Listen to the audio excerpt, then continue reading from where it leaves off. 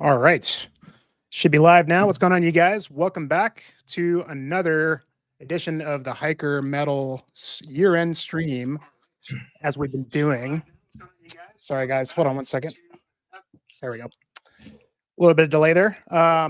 Anyway, yeah. Welcome back to Future Ruins. We're back for the, I guess this is the technically fourth year-end live stream. And so I say fourth because the first year we did it, we actually did it in two parts. So this is technically the fourth, even though it's the third year we've done it together. But it's at, at this point, it's a complete tradition to get together with you guys and go through this. And I'm sure that you guys have been going through the painful process of whittling down your list, as I have for the last month, I think.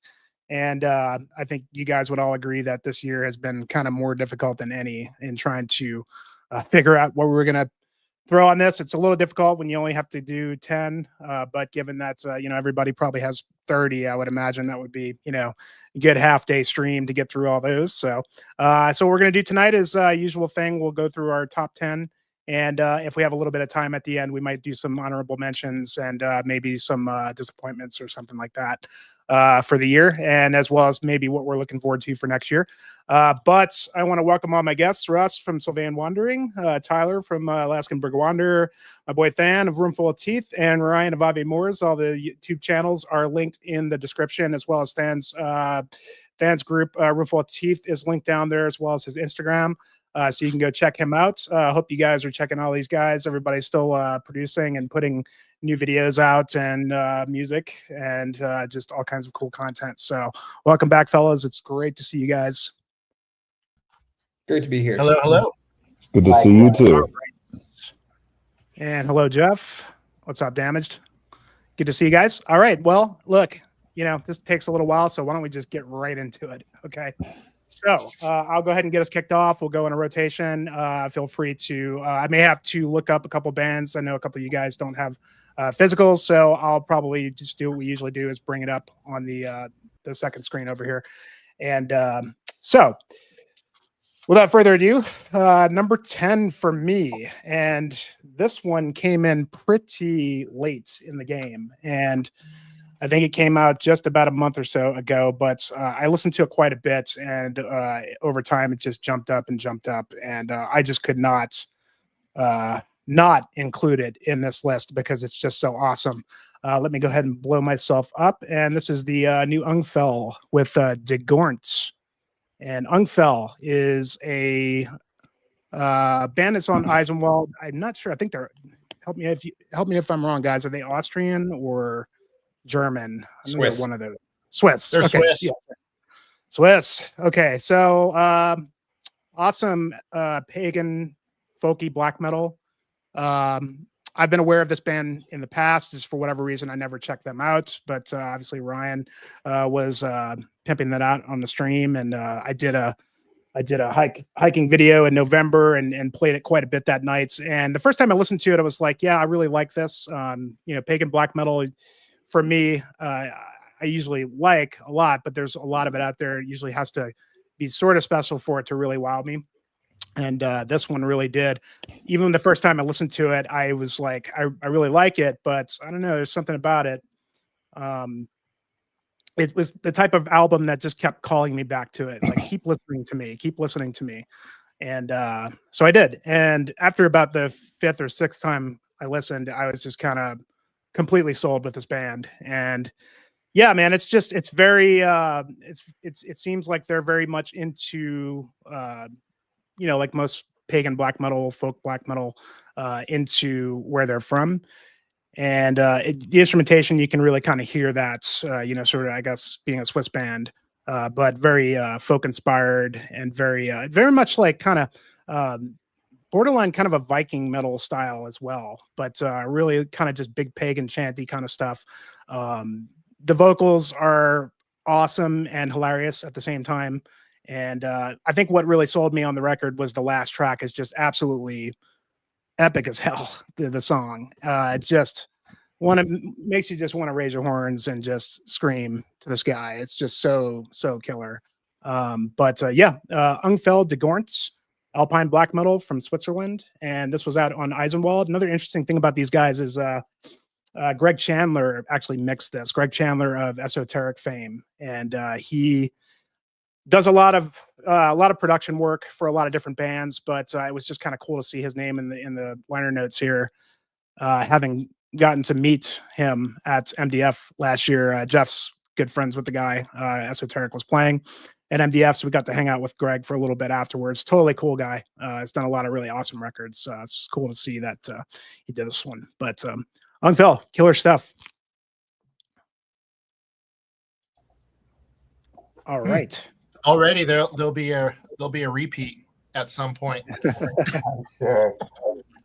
Yeah, we'll see how many repeats. I'm sure we'll have some crossover here and there, but we've always been pretty good about having some pretty different picks here. But yeah, dude, that one just really crept in and really just stole number 10 for me. And really, like, my top 10 is all really interchangeable. I don't really, except maybe my top 3, everything is pretty much could have been up there, so.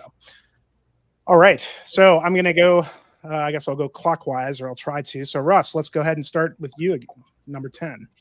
All right, awesome. Yeah, so yeah, same here.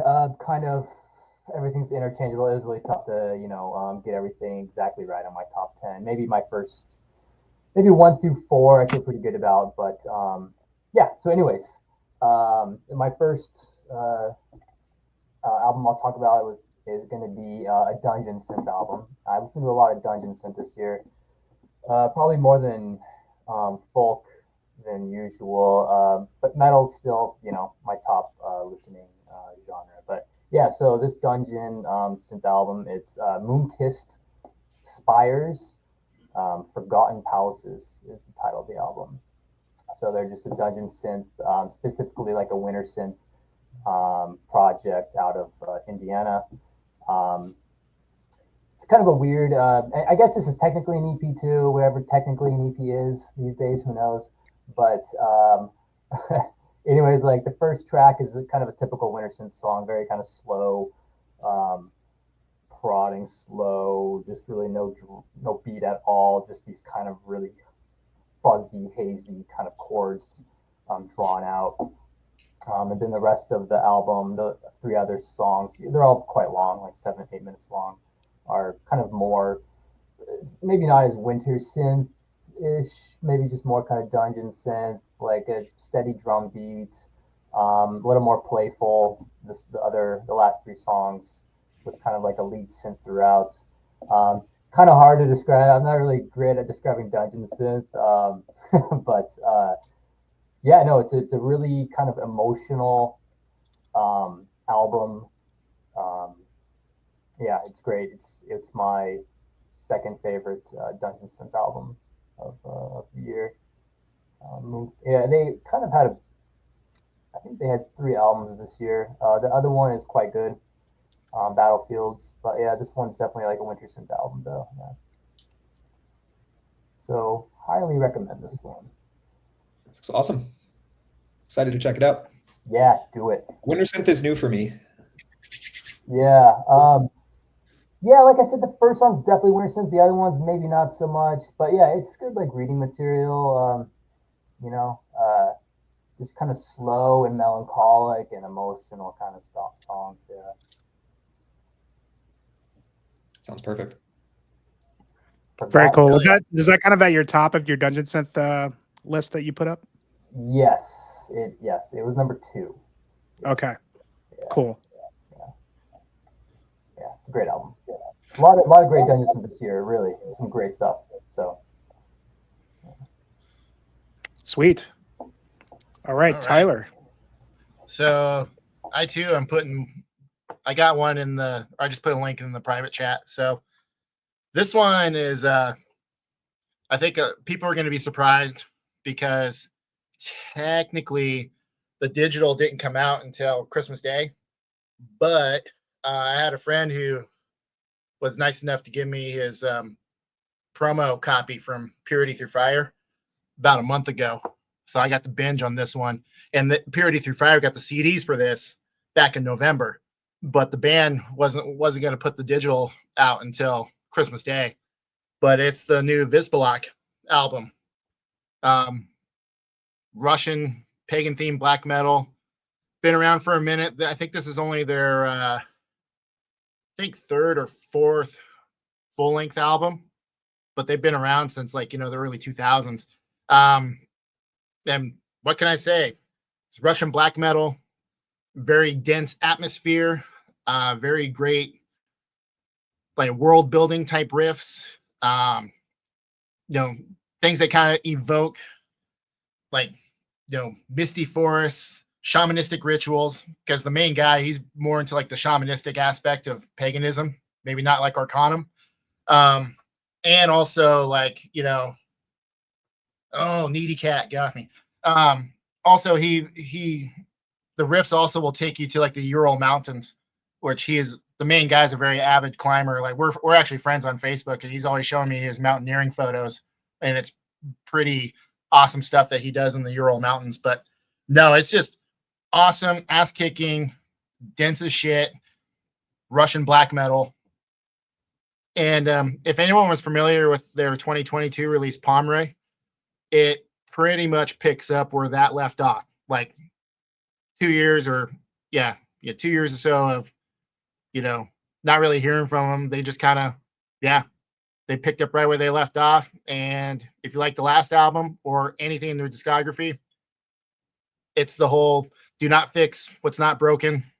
And they're continuing to chug along. I will say that they're gradually getting heavier in their sound. They have some pretty like doomy, chuggy moments and some really guttural vocals that happen in parts of this, which I was a little surprised to hear, but it still sounds like Vis Balock. It's still awesome. It's still great atmospheric black metal that I highly suggest that people dive into their discography because it is pretty much flawless at this point.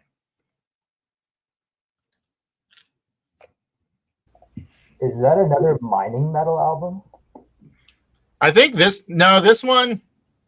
So they have like a little bit for this album, from what Vel was telling me, like they kind of delve into the mines a little bit, but it's more about just kind of the hidden things that he's found in the Ural Mountains. Like he's found mine shafts and caves and that kind of thing, and just okay, cool. So it's not like Dauþuz, who that's what I was getting at. Yeah, it may or may not be coming up at some point. Yeah, nice. Did you get the looks like there's a nice digibook edition on their Bandcamp. So on the Vis Balock Bandcamp, on that, whatever the name of that label, I did not get that digibook. I got the A5 from Purity Through Fire, and I think it's gonna show up tomorrow or Saturday. I'm hoping. This is the only one where the physical is not in my hand as of yet, but it is incoming. Cool. What's going on, everybody? Welcome back. Welcome in. Got a few people, a few familiar faces. Everybody, thanks for joining. All right, cool. Than, you're next. All right. Well, my number 10 is kind of the beginning of a little bit of a theme of Mountain West metal. Very strong year for metal coming out of bands in our neck of the woods. I'm in New Mexico, obviously. Jimmy's in Colorado. And my number 10 is The Lightless Expanse from Glacial Tomb. And for those of you that don't know, Glacial Tomb is kind of the side project band of Ben Hutcherson from Chemis. But this is definitely more of a it's whereas Chemis is kind of straight up sort of heavy metal, doom metal. This is definitely firmly in the death metal realm. I don't have a physical copy of it, but I think this is one of the strongest covers of the year. I just have this patch that I got at Metal and Beer Fest Denver that is of the cover of this album. It's definitely one of my favorite covers of the year too. But yeah, this album is Definitely death metal. I've seen in some of prosthetics marketing, they've also mentioned sludge and black metal, but I think those are very minor and somewhat ancillary and debatable. Also, marketing is marketing. For me, this strikes me as somewhat melodic death metal, with quite a bit of dissonance and a lot of tempo variation. But I don't think tempo variation is something that is uncommon in any quality melodic death metal. But I think it reads aesthetically as death metal. And like I said, just got to see them play at Metal and Beerfest Denver as a trio. And yeah, it was a really good set. I think largely stuff from this album. They have one previous album as well, and they played some things from that too. But yeah, the David Small, who plays bass in Chemist now, is also in this band. And there was a good crowd in Denver for them being the local dudes. But yeah, I've really enjoyed this album. It's kind of an album that very much kind of hit me immediately with a lot of things that typically grab me. Really inventive guitar playing. I think that's kind of I think something that goes with all of Ben's playing, both in this project and Chemist.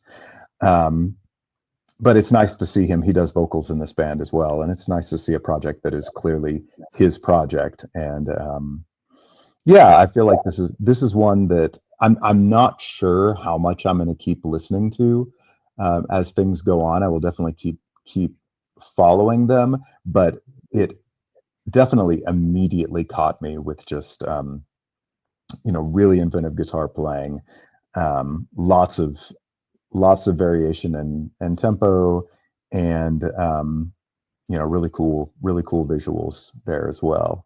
But yeah, that's my number 10. I'm transfixed by this cover art. Yeah, isn't it great? And this guy, yeah, that is awesome. Yeah, this guy, Daniel Vega, he hasn't really done much. This is only, at least in as far as what Metallum says, this is only his second album cover. So it's pretty solid. Yeah, killer set. And I'll also add, just to anybody watching, so far we've had a few that we don't have physical copies, and I welcome people on my show that don't have physical copies, unlike some of those other guys, Jeff. So, and that's very generous of you to do. I own exactly one physical copy, and it's on this shelf. Oh, I can't do it. Right behind me, right here. That's the Merg one, right? Yeah, that's my solo physical copy. Wow. My entire collection is about 2,000 miles away from me right now still, so I'm also not adding to it too much right now, just until I'm reunited with it, which will probably happen in the next few months. I bet that's a good feeling. I think it will be. It feels a little, I feel a little unmoored, if that makes sense. Totally. All right, Ryan. All right, so I'm going to go ahead and preempt Tyler here. Number 10 for me this year is the new Nahtrunar album, Hrima. Nahtrunar is a anonymous solo black metal project from Austria. Very kind of hazy, undefined vocals style, very atmospheric. This album in particular, this and his 2022 release, Wolfstunde, really made me fans of this project in a much bigger way than I was previously. It seems like he's kind of leaning more into the nature-oriented type of black metal, which obviously is something that we all really enjoy. This album in particular, it's interesting because it's, I think, over 90 minutes long, and I've been having a really not a love-hate relationship, but just a hate relationship with long albums lately. A lot of them, I think, overstay their welcome, but this one really doesn't. This one's structured really interestingly too, because it's like 15 tracks, but I think he said the last 5 or 6 are basically just an extended outro. and like the climax of the album is like track 9 or 10. So yeah, it's very interesting, almost orchestral in that way, that it's kind of structured in terms of movements, with a climax like occurring like halfway through, and then there's like a sort of resolution and a outro. Yeah, I don't know. There's very, very interesting style of black metal. I really like this particular vocal style. I think yeah, dude, it's an incredible album, Jeff. Epic is a great word. Yeah, it is very epic, especially given the length, not only of the songs, but the entire album. And yeah, it's just very transportive and very kind of mysterious and murky, which is just, pretty much what I look for in black metal. So cool. Well, we're doing our job. Yeah, so that's my number 10. I suspect we'll be hearing more about it later, but I could be wrong. Yeah, it's not my top 10, but it's in my expanded list. And I think what I personally really like about this album is all the ambient tracks that they pack at the end of it. They still feel necessary. Like they still feel like it's a needed part of the album, but you also don't have to listen to them to get the grasp of the album and what he's going for. Right. Like I found myself because I listened to the discs, and the second disc is just pretty much all the ambient tracks except for like 1 or 2 at the end of the first disc. But when I listen to it on Bandcamp, like when I'm doing my commute, like I didn't even realize at one point I was even that far into the ambient tracks. I was like, oh, just the flow and everything is just like everything flows together really nicely, and I like that aspect of it. Like if you're not in the mood for 90 minutes and like 40 minutes of it is synths, you don't have to listen to those synth tracks to get what he's going for. Exactly. Yeah, I hadn't really considered that, but I think you're right that I can listen very actively for like an hour, and then the last 30 minutes I can kind of drift off or whatever. Yeah, focus on other it stuff. doesn't feel like filler. It doesn't feel like that he was like fluffing this up to make like a big epic album. Like it's very conceptual. I remember one of his earlier albums was like black metal ambient, like intermixed tracks, like one after another. And that was like I think Existence. Yeah, that sounds right. And it's a good album, but the flow didn't quite work for me. It kind of took me. It was kind of jarring to go back and forth. So yeah, I like this structure better, and I really think he's just finding his I don't know, his vibe, his style. I don't know if there's 2 dudes. It could be. I feel like all the shots I see of the band are just one guy, but yeah, I'm not sure. Yeah, the other thing too is I've noticed like these last couple albums. So like the last album, the early albums I always compare, like when I've done write-ups about them, they feel very enclosed and like it's like a guy who's just like trapped in a room, trapped in his thoughts, like doing pagan rituals, whatever he's doing. And then the last album is like he finally stepped outside and it's just like I got to go on a fucking journey, and he went on this journey, and this feels like a continuation of that. Like it's even more expansive and stuff. I think that's awesome. It's awesome to see. Yeah, I agree. The album art's great too, and kind of lends itself to that theory. Yeah. Oh, hey, here I'll just I'll help Ryan out here. Here it is. Yeah, I like that cover too. I love the colors of that front cover. The whole concept of the art is really cool. Like it's just really neat. It hurt so bad to leave this off of my top 10. Overall top 10. We'll say that. But yeah, it's such an awesome album. Yeah.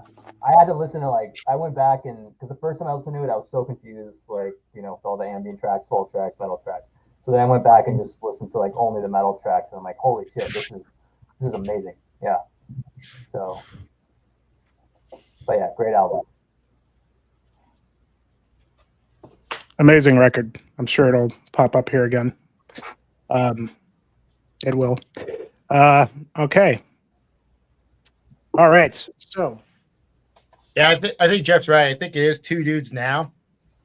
The earlier albums, Jeff, it was definitely one man on the earlier albums. But yeah, he's right. On the back of the booklet does show 2 guys. Oh yeah. But of course, given how this album is split up, that might just be 2 versions of him as well. Could be. But I know the earlier stuff is definitely a one-man show. Anyway, sorry, all right. Jimmy. Oh no, you're good. You're good. Anytime. Interject whenever. That one will come up again, I'm sure. So on to number 9. And number 9 for me, this one kind of weaved in and out and went up and down, and I couldn't not include it because I'll just say off the bat, a lot of my picks tonight are favorite bands of mine that put out great records this year.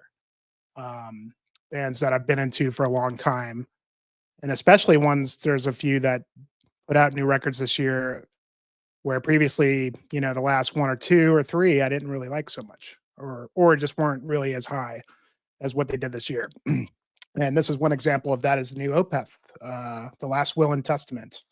And this could easily have been up on number 1. And so Opeth is a band that I've been into for going 25 years or something like that. I think the first time I ever heard them, My Arms Your Hearse had just come out like in the late 90s. And first heard Morning Rise, was really into it. Huge fan of the band for many, many years. I mean, they were one of my favorites. In my opinion, Orchid through Watershed, there isn't a bad record in there. I think every single record is great. And then they kind of diverged a bit into a more prog direction with Heritage and the next 2 or 3 records that they did from there. And for me, I though I like a little bit of prog here and there, it just wasn't for me, I guess. I really tried with that stuff, and I still kind of go back to those every now and then. I think there's a track here and there that I like on those albums, but for the most part, I don't think they suck or anything. I just feel like they kind of went in a direction that just wasn't for me. And although I will say I did enjoy Sorcerer's quite a bit, I thought that one was really good. But then they went on to the last record, which I just couldn't get into at all. And it's not because they left the death metal behind. I mean, I love Damnation, and there's no metal on that one at all. There's just sort of a quality to older Opeth that they kind of just moved away from, in terms of like, to say that they're not writing like beautiful music anymore or anything like that is not right. But I guess it was kind of more the like the haunting Opeth that I kind of miss. The really delicate, melodic, acoustic side of the band, which, they kind of did some of that on the prog stuff. But the Last Will and Testament, they've brought back the heavier sound, and I was not expecting that. I didn't think that they would ever go back to that again. And so I was obviously intrigued to see what they were going to do. I mean, I've always thought that Åkerfeldt had the best death growls out of any death metal band. I just think his extreme vocals were among the finest. And it was funny, I saw them play live at Red Rocks around the time they were touring for Sorceress. And whenever they did the heavier songs, I don't know, his growl just didn't sound the same as it used to. I don't know if he was trying to like kind of save his voice, but it just wasn't as powerful as it once was. And I thought maybe that he's just kind of lost it. And, obviously he didn't really want to go in that direction for a while either. But I got to say, man, I mean, his death growls here sound as ferocious as ever. And, they could have just done it's not like they just went and said, okay, we're going to do another, extremer album. You can hear in this that it made sense for them to incorporate that into what they were doing. So they definitely, there's a little bit of older, what I call old Peth sound in here. But for the most part, this sounds like what they've been doing for the last 3 records, the more progressive, the 70s progressive side of the band, and incorporated more guitars and obviously the extreme vocals. And it's always was my gripe with their last few records was the guitars like kind of took a back seat, and there was just too much of that freaking mellotron that I always just too much of it, or the organ, not the melody, the organ sound. It just grates on me when there's too much of it. And, they brought the guitars back big time on this one, and the solos are amazing. I mean, just the melding of the new style with the more extreme side of the band, they did it pretty seamlessly and flawlessly. Like, it wasn't like, okay, here's the heavy part, here's the prog part. Everything is integrated really nicely. And it's a concept record. There's a very cool story behind it. And man, it just starts off like the first half of the record. It took a few listens. It's definitely the most, I would say, probably one of the most complex albums they've done in terms of, like, I guess maybe it's because of the progressive stuff, but man, when you get to the back half of the record, it's just flawless. It's so good. And everything is there's no song titles. It's all in paragraphs, and except for the last song, which is just a brilliantly beautiful, more of a expansive acoustic Opeth piece. But Michael sounds as good as he ever did. Amazing production. The Jethro Tull flute is on here doing spoken word and flute solos, and normally not a flute guy, right? But I like what he did here. And big props to the new drummer, this young guy. I forgot his name, but he's absolutely amazing on this thing. Very, very complex stuff. And it took a while for it to sink in, but I'm very happy to see that they're doing something. I'm glad that I'm really digging the band again. You know what I mean? Because I've just been out of them for 12 years or whatever it's been. Just saw them play recently. They were awesome. And yeah, man, if you're not into the newer prog era, I would say still give it a chance if you're a huge fan of the band. I mean, they haven't really changed that too much. And there's moments on here where I'm kind of like, but for the most part, I really love it. And the more and more I listen to it, the more I'm digging it. I think it's an amazing record. And that they're this far in their career and doing something really fresh and original is pretty amazing. So there you have it. Opeth. Really fantastic return to form for sure. Not that I didn't appreciate the last 3 albums, but I think they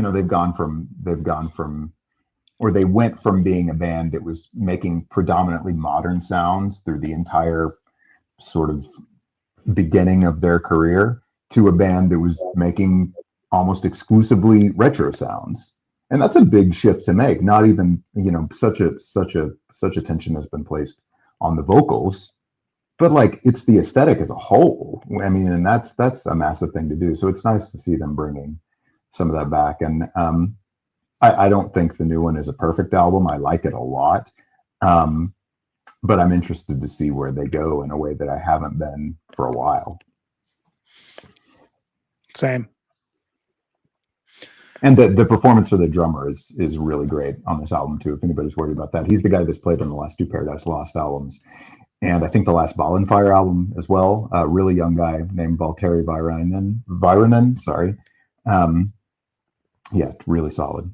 Great drummer, man. And I was chuffed to see that he was wearing a Morbid Angel shirt last time when I went and saw them a couple months ago. That's badass. So they still have the edge. And Fredrik Åkesson, the leads on it are just insane. The guy is such an amazing guitar player, and they're all just amazing musicians, all around. Just yeah, man. Cool. All right. So Russ. Awesome. Well, thanks, Jimmy. I've never really given Opeth a chance, so I'll give this one a listen. Let's see what I think. All the Ian Anderson stuff is amazing. He's all over the record. It's insane. Okay, nice. That's way awesome. That is pretty neat. I need to dive into that album. Yeah, I'll let you know how it goes. Yeah, so let's see here. Number 9. Let me send that to you. So I want to thank Mr. Avmores for bringing this. Well, I've listened to it once, but he brought it to my attention again after not really feeling it the first time. I'm talking about the new Aquilus album, Bellum II. So yeah, if you want a really nice review of this, go ahead and watch Ryan's video review of this. But yeah, just an awesome. I guess it's symphonic black metal, but that doesn't really do it justice. It's really just like a seamless mix of classical music and metal music. If you haven't listened to any of this stuff, but just incredible songwriting. Incredible that he, I'm guessing, plays all these classical instruments. Pretty crazy. But yeah, this is a really cool album. It was kind of hard to figure out how much I liked it, where to put it, because there's just the songs and the layout. Like there's a few only classical songs on it, and then there's like 2 kind of long form, kind of epic pieces of music that incorporates classical and metal. So there's some instrumental songs also, but like overall, it's just like an amazing, beautiful, epic. I got you, dude. I got you. Oh, there we go. Nice. Boom. Yeah. And the song, Nice. the first long form song, "Nigh to Her Gloom," is easily one of the best songs of the year. Just such an incredible song. Just the metal parts, the classical parts, like the guitar solo on it, and then just like the piano parts, the violin part, just so much great stuff. So if you're just like a general fan of music, you know, you would like this album. A good one to give your non-metal friends. Have them take a listen to it. But yeah, just an incredible album. Yeah, hopefully it's on someone else's list because it deserves to be. I do completely need to forgot listen about it. more. Yeah. I think this is Agalock's spiritual successor. Like I think it's the closest you can get to the novelty of what Agalock was doing. It's obviously not just like because it's obviously not just trying to sound like Agalock, but it's like the same type of genre bending and blending. Yeah. Newness. But with the classical music, like yeah, up to 11. Yeah. On Yeah. it. Yeah. Nope. It's good. That's one of the ones I didn't get through everything I wanted to revisit in these past few weeks. And that's one of the ones that unfortunately I did not get to before the end of the year rolled around. So Same. Yeah, I mean, I knew of this band. I meant to check it out. I'll definitely, based off your recommendation, especially No, it's knowing that super there's good some stuff. Hemlock. Sweet. All right, Tyler. all right. Now I'll have physical copies of all the rest of the stuff. So this next one, this is the first album from this artist that's come out in about 8 years, 6 years. I think 2018 was the last album by Angantyr. There it is. The album's called Insight. And for those not familiar with this band, they hail from, or he, I should say, hails from Denmark. He now resides in Quebec. Like, so now I guess officially they're a Quebecois black metal band, but you know, not quite. Still holds true to his Danish roots. And if any of you out there are fans of the depressive black metal, he's got a side project that you might have heard of called Make a Change, Kill Yourself. Same guy, but vastly different styles of music. This in Angantyr, and from every album and every split and every EP he's done, it's this very melodic, raging, Viking and pagan themed black metal, and done that, you know, kind of that second wave style. One thing I was kind of surprised about with this, as compared to the 2018 is when that last album came out. The last album was like really polished. Like it was probably like his best studio production that he's had for any of his albums. Had the most kind of, you know, sheen and gloss and whatever.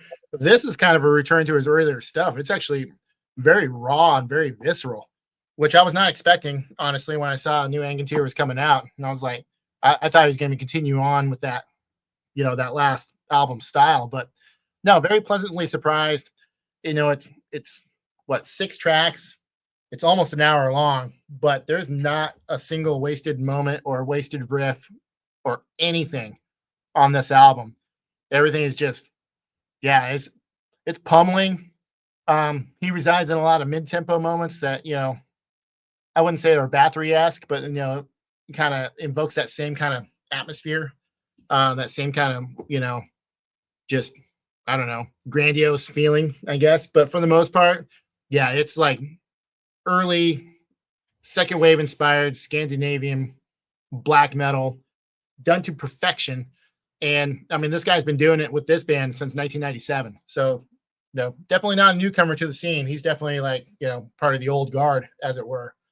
But yeah, Angantyr, the discography is not super huge, and a lot of reissues have come out for his stuff, including like they sandwich like albums with prior or splits, EP, whatever material. So it's pretty easy to get caught up. And I highly recommend it. I highly recommend you go through the entire thing and pick up everything this guy's put out. I don't think you'd be disappointed. Dude, dog. God. I got You have a dog. split. I have a split with Nasheim, I think, with Angantyr. Yep. Yeah, but I got a whole stack of Angantyr stuff, and it was funny. It was a band that I got into way long time ago. You know, back when everyone was doing like Pirate Bay on the regular. Everyone still does it, but they do it kind of on the download now. But back when it was like, oh, you want that album? I'm just gonna go get it, or LimeWire or like any of those. So I had a few of his albums from those days, but I never picked up a physical until probably a couple years ago, and I was like, oh, everything got reissued. Okay, damage my wallet. I'll get it all. But no, it's an awesome album, and like I said, there's not a step missed. It's just a little bit of I wouldn't even say a regression in production, but it's just not what I was expecting after the kind of, like I said, the more polished approach from the last album. Yeah, it looks like it's all Northern Silence. So Yep. like you can get that stuff pretty easily these days on that label. Yep. All right, cool. Then All right, my number 9, I actually do have a vinyl copy of, but I forgot to pull it out, but I think Jimmy probably has it. Number 9 for me is Sparagmos by Spectral Voice. Definitely a project which is kind of in the middle of this really strong scene in Denver.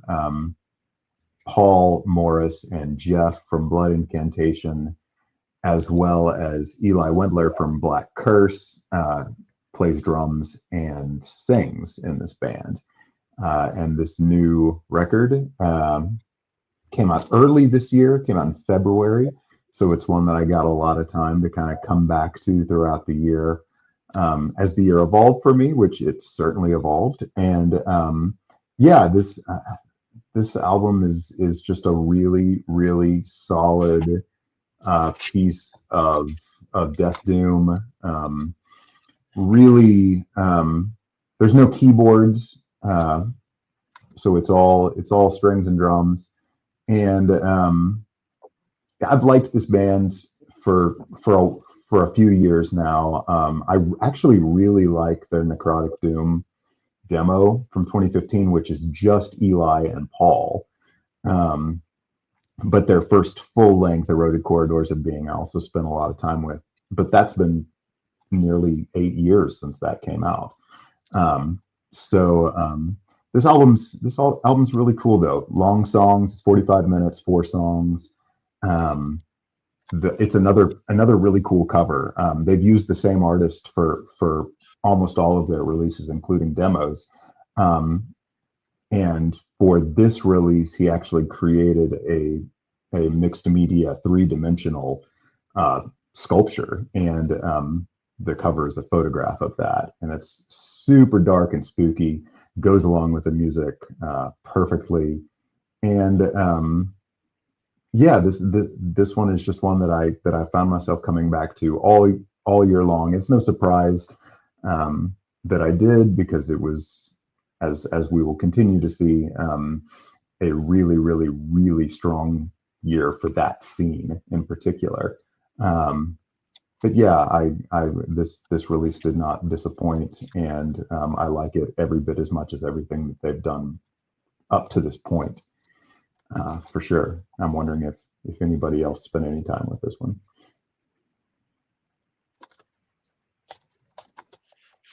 I mean, Not me. yeah, I mean, it just narrowly didn't make my top 10, but it may as well be in there. It's an amazing record. I absolutely You got to love see him it. play live too, which I saw him do it haven't. twice this year. Actually, they did it Amazing. once at MDF, and they did a very small record shop 5 minutes away from my house in Colorado Springs, because they're in Denver, and it was cool, man. It was just like 50 people there, and they had the candelabra is all lit up, and man, it really, like, seeing them do that live, like, made it even that much more impressive, because it's just, I don't know, it's kind of an experience, you know. And Did they play this whole record? yeah, the whole thing, start to finish. That's awesome. That's it. That's all they did. And the second track on this tune, Red Feast condensed into one, is like, I mean, you could say this about every song, but that tune in particular, like, it has so many moments that are, it's just very, very effective. And hands down, the sickest vocals of the year. Sick. I mean, the drummer, he does just the most amazing, awesome vocals. And we also got to see him drum. The guy's pretty amazing. He was, we were at the Decibel Fest, me and Than and Jeff and a few other guys. There's a band called Undergang from Germany, just like a really murky death metal band on Dark Descent, really killer. And he was doing the drums for them because their drummer wasn't able to make it over to the States. And guy's just a killer dude. I've actually met him. Jeff knows him pretty good, and he's a really nice guy. And yeah, excellent band. I know you like this one too, Ryan, because you did a review on your channel. Yeah, more to come. Yep, I figured. All right. Well, then, speaking of, sir, it's your turn. All right. So number 9 for me this year, let me drop this in the chat real quick, was the new Brodequin album, Harbinger of Woe. Sweet. Brodequin is a brutal death metal band from Tennessee. It's slammy-esque, but also very fast-paced, which is something I enjoy about brutal death metal, or specifically, I like fast brutal death metal. This is a really short album. I think it's like 31 or 32 minutes long. It just wastes no time. Lots of blast beats. I know a lot of older fans of the band didn't care for this album. I think the production took a pretty big shift in terms of improvement. But you know, obviously with brutal death metal and black metal and all of these sort of extreme metal genres, production is a tricky thing to balance and sort of to keep everyone happy. Personally, I think the production is pretty much perfect on this album. It's polished enough that you can hear the riffs, but it's still very, very heavy and gross and dark.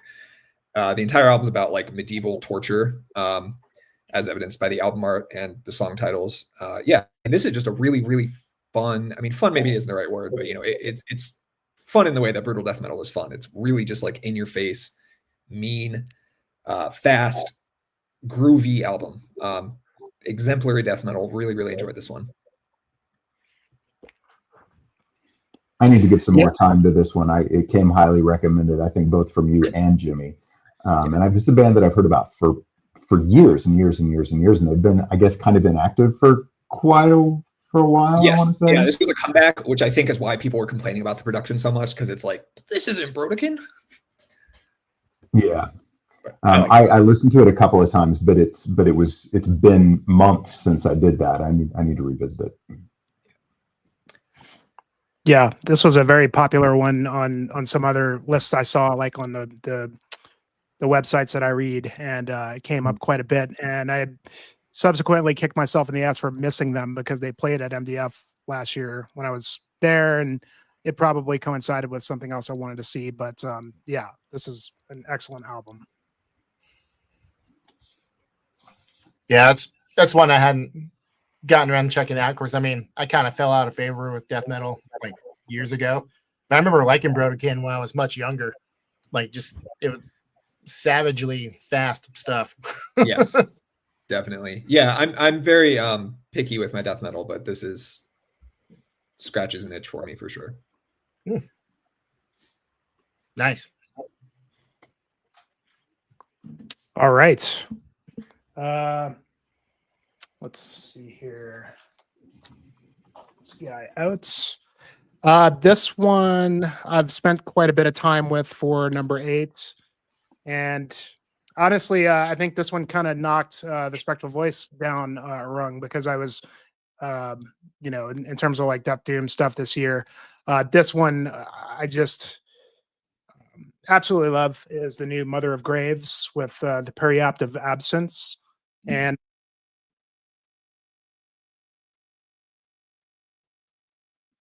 You're muted, Jimmy. Muted. all right. Did y'all hear me, or was it just that last moment? Just the last couple seconds. Okay. As soon as you said the album title, you went mute. Okay. Yeah, there's this new mic I have, and if I accidentally like hit the button, it'll mute it. So we're good. I just won't touch it. Yeah. So I think they're from Pittsburgh, or I know they're an American band, but second full length, I believe, and Indianapolis. yeah. Okay. Did you say Indianapolis? Okay. Yeah. Second record, Death Doom, but like it's not like Funeral Doom. It's more Death Doom, like in the vein of the Peaceful 3, early Catatonia, especially like the first two Catatonia records, early Anathema or My Dying Bride, Paradise Lost, but with like kind of a new, modern, fresh kind of twist on it. Even some Edge of Sanity in there. I found out about these guys when me and Than went to the Decibel Fest in 2023. They were one of the bands on the bill, and they definitely won me over. And I think this was the record that they were working on, and subsequently released this. Yeah, I mean, I hear you, Jeff. It's Brave Murder Day, but I don't think it's just a carbon copy of that. I think they really they wrote some amazing songs. I think they're just great songwriters. I mean, the singer, it's funny, Dan Swano mixed, and I think he just mixed it.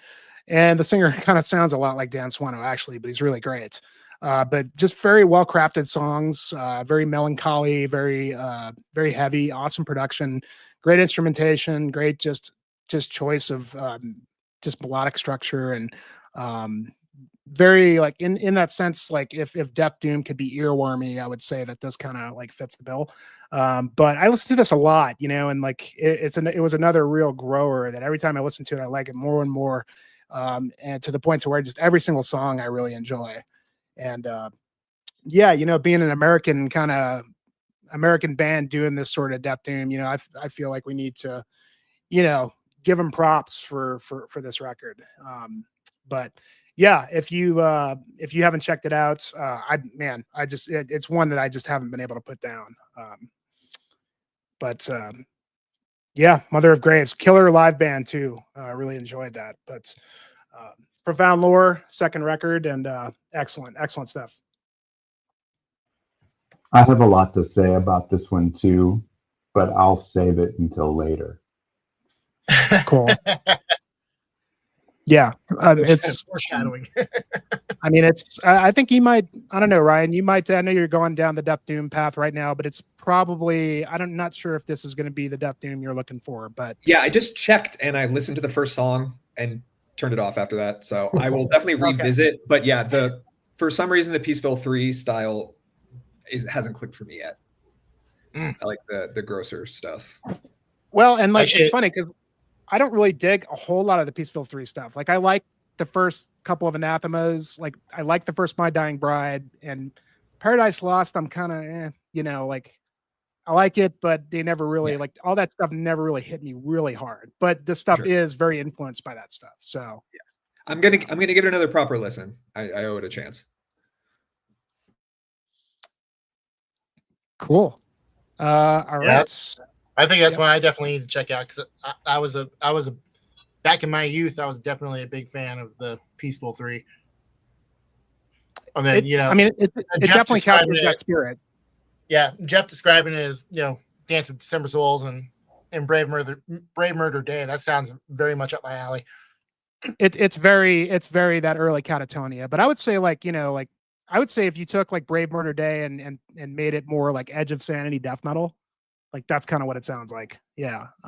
Okay. A lot of Edge of Sanity in there too. Yeah, it's not as stripped down and sort of simplified as Brave Murder Day is. There's a lot more going on with the super simplified, especially compared to Dance of December Souls, but it has a lot of those like Phil Rudd sort of drum beats and stuff like that in there. But it's like, but there's a lot more going on with the guitar layering and the vocals. The vocals are really, really good. But I'm not supposed to be talking right now. I'm supposed to be saving it. Okay, I'll shut up then. All right. Well, then we'll move on to Russ then. All right, number 8. Came out kind of late in the year, so I haven't really had a ton of time to get to know this album, but I've listened to it lot, therefore it's on my list. And I know their super fan, number one fan, is in the room, so I'll let them talk more about it. But my number 8 is Aara's new album, Eiger. Their what, 7th album? I don't know. They come out with a new one every year. They're crazy. But yeah, no, I was excited when I saw the theme of this one. You know, the mountain theme. So that kind of got me a little excited to listen to it. I was kind of curious how they're gonna, what direction they're gonna go with. You know, since they finished their trilogy, the last 3 albums. And yeah, I like the direction they went. You know, I think there's a little more dynamics, I guess. The songs are, you know, have, you know, a lot more different parts to them, more acoustic passages, I think. Just a really emotional, like, it's, I think it's based off of like it's off the mountain, but the album specifically, I think it's based off of like one specific tragedy. And there's a lot of emotion. You can really hear it in the songs. Yeah, a great album. And the production, I think I really started getting into them when they put out their EP, which was, I think, 2 albums ago. And the production was Marcus Stock, the Imperium, main Imperium guy. He produced that album. And I love the sound of it. And he's back on this one producing. I found that out. Anyways, maybe that's why I like it, the sound. But yeah, it's a great sounding album. But yeah, like I said, it just came out, so I'm still kind of digesting it. It could have been higher if it came out early in the year, but yeah, just an incredible album. Hell yeah. Yeah, for sure. I'll have to check this one. Yeah, that's the album that finally made me a fan of Aara. Okay. Now that said, I've gone back to the earlier albums, and I still can't get through like a single fucking song on any of those earlier albums. Really? Why? And I think, no, you mentioned the producer, and I think that's why. Okay. I think the production on those earlier albums, specifically on Flus's vocals, I can't stand her as a fucking vocalist, especially on those earlier albums. You don't like those high-pitched vocals? I don't mind the shrieky shit, but when there's no variation and it's like an hour of that, and it's and on the trilogy part 2 specifically, it was so front and center. I was like, the guitars and the drums are going off, but I can't focus on that because it's just her in your face screeching her ass off, and it's just like, but on this one, she's pushed more into the, not all the way in the background, but it's mixed better with the music, and I can actually focus on the music. So yeah, on my deeper list, so I'm going to be doing, you won't see it on the later stream I'll be doing, but when I do my write-up for Black Metal Daily, you'll see it on there. So it is in my vastly expanded list, but it's on there. But there's another Swiss band that I think I liked a lot better. Yeah, I'll say the Swiss were killer. It's a real drummer, right? Yeah. It's the only member of the project who's not anonymous, I believe. He had what was that album he was on last year, 2 years ago? Talbra. Yeah. Dude, that Talbra was awesome. Awesome stuff, yeah. Dude, Jeff, I would definitely, like, you just heard it from me, man. Like, all these guys, like, Jimmy and Ryan were like, dude, Aara, and like, they're going off on it. And I'm just like, I don't get it. Why do you guys like this band? Like, I can't stand it because it was just so shrill. But this new album, though, like, the production, the performance, and everything is just absolutely stellar. And it made me a fan. So they need to lock up that guy. What was the producer's name? I know it's the Imperium guy, but Marcus Stock. They need to lock him in their basement and never let another person touch another one of their albums. Like, he needs to be the guy for them. Then I will buy all their shit from here on out. Yeah. I'll save my comments on this one too.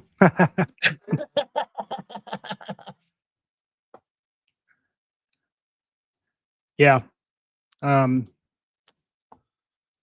All right, Tyler. Okay. So Russ kind of alluded to it earlier, but we got the mining metal in here now. The new Dauþuz album, Uranium. The mining metal. That's great. Well, that's their theme. It's just like all their lyrics around, like, especially specifically in Germany, like just the history and stories of the different kinds of mining that have happened in Germany, in the mountains around there. How do you spell it, Tyler? What's that? How do you spell it?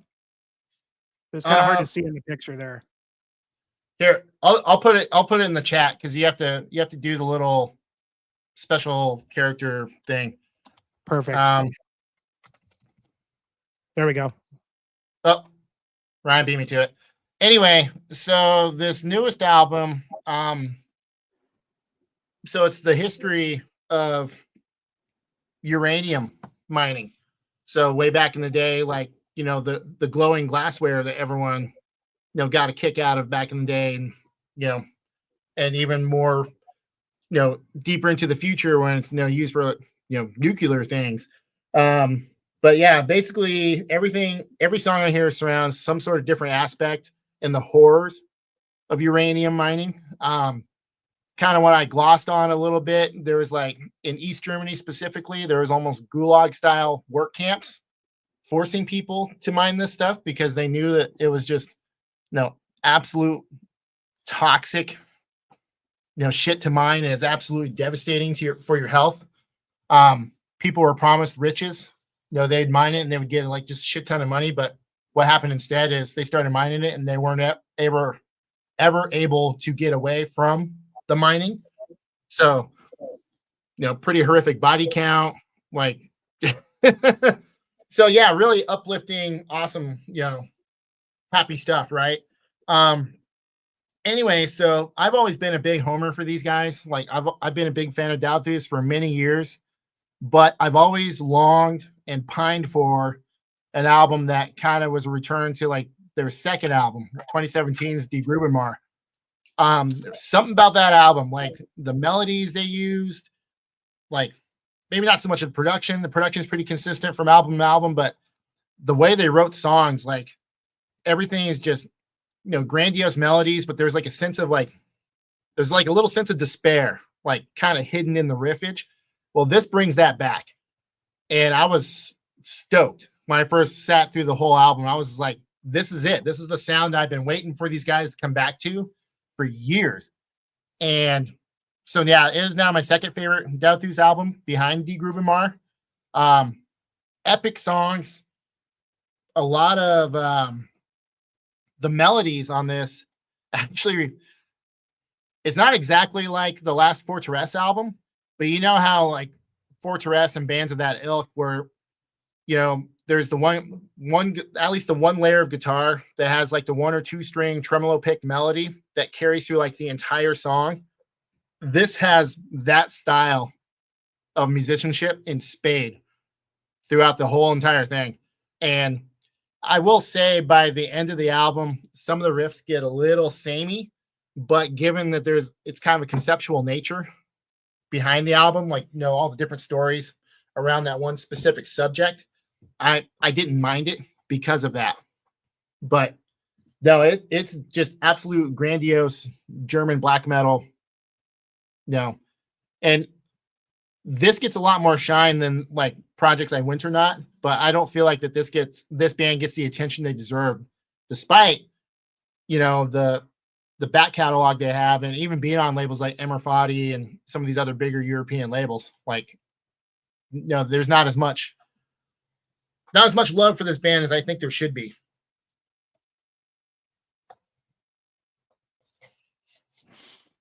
Did you get to check this one out yet, Russell? I listened to it once. I remember really liking their 29 Monument, I think. Yeah. Monumentum, whatever. Yeah. Yeah, I remember really liking that album. I think I was in this one once earlier in the year, so yeah, I'll check it out again, because, yeah, I need to. I know I'll forget. But yeah, like I said, there's just a little something extra with the music in this one that like when I got through, let's see, what's the third track on this? Vusti Hemot. When it got to that point, I was like, holy shit, this reminds me a lot of D. Grubenmar. And I was fucking pumped because, like I said, now granted, it might be a nostalgia thing because that was actually my introduction to Dauþuz was that album. And then I picked up every album after that, and then I had to go back when the first album got reissued. So maybe that plays into a lot of it, but this sounds a lot like D. Grubenmar. So if you like this album, I would go back and check out that 2017 album, Russell.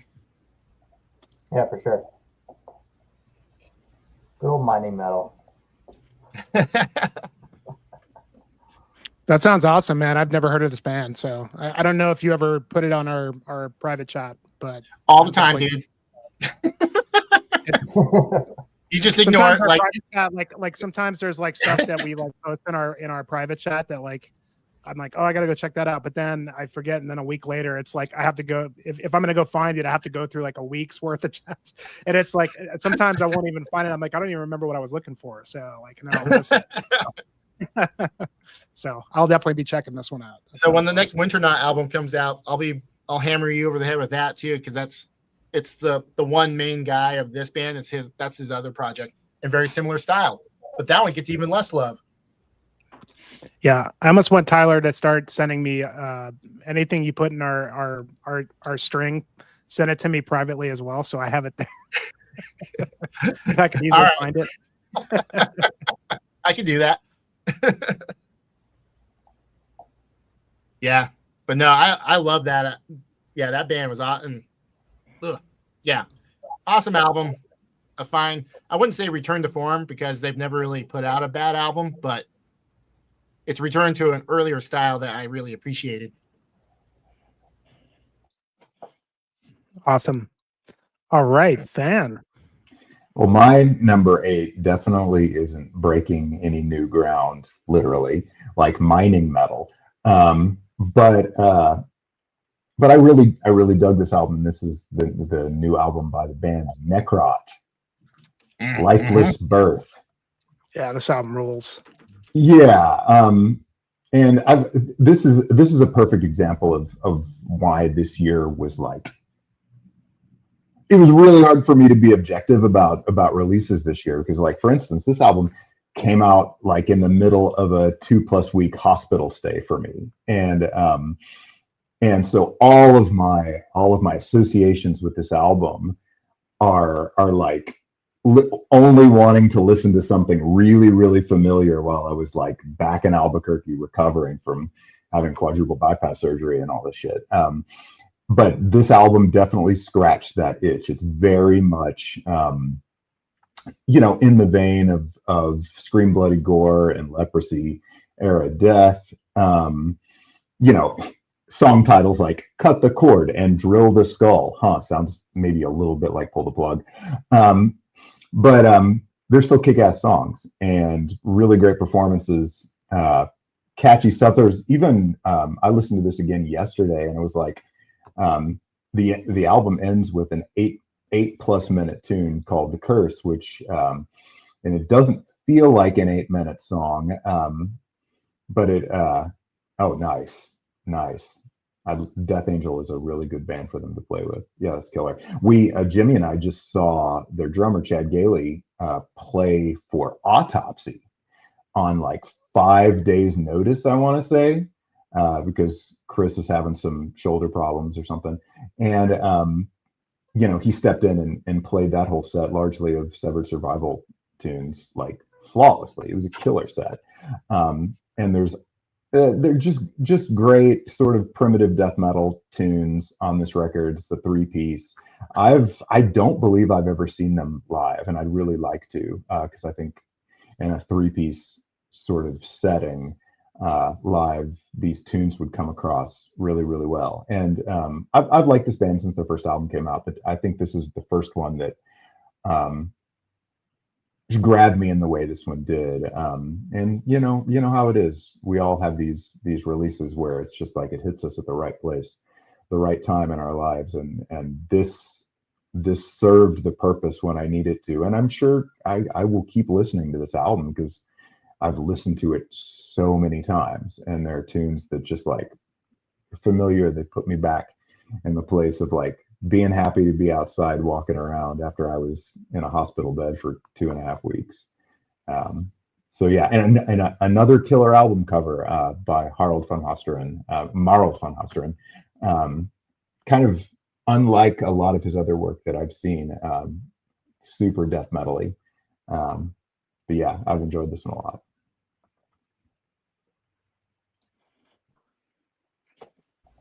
It's a great record. It was another one that didn't quite make my top 10, but as far as death metal goes, it's one of the finest of the year. I mean, it's just like a 3-piece stripped down, but fucking just great riffs and just really catchy songwriting, and they just do it so well. I really dig that band. I'd love to see them live. Yeah, every one of their albums has been killer. I really like the last one. The last one was great. I was gonna say I'm not a death metal guy, but their last album is like one of the few death metal albums that I've loved. It was such a cool album. Yeah. But I was gonna say they're one of those death metal bands that, like, if you're not really into death metal, you'll still probably like dig these guys because they just write great fun, catchy, like it's a good time. Yeah. Luca's vocals are really they have a lot of character as well. Like they're really you can understand almost every word that he says, and you can also tell that it's him, you know, in a way that you often don't get with death metal vocalists. And that's what I love. I like knowing who it is. I don't like generic vocals, you know. And it's tough. It's tough when you lose a dimension like actual pitch material and melodies and things like that. You know, it's tough to have character like that. And I think his vocals definitely have that.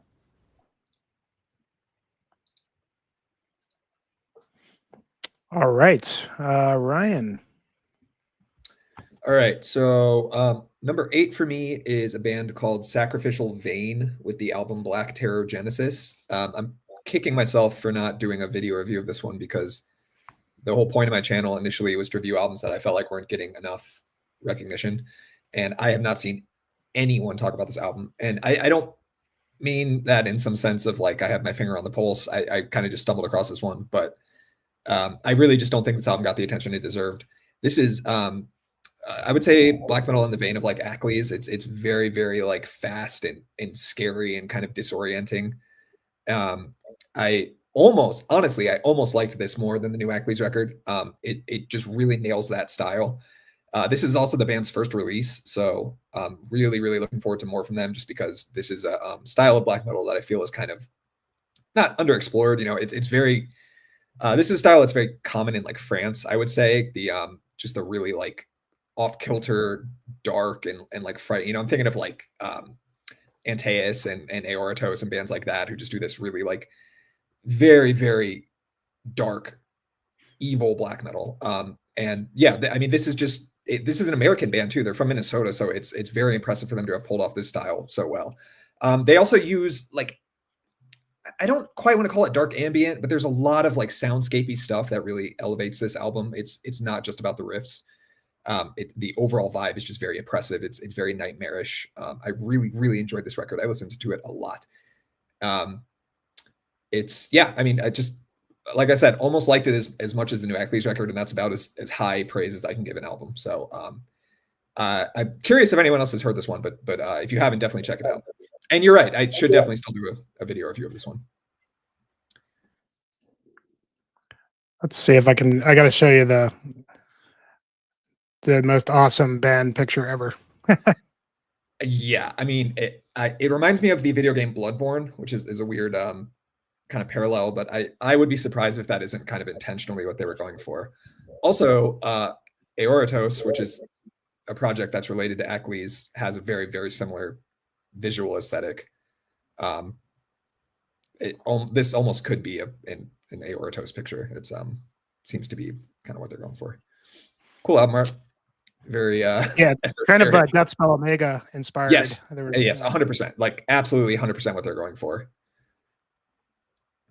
Another French band in terms of just the frightening, scary stuff that for whatever reason is very prevalent in Paris specifically.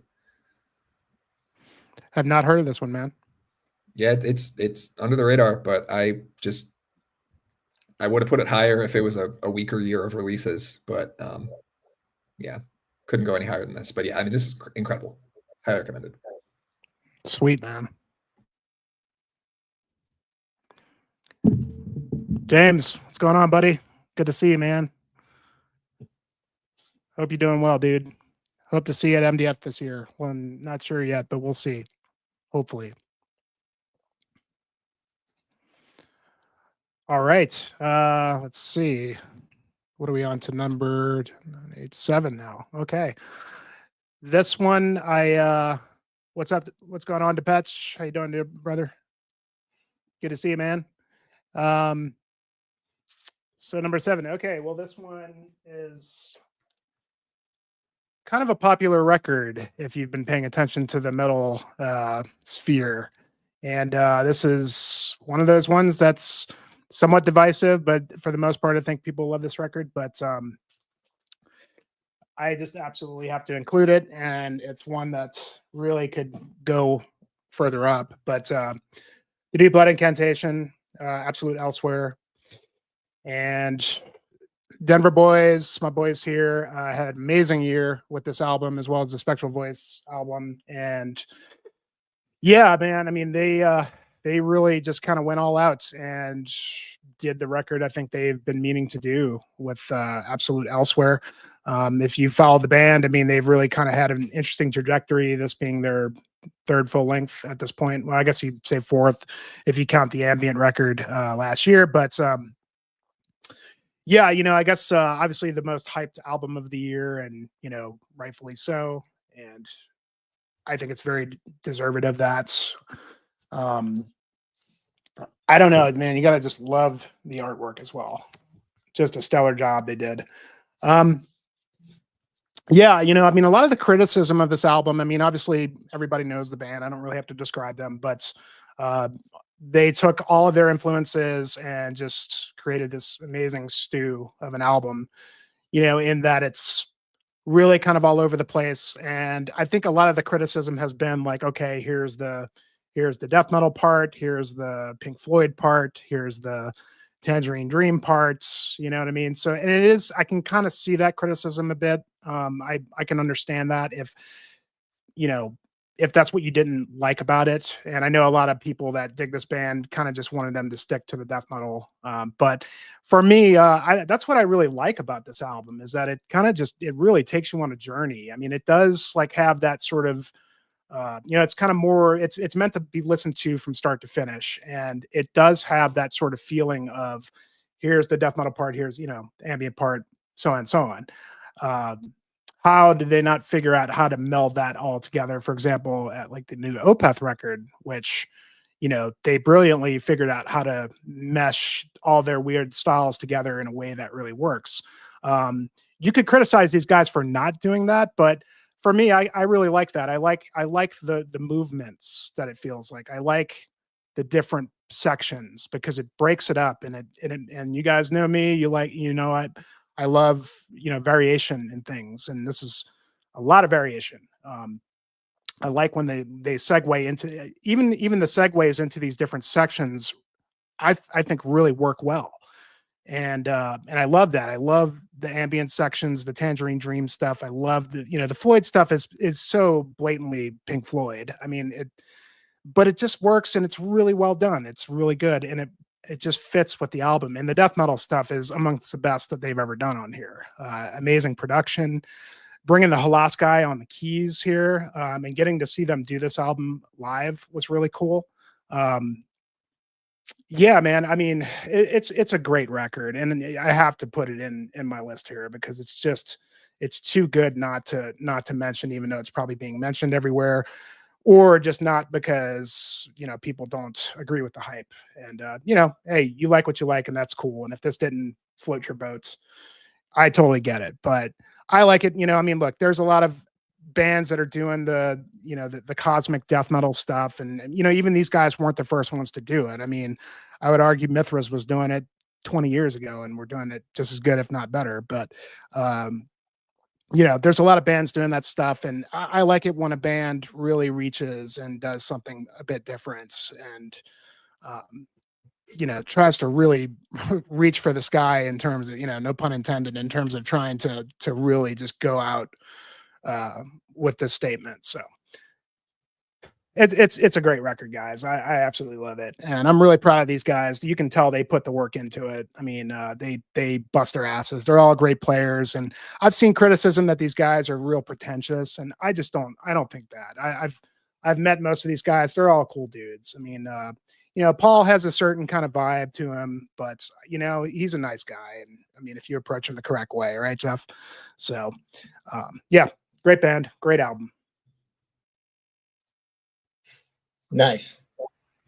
No comment. Have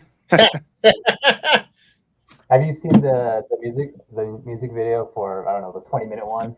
It's awesome. I watched, I still need to finish the documentary. Okay. They did a documentary you could watch, and they recorded it in Germany, I think.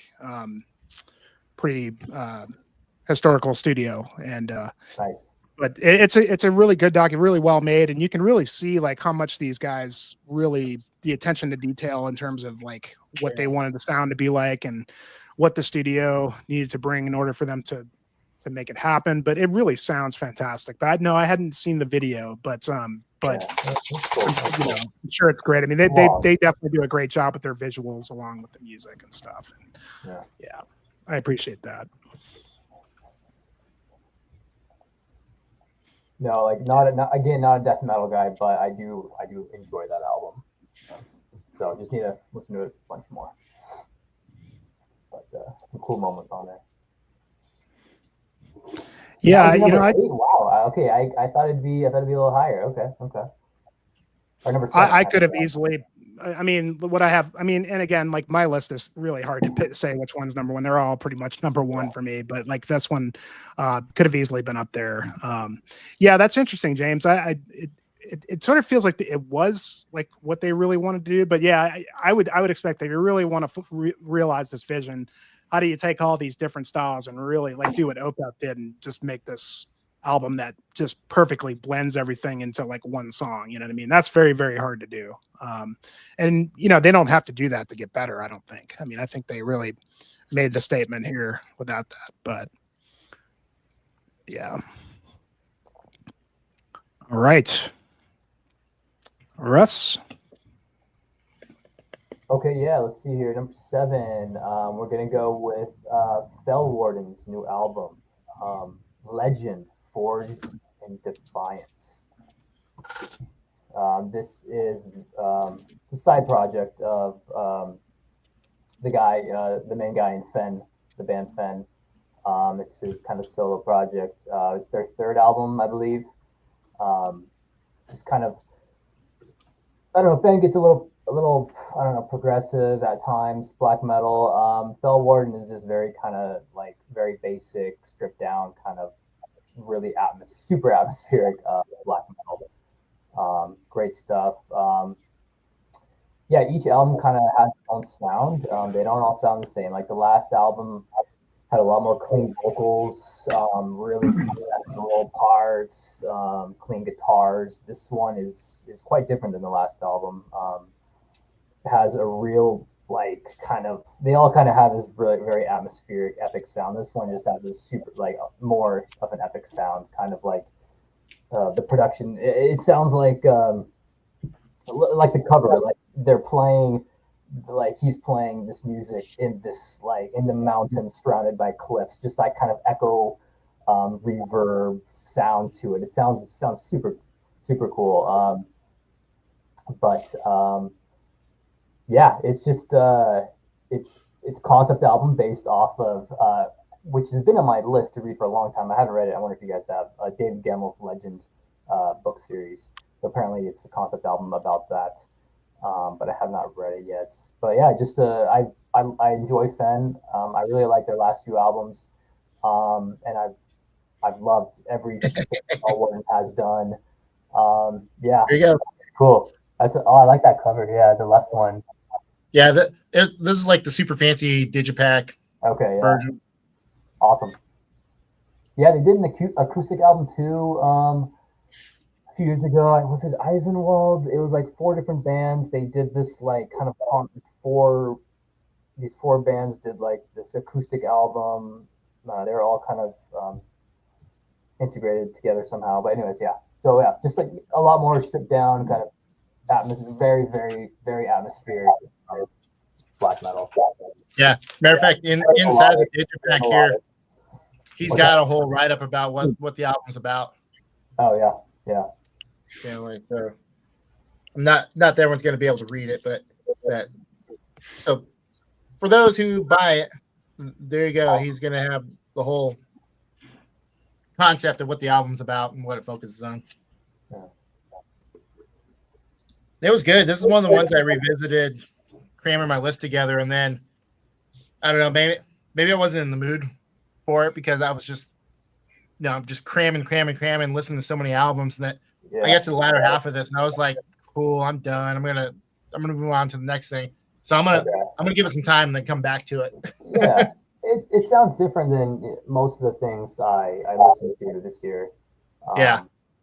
Just that kind of epic kind of pagan metal, super atmospheric kind of sound. Well, it was kind of like Sigartyr like kind of came back with a new album this year, and I was, I'd listened. I think I bought this just based on like one preview track that they put out, and I was like, okay, cool, I got to get that. And then I listened to the whole Sigartyr album, and I came back to this kind of expecting something more along that line, but it was different. Like it wasn't what I was wanting at that time when I was like, like I said, I was doing a lot of cramming, but no, it is good. And I like the earlier Warden stuff as well. Yeah, definitely. Like each one, the first one was like definitely more black metal. The second one, like I said, very more kind of melodic, a lot of clean vocals, clean guitar in that one. This one. This is just what, the second album or third? This is the third. Yeah, this is the third. Yeah. Okay. Nice. Nope. Good stuff. Yeah, I need to check this out, Russ. I slept on. I like Fen a lot too, and I think I listened to the first Warden and it didn't quite hit me, and I missed the last one and this one too. So yeah, it's a cool progression. He said, not every album sounds the same, so he's really kind of doing his own thing on each album. Cool, great pick. All right, Tyler, you're up. All right, man. Here, I'm gonna put the name of the album real quick here in the chat so you can post it. So it kind of seems like there's a little bit of a theme, like in my top 10. And it's like bands who haven't been around in a minute, like releasing albums. Like, earlier the Angantyr, it was like, what did I say? It was like 6 years, something like that, in between albums. Well, this is even a longer break, and this is the new old Wainds album called Stormheart. Long running Russian black metal band, started in 1995, but hardly the most prolific band. I mean, this is only the 5th studio album since their formation in 1995, and the last album came out in 2014. So if that tells you anything. I will say the main guy of the band, Morak, he is very much inspired by the Nordic scene. As you can see right there, dark Nordic metal. That's what he is about. And yeah, riffs are very much like, I wouldn't say as frantic as Old Immortal, and probably not really in that style, just that real blast heavy, beat you to death with, ice cold riffage. But the tone and his style of playing is very reminiscent of Old Immortal. Like there's riffs on here that kind of remind me of like Mountains of Might, and maybe some of the stuff from Battles in the North. But again, not in a real blast heavy, super intense kind of way, but just a more drawn out. It's Nordic black metal, but through that very distinct Russian filter. So all the tracks have a real just epic, big build type of feel to it. I will say that going through the past discography, I have a couple of the older albums. Very inconsistent between album to album. He always has new vocalists, seems like, on every album, like different session members around him. So the style of the music kind of, it suffers a little bit. And then the production, big time. The last album had okay production. Album before it had real shit production, and not in that good raw way, just badly produced, and just so on and so forth. So with album number 5 here, this is kind of, I'd say this is finally the crowning achievement for this band. I think this is probably the style of album that the guys always wanted to make, because it is far and away the best thing they have in their discography. So if anyone's curious, go back and check out some of the older albums, but I'm going to probably guarantee that all you're going to need is this one right here. And just maybe if he continues on with this style moving forward, I'd say pick up stuff moving forward, but who knows? Next album might not be for another 10 years from now. But no, just ice cold, wind blasted riffs. It was perfect driving music when I went out for my little getaway up north at Sheep Mountain Lodge, driving past Matanuska Glacier and all that. Like, perfect soundtrack for, winter driving and winter excursions. And I will say the vocalist on here is fucking awesome too. But again, very Russian, very that mid-level raspy type of stuff. But no, just frostbitten Nordic style black metal done in that Russian style, and very, very good. And yeah, my number 7 album of the year. The Immortal comparisons, it's all I need. I'm checking it out. Yeah. And like I said, it's just the style of the riffage isn't quite as frantic as Demon As, but I think you'll hear it. Like, you can be like, oh, okay. Like, there's certain chords that he hits, and you're like, that it sounds very Demon As-esque. Nice. If he can pull off that Frozen aesthetic in that way, that's definitely a thing. And I think it's kind of again, I guess another theme, it's kind of a conceptual album. I'm getting that's kind of the feeling I'm getting, because the album art's very consistent throughout, and then lyrically it's very thematic. Like, now granted, it's also kind of like Immortal. Everything's like ice and snow and storms, and no Blashirk though. There's building your universe, and then there's building your universe. It's very different levels, Yeah. I suppose. Yeah, I'm kind of wondering if the cover art has any. There was an album a couple of years ago by a band called Koan called Ice Fleet that told the story of these frozen ships, these ships that were frozen in the ice, like up there. Yes. And I wonder if that, because that's really what it looks like on the cover art.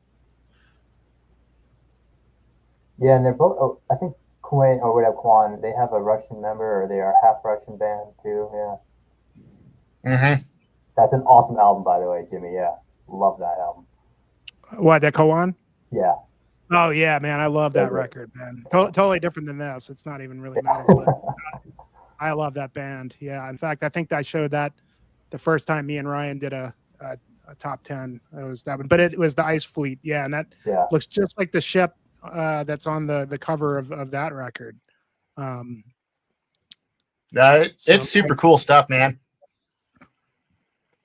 Well, these guys have a lot of stuff. Man, look at this guy's resume. It's quite expansive. Yeah. Cool, dude. But like I said, going through their discography is definitely, it's a journey, because some of it's good, and some of it is like it wants to be good, but a lot of things hold it back. But the guitars are fairly consistent. Like, his riff style has always been consistent, but like I said, it's just, it goes from like ragtag production to decent production, back to like not even ragtag, like something worse, to so yeah, whatever they did with this album, like, they found the formula. Only took them like 30 years. All right. Yeah. Well, going on the Spotify list. Sweet. All right, then. You're up. Well, mine can be pretty short because we've already talked about this album at length. Number 7 for me is Opeth, Last Will and Testament. How could it not be? Just a wonderful return to form. Again, I'll reiterate that, the more retro albums that they've been doing recently, I still found things to love in those. But there's no comparison to going back. And the thing about this album is I've listened to this album plenty of times since it was released a couple months ago, but more than that, it's caused me to want to go back and listen to Morning Rise and My Arms Rehearse. Like I've listened to those albums more than I've listened to this album since it came out. But it is very much getting back more in that vein. And talking about the cover art too, like it's not the super vibrant tones of the more recent covers. It's a grayscale Travis Smith thing that's based on like the photo from The Shining, the Overlook Hotel flashback photos. It's like based on that. So it has that sort of nostalgic aesthetic to it, but getting back to sort of more the more modern music that Opeth was creating in their first 7 or 8 albums. And more than anything, this just signals to me that there could be some really exciting things still to come from this band, and I think it would be a shame to have to say otherwise, and I'm glad I don't have to do that. Also, talking about the vocals a little bit more, because it's hard to get away from that. Interesting, like when I heard that that Mikkel was going back to bring back his death metal vocals. When I first, obviously I listened to the advanced tracks, and I was like, oh, there they are. Then when I listened to the album, the first like sung vocals that he does, the first pitched vocals that he does, they sounded a little rough to me. I was like, is he going back to doing death metal vocals, because he's like losing some edge on his like pitched vocals, and that kind of was wearing at me for a little while. Then I was like, no, he's playing a character, and it's like he's really speaking as the old man, and it was really, he had this little bit more waver to his vibrato than I was used to hearing, and I was like, I trust this guy. Like and there are places later in the album with those vocals where he sounds, fresh and as young as he ever has, and just like he's getting better at what he's doing, and that's incredible and inspiring for me as a singer as well, to say, like, this person that I respect as a musician is finding ways, even in his 50s, when your voice physiologically starts to degrade, like he's finding ways to continue to get better and to use his experience to make him a more expressive singer. And I'm super excited about what this means for this band. Absolutely. That last song is so good. I So love great. that song, man. And I was reading an interview with him last night, and he was talking about how it's like he was actually inspired by a Kate Bush song when he was like conceptualizing that last song, because it is a song that's written with 20 years after the events of the main body of the album, which is the reading of this will. And it really has that vibe. It has that aesthetic, like from the outset. It's like we're transporting to a different place in time and looking back at what has happened and where people are now. And it's just masterful songwriting. And I've strangely bumped this album down a couple places in the last few days, and I'm like, is that really gonna stick? It doesn't really matter, but yeah, I hope it, man.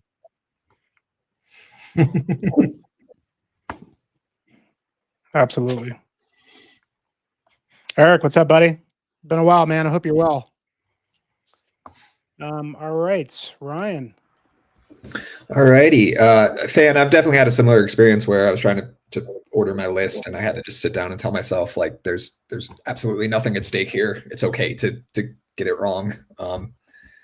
Yeah, so number 7 for me, and my top 20 had a couple non-metal albums, and this is my last non-metal album on my top 20 this year.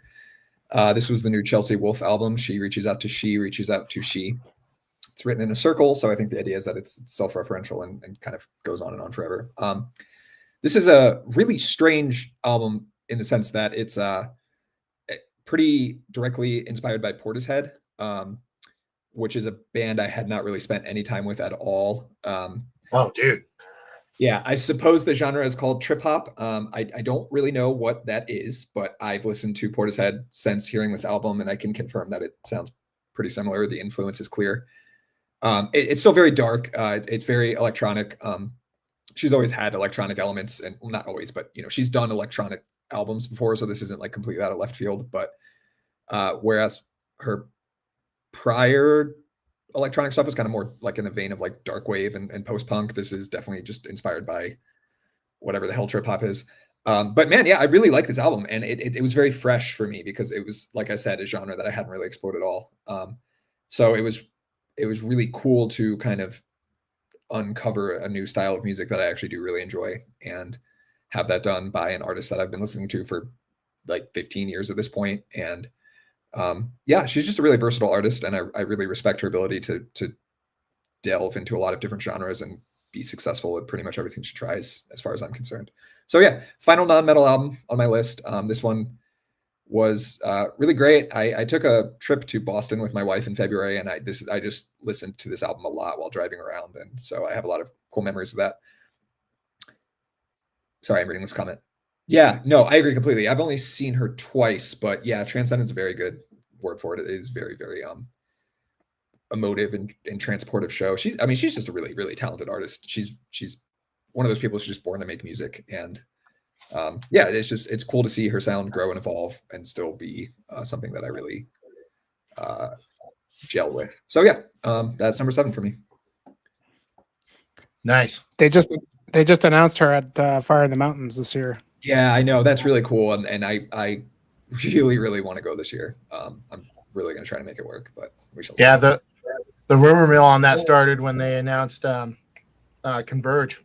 Converge, yeah, which that's a really weird choice, I think, for that fest. But I love Converge. Oh, yeah. That's just a weird choice, I think. That is, I agree. That's a weird one. I love Converge. Like I cannot overstate that enough. Great band, but like just a bizarre choice. But whatever. Yeah, I was surprised to see them pop up for one of the artists on that. But then everyone's like, "Oh man, that Chelsea Wolfe probably be announced because she did the song with it." And then she also did a song with Wardruna too. Did she really? I didn't know that. That's what someone said in the comment anyway. Huh. I can't confirm. But she did a full album with Converge. Yeah. Yes, they are. Absolutely. So your description on this new Chelsea Wolfe makes me very intrigued because, like, as the black metal nerd here, I will say that Portishead Dummy is like an all-time favorite album. Like, that album's so good. I mean, that's one of those. It's a weird album in the sense that like you want to vibe, but you just also want to just feel like shit afterwards because there is nothing happy on that album at all. But it's so good. There's one song on that album that really jumped out at me. I don't remember which one it was. Damn. One of the like middle 4 or 5 tracks on that record really clicked with me. Like definitely. I don't know. Really good album. Yeah, it's growing on me. I listened to it again, Ryan. Oh, Massive Attack. Massive Attack. Hell yeah. They're amazing. Yep. Yeah. Love really cool record. Yeah. When I want to give it a listen, I was absolutely obsessed with Abyss and his fun, but I haven't listened to this new one yet. I just haven't had the chance. So thanks for the reminder. Yeah, absolutely. And I mean, she's kind of drifted away from the metal stuff. I think she has said before she wants to do another album like Abyss and his spun, but this is not, the metal elements are gone, but still great. Very cool. Gosh, I want to go back and listen to Massive Attack now. Oh, fuck yeah, Jeff. That'd be awesome. Can't wait. That's going to be awesome, man. Oh, nice. I'm trying to get her for a while. Keep an eye on your Instagram. All right. Well, this next one is probably the most non-metal on my list as well, even though they have ties to metal in a lot of ways. But one of my favorite bands, as I said from the outset, a lot of my favorite bands released some great records this year, and this one was pretty much instantly going to be up there on my list with the new Alcest, Le Chants du Loire. Pardon my French, but yeah, like I said, I mean, just one of my favorite bands of all time. I mean, the first three records of this band are like desert island albums for me, and this one, sort of was like, at least for me, was kind of a bit of a return to form in a way. I felt that Spiritual Instinct, the last record, while it was good, it had some songs I really liked. I just felt that it wasn't quite up to the kind of quality that we usually get from this band. I mean, still a really good record. But this one, after, doing the first three records, the sort of Otherworld trilogy or whatever, and then going to Shelter, which was kind of purely shoegaze album, they went to Kodama, which was a little bit more like Japanese inspired in the music, and it worked really well for the band and for their, the themes and the sort of Neja's Otherworld that he's always singing about. And so this one, it kind of went back a little bit to the sound of the first three records, but also there's a bit of that Japanese kind of sound in it as well in a couple of tracks that they were doing with Kodama, and ultimately, Spiritual Instinct, which had a bit of that as well. But definitely, I mean, Alcest has never been a metal band at all. I mean, they've had black metal elements. Some would say more so in some of the earlier records, but this one really isn't. I mean, there's a little bit, there's definitely some of those trademark Nage screams in there, but as far as the album goes, I find that it's just really, really just awesome, really, really welcome listen compared to like some of the other stuff I have. It's just so bright and just warm and beautiful, just like the cover art, and really just melodic, really I would say one of his best vocal performances in quite some time. I mean, Nage is always great on vocals, but his cleans really, really just, he really just outdid himself on this, as did Winterhalter, the drummer. The drum performance is really, really his best I think he's done thus far. It's just really, really just plays to the music, stays in the pocket when he needs to, but really just does these really interesting little accents and things that just, really play well to the melodies and the things that Nage is doing.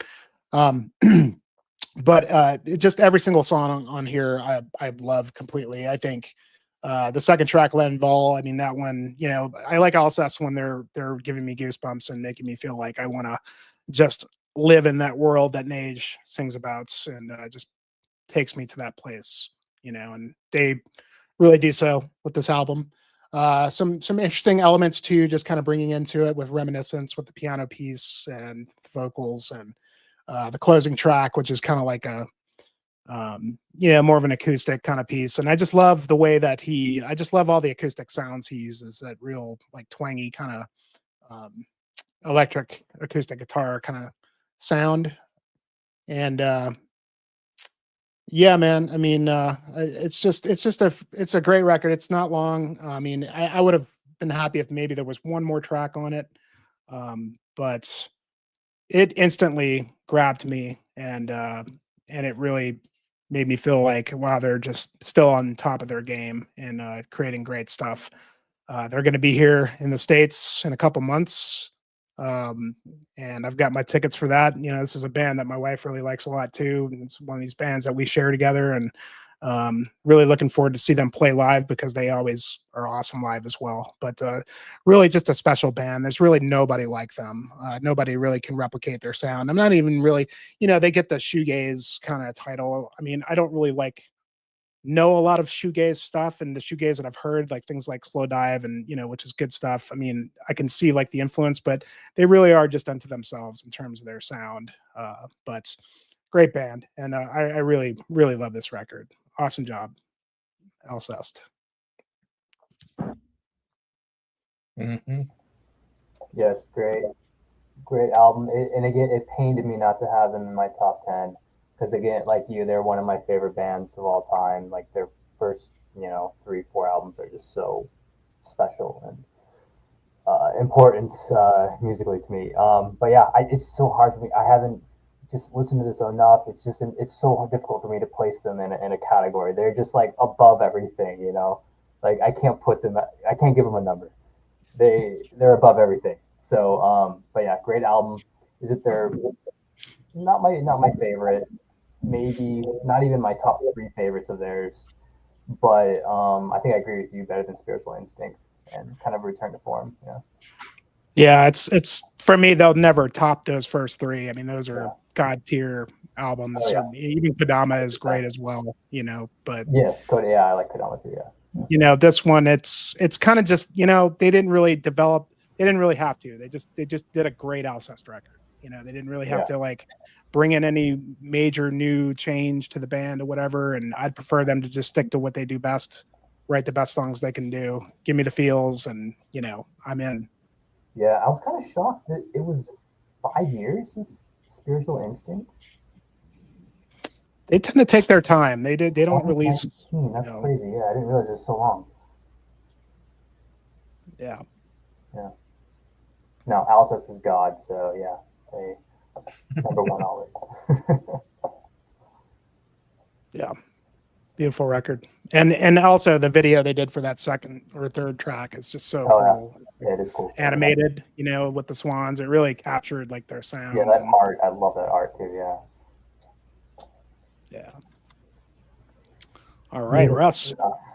Talk about Alcest all day, but alas, we must go to my number 6. It's not going to be a metal album. It is actually they are a metal artist. I guess they have some acoustic stuff. Anyways, this is an acoustic album by Hemlock called Hairs and Hedges. Sorry, Jimmy, let me send that to you. There you go. Yeah, so it's just like a one person black metal acoustic folk band from England, I believe. Yes. Just 4 songs. Okay, yeah, just 4 songs, 4 acoustic songs, kind of long. Some really, it reminded me a lot of Bagalock's The White Album, just because of the like the acoustic guitar with like the electric guitar kind of playing with each other, and a lot of kind of pastoral. It just sounds like a pastoral folk kind of sound to it, like the White Album does to me. And yeah, every song kind of has like these field recordings of, you know, wind blowing or birds chirping, or I think there's one with cowbells in it, you know. So just a very immersive kind of atmospheric acoustic album, EP technically, but I love it. I listen to it all the time. And their other one came out this year too. It's half like acoustic, half black metal. That also has some great tracks on it too. But yeah, Hemlock. This is a really great acoustic. English. Super good stuff. I like her stuff. Oh, awesome, Tyler. Yeah, cool. Yeah, this is great. You showed me this. I really enjoy it. Yeah, it's nice. Do you see the kind of resemblance or the similarities with Bagalock's? Yeah, I was off screen, but I was nodding my ass off. I definitely agree. Yeah, and she did, I think, a good split with Vasis, I want to say it was. Also I think it was this year too. Yeah, so a few albums this year, but yeah. Hairs and Hedges. You got me at the White EP, man. Yeah, I know. If you like that, then yeah, you'll dig this probably. Yeah, a lot of kind of ethereal vocals in the background floating around. Very atmospheric album, yeah. Acoustic album. Yeah. Hell yes. All right, Tyler. All right. Well, let me pull this out of the jewel case because the cover is dark as shit. And then I'm going to be butchering a bunch of Polish, Russell, so he might have to help me out here. So this next one, put it in the private chat. It's a band called Hurtkos. Oh yes. And then I think it's pronounced like Ogni Tukosi. Yeah, something like that. Ognia Tvekose. But anyway, so imagine that Polish band that has members of Wojciech Wieter, however you say that name. I always fuck that up. But it's not W this time. It's not the guy behind Stores and all those bands. It's actually the other guy, Razor. This is his project, his side project. But they also have the guitar player from Prov involved in this. And W is still involved, but lyrically speaking. So with that, you can kind of imagine how the music is, right? So it's just like Wojciech Wieter, just like Alcest, just like all those bands in that collective, I guess. It's just densely atmospheric.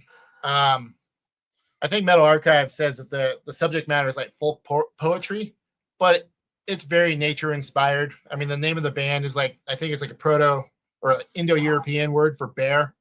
So I mean, it's rooted in nature. It's like it's there. So anyway, musically speaking, there's faster parts, but it kind of lives in that mid-tempo range. Again, it gives off that same kind of foggy, mystical vibe that Wojciech Wieter does, especially on their last album, and really the last Alcest album as well. So if you like that stuff, if you like that style of Polish black metal, then this is just another arrow to add to the quiver, as it were. Densely atmospheric. That's the best way to describe it. And yeah, I really got nothing else to say about it. Just if you like those other bands that that collective is involved in, then you're pretty much guaranteed to like this. 100%. Yeah. Yeah. So I mean, it doesn't reinvent the wheel. I don't think it really offers anything new from the other one, but I think it's a nice blend of the two bands I keep mentioning. Yeah, exactly. It kind of sits in a pocket right in the middle of those two bands. For sure. But nope, I saw it was the Wojciech Wieter page actually posted this by however many months ago before it came out, and I was like, oh, another project involving those guys. I guess I will buy it. I won't even listen to it first. I'm just gonna get it. And I was not disappointed, obviously. Yeah, awesome album. Yeah, I'll talk more about that later. Oh, okay. Cool. You got me at Wojciech Wieter, so Yeah, I mean, like I said, it literally sits in that pocket. It's not quite as dreamy as that stuff, but it's not that Alcest is like unrelentingly aggressive, but that last album was a very kind of fast-paced overall album with the nature stuff. This like literally sits in the middle. Like this is a blend of the styles. fuck yeah. All right. Than, you're up. Well, my next one has kind of bounced all around for me, and that's the new Pallbearer album. Oh. Mind Burns Alive. It came out in May, within the month after I got home after being in the hospital for a couple weeks. I think at the time it came out, like I just wasn't in a place where I could really deal with an album like this, because it's just crushingly vulnerable, modern doom. It's hard to even call this band doom at this point because they're I don't know. It bounced around so much for me, and it wasn't until seeing them live a few weeks ago at Metal and Beer Fest Denver that I was reminded like how incredible of a live band they are. And that's probably my 5th time seeing them live, something like that. And when I went back and listened to this album again after seeing them and hearing them play a few of these songs in that set, it reminded me just to like what I need to kind of imagine feeling as I'm listening to that album. And there's so much to love about this record. It's got a lot of, it continues a trend that they've been on for the last 2 or 3 albums, of I don't even know how to say it. Just I think kind of stripping things down a little bit, sort of simplifying some of the meandering that was so prevalent in their first couple of records, which I really love. But I think the thing that I just need to remind myself every time I listen to a new release by this band is just Brett is such an incredibly wonderful vocalist. And it comes through live so clearly. They're such a tight band, and his vocal performance live is just so consistent. He has sort of a plain kind of Ozzy-esque kind of vocalism that is so appropriate for this kind of metal. I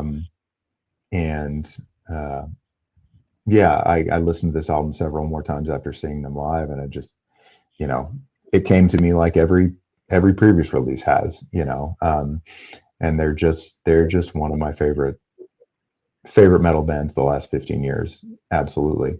And I look forward to continuing to listen to this record, even though it's been out half a year already, and look forward to seeing them live many more times down the road, I hope. Yeah, absolutely. I'll save my comments. Okay. It's happening. I also like that. I like the move towards like this different kind of cover layout and everything too. It's like more of like kind of a late 70s, early 80s kind of vibe there. It's different for them for sure.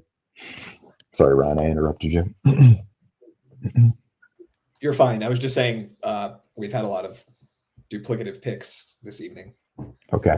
Our tastes are all converging over time. Eventually, we're just going to have one monolithic list. Yeah, that's the hope, right? The master list. Yeah, exactly, the master list. Yeah, if we really wanted to be efficient, we could have like shared each other's lists, and then we could have like knocked out the ones that we but that just wouldn't be as much fun, Yeah, it's okay to be selfish and allow ourselves. Well, yeah, the not knowing is fun, I think. Yeah. Mm-hmm. For sure.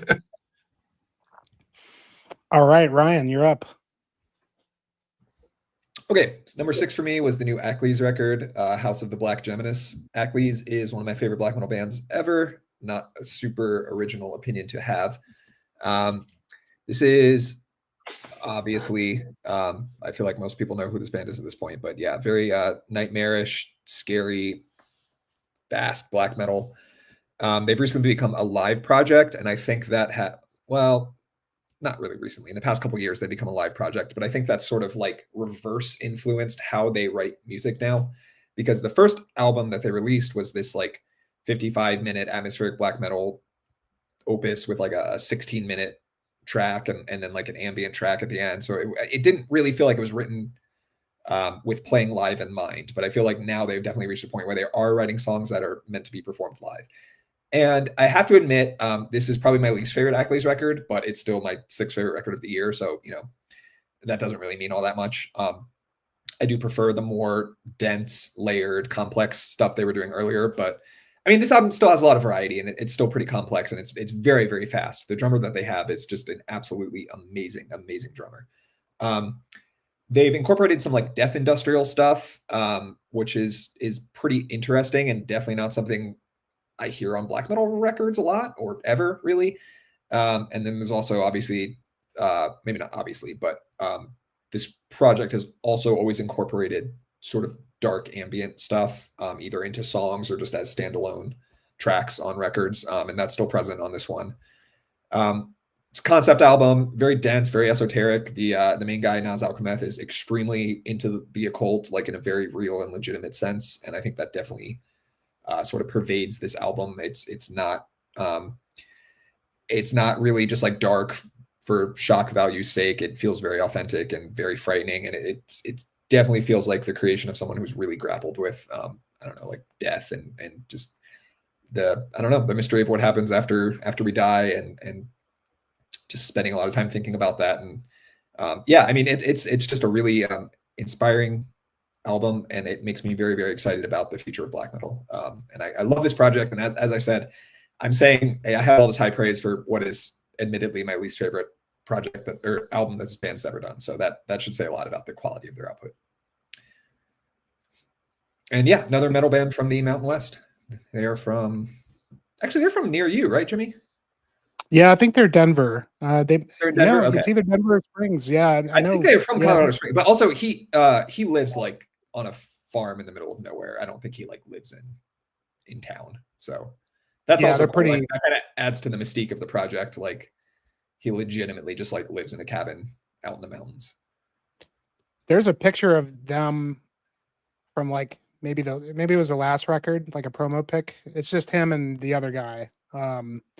And the other guy's kind of like looking off in the distance. I swear to God, it looks like they're right, like off Pikes Peak somewhere, which is like right here. Like it really looks like that. So it's got to be somewhere around there. Yeah. That reminds me. I don't remember how it came up, but recently somebody mentioned Pikes Peak. Yeah, it's one of the main guys from Nightbringer. I think I like this project more than Nightbringer at this point. But yeah, somebody mentioned Pikes Peak, and I turned to my wife and I was like, I'm pretty sure that's near where Jimmy lives. And then I Googled it, and it's like directly west of where you live. So I was proud of my geographical. Yeah, it's like, I mean, any given spot you can see Pikes Peak from that's pretty cool. Everywhere. Yeah. I got to get out to Colorado. You do, man. I really do. One of these days. We all do. Yeah, y'all do. Yeah, absolutely. Yeah. Come climb a mountain with me and Than, Anytime, I'm down. Take you off some high elevation. Yeah, proper elevation. Cool. Yeah, I need to revisit it. I really enjoyed the last one a lot. I didn't like this one as much. I need to go back. I really still want to see these guys live because I was so pissed I missed them that time when they canceled. Yeah. They're really good live. And to their credit, they did actually play that 16-minute song live, which I thought was a very interesting choice. They're definitely not averse to challenging their audience. But I think they pull it off live. It doesn't quite have the same vibe as the album, but that's inevitable. Yeah, I mean, like I said, the drummer really carries this band. They could not do what they're doing live if they didn't have a drummer of this caliber. So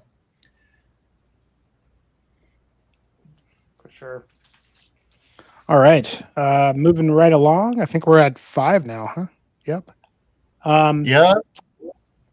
I've had a lot of time to sit with this album, and another musician who I've been a huge fan of for a long time, but I've been kind of hit or miss with his output. But new Isan record, self-titled, and so there's 2 CDs. I should have bought the vinyl, but I had to have the so there's the main record, and then there's the orchestral version because this is a very orchestral symphonic album. So the orchestral version is just as good as the regular, just hearing the symphonic version of it. Isan has had a very tumultuous output for me, after, of course, Emperor, which we all love. His solo career, there's been some things that I really like. There's other things that I just couldn't get into at all. I mean, really, for me, I would say like After and Arctis are really the 2 records I like a lot. Pretty much everything else up until this has been kind of just like I thought it was good, but maybe it wasn't for me or whatever it was. Obviously he's gone to a more experimental kind of format for a lot of records. But this one, I always check in, and honestly, like, I feel like the last 2 I didn't even check out because I had started to kind of tire of what he was doing. Even went back to the one previous to this and still can't really quite get into it. But this one, I don't know, man, just decided to check in with it. And I came out pretty early in the year, and I've really managed to absolutely love it. It's essentially, I mean, really him at his best, doing, it's the most orchestral symphonic stuff that he's done. Probably, I mean, arguably he's done some of that stuff in his solo career, but I don't know. Just for me, there's something about the symphonic nature of this that kind of harkens back to what he was doing with Emperor, even though it's still very much, the experimental Isan. But to me, it's really him at his best. This, and it's a very complex album. It's very, I guess if you want to call it progressive, but it's also pretty abrasive. It's pretty, got some pretty angry stuff on here. It's pretty fast playing and just really just raw Isan vocally. But in terms of the instrumentation, I mean, to me, this is like it's a soundtrack. It's a soundtrack to a movie almost. It's like this is like an Orson Welles movie. That's what it sounds like. It sounds like Citizen Kane by Isan. I mean, it's got that real cinematic quality to the music. And while that might kind of sound goofy, there's just moments on here that just they're just so good melodically that it just gives me goosebumps. And there's themes, there's themes that he'll start with and he'll return to and interpret it like a little bit differently. That kind of gives it sort of a, cohesiveness to what he's doing. But I mean, like the Pilgrimage to Oblivion is probably like the most, just abrasive track on here. But A Taste of Ambrosia and then on through like Anima Extraña, like the instrumentation is so cool. But it also has probably, I think, the finest song he's ever written towards the end, called At the Heart of All Things Broken. It's such a beautiful song and just really kind of melancholic. But I don't know, man. He's not really like doing, I mean, he's sticking with what, he does, just being experimental and kind of forward thinking. But I honestly think this is Isan at his finest that he's ever been in his solo career, for sure. And After was a great record, and Arctis really had a lot of good stuff. But if you were never really a fan of his solo stuff, I'd say really check in with this album, especially if you like the symphonic stuff. He just does it absolutely brilliantly. And yeah, this could have easily been my number one album of the year. It's so good. Love it. I couldn't agree with you more, and I will try not to say anything else. I think me and Than got a little bit of crossover tonight for sure. This is good. So, all right, Russ. All right, number 5, huh? Let's do it. Well, so I guess the time has come for me to lose all my credibility here. But my number 5 album, I expected to hate this. I loved it. It's the new Curtain Wall.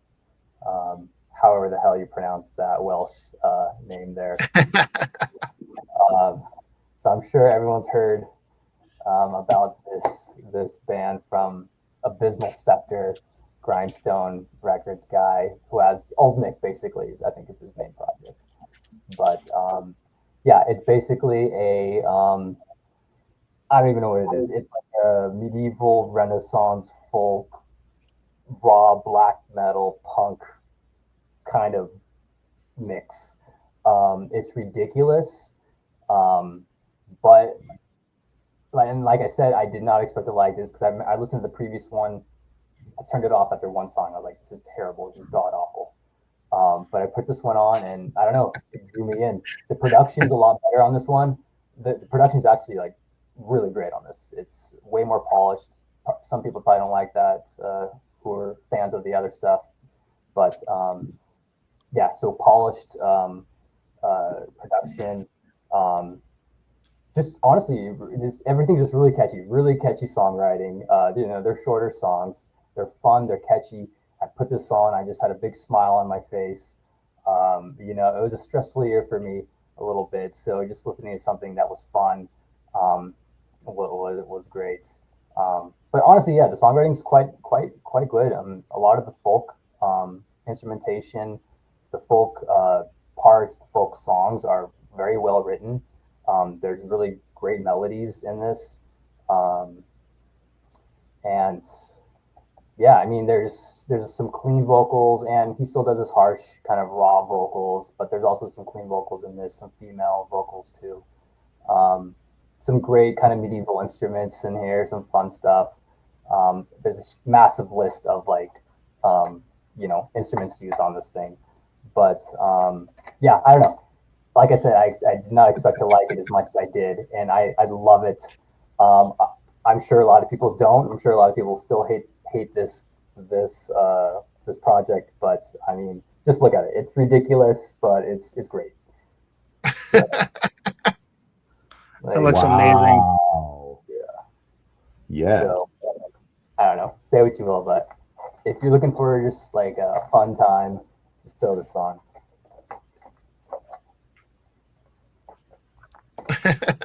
Curtain wall. Yeah, this is Wait. Yeah. Wait, show that again? Yeah. That's killer. yeah. I love that you have the tape. But yeah, Oh, that's the only thing they released it on was cassette. Oh, they only had it on tape. yeah. So far, No 8 yeah. track? Come on. I know. Yeah, I think that's a project. I need to be shit hammered drunk at a Yeah. party to listen to Exactly. it because I had the same reaction you did with the first album, Yeah. and then I had the same reaction with the second album because everyone's like, "Oh man, it's so much better than the first album." I hit play on the first song and I was like, "Done." No, Fuck I did that. the same thing. Yeah. And It is severe ADHD like musicianship Yeah. and composition. yeah, true. Like catchy, melodic. There's honestly some great songwriting on this one. It's Yeah. very different than the previous stuff. Yeah, I give it a shot. You know what you're getting into, but give it a shot when you're feeling good. Yeah.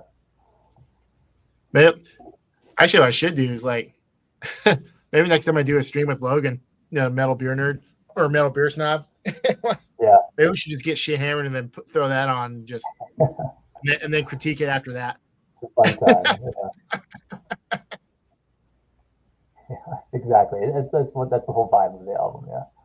The first Yeah. song's about unicorns, so whatever. Yeah, I mean, I definitely know why like the black metal purists like hated it, but I just couldn't Yeah. get into it. Not because I'm a black metal purist, but it was just I was like pick a lane, dude. That was the thing I had the hardest time with. It was just like there's so much shit converging like all at once. Yeah. I was like, True. Not for everyone, for sure. I just finally read Jeff's comment. All right, Tyler. All right, so here's my crossover. Top 5. Ungfell. The new Ungfell.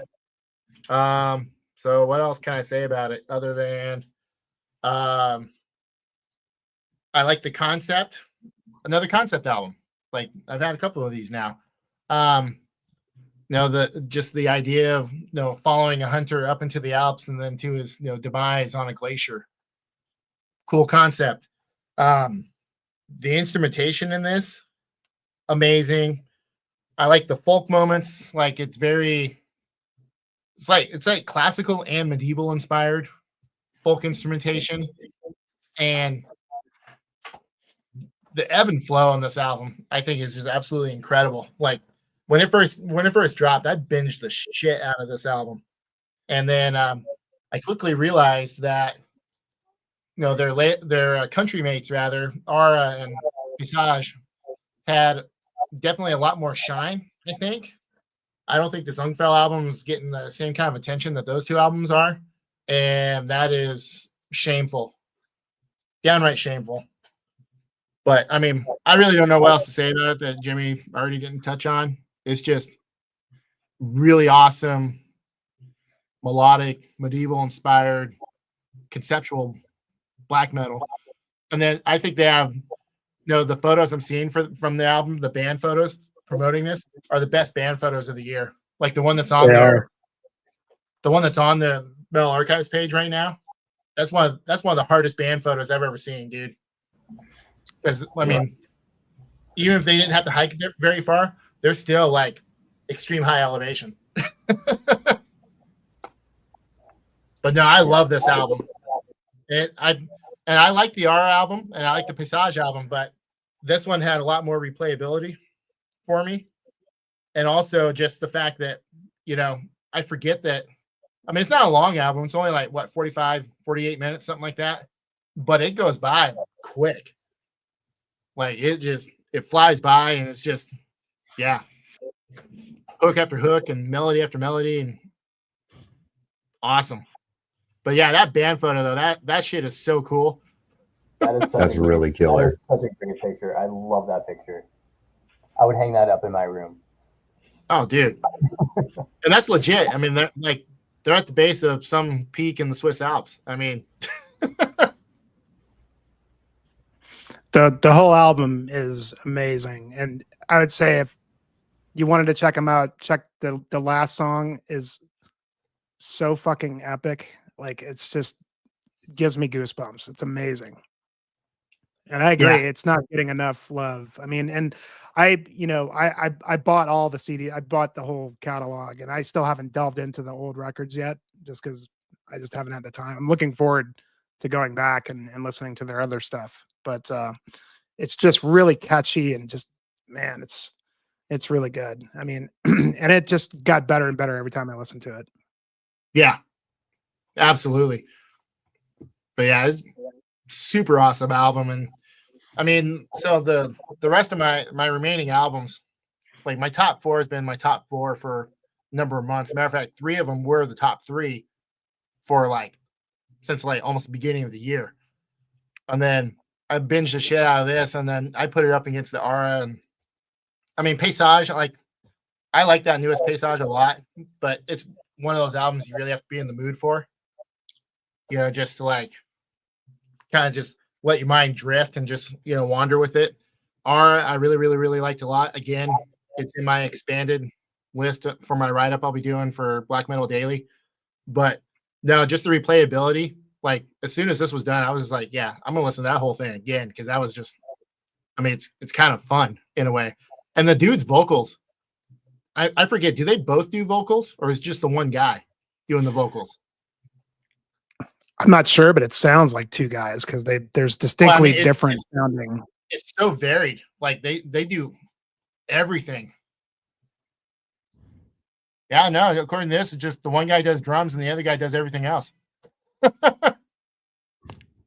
That's wild. Well, if you look at the lineup for the album, it says the drummer does vocals additional, but I don't know if it's, you know, I don't know if he's really doing any of it. Probably like the choir stuff, because there's a lot of like kind of choir, almost like gang vocals in a couple parts. Yeah. But yeah, it's so good. Yeah, I figured you'd dig that one, Maya. Yeah, great stuff. All right, Than, you're up. All right, talk about another like record for me that like is a great record, but definitely had some help from circumstance. My number 5 record this year, definitely Dark Superstition from Gatecreeper, one of my favorite death metal bands of the past few years, and another Mountain West band from Arizona. They have members who have spent time in both Phoenix and Tucson. Strangely enough, I was in Tucson earlier this year when I unexpectedly ended up in the hospital when I was on a gig there, and my first gig back after recovery was back in Arizona. So, and strangely enough, the first show that I got to see after that was seeing their headlining tour, Gatecreeper headlining with Frozen Soul and Worm up in New England. I worked in New England all fall. I don't have a hard copy of this album yet, but I do have this kick-ass long sleeve. One of my favorite gnarly covers of the year for sure. Yeah, the cover is so great. Yeah. And the Superstitions are a great mountain range just on the east side of Phoenix. I've done a lot of hiking up there and hiked the entire ridgeline from one end to the other a couple of years ago, and it's one of the coolest. I mean, there's somewhat of a trail, but not a lot of people do it because it's very dependent upon what time of year it is, as is any sort of desert hiking for sure. But yeah, I've liked Gatecreeper for a long time, and this album is I don't know. Their previous album, Deserted, was my favorite album of 2019. I love that record a lot, and I think this year might have had a little bit more competition for Gatecreeper than 2019 did, at least in terms of how I was perceiving it. But I still really like this record, and they did a great job building up to this too, and a great job writing and recording the record too. They had Fred Espy from Dismember as like a consultant, songwriting consultant at some point, just to come in and listen to the songs and give feedback. And I think the influence of that band definitely shows through here. I know Massive Killing Capacity was a huge influence on this band in general. Yeah, this is just a super, super tight, strong album. Really catchy melodic death metal songs in the vein of that sort of harder early to mid Dismember style. This was one. Strangely enough, this also came out the same day as that Pallbearer album back in May, and where I didn't listen to that Pallbearer much at that point, I listened to this album a ton. Like, I remember going back to Arizona for my first gig back after being in recovery for a couple months, and just listening to this constantly in my truck as I was driving to rehearsals and the recordings that I did there. And yeah, I dig these dudes. There's another great live band. They're always so tight. They got the shit together. Chase is a great front man. Yeah, they're just one of my faves, and this album is another very, very strong record from them. Yeah, I love the real, the more entombed Dismember, like melodic style they went with. I actually think I like this one more than Deserted, but I love the production too. It's really good. Yeah, it's definitely better produced, and I think stronger in a lot of ways. If it had been a different year, this could have very well ended up higher than it did. But you know, that's how it goes sometimes. It was a hard year. Hard year. You can say that again.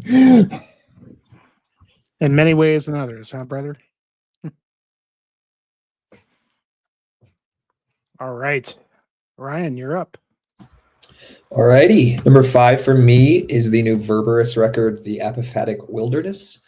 Verberus is I just did a review, so I'm going to repeat probably a lot of my talking points from that one, but I don't want to call it an Ulcerate side project, but it has members of Ulcerate, most notably Jamie St. Marat, who's Ulcerate's drummer. So as you can probably imagine, this is a very technically proficient project. It's a bit more blackened death metal than Ulcerate, I would say. It feels very much like they love Deathspell Omega a lot, which is fine by me. In my sort of clickbaity title, I called this the album Deathspell Omega should have released, because I really did not care for Deathspell Omega's most recent album, but this album I feel like is a spiritual successor to like mid-era Deathspell Omega, where they started to get really popular and sort of almost created this style of super dissonant, chaotic black metal. So yeah, this is very much in that vein, a bit more death metal than Deathspell Omega ever was, but it's still kind of got a black metal essence to it.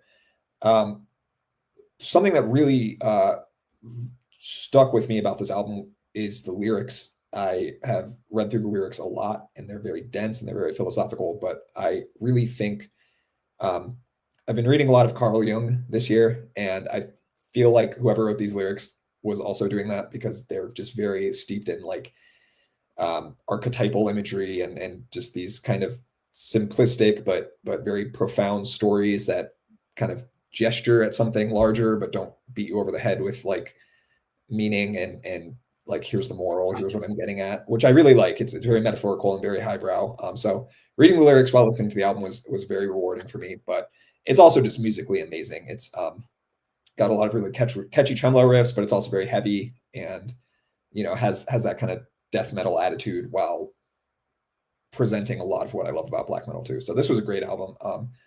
Ulcerate is one of my favorite death metal bands, but I think I might like this project more than Ulcerate now, just because I've heard enough of their releases that I really think this is like probably the best metal coming out of New Zealand right now. So you would say you like this better than that new Ulcerate record? I definitely like it better than the new Ulcerate. Stare Into Death and Be Still is my favorite Ulcerate record. I don't think I like it more than that specifically, but as a whole, like as a project, I think I like it more than Ulcerate. High praise. Which is very high praise because I love Ulcerate. I'm not dismissing Ulcerate. It's just this is a bit more in line with what I love. Cool. Yeah, I haven't Jamie's listened to this yet. Yeah.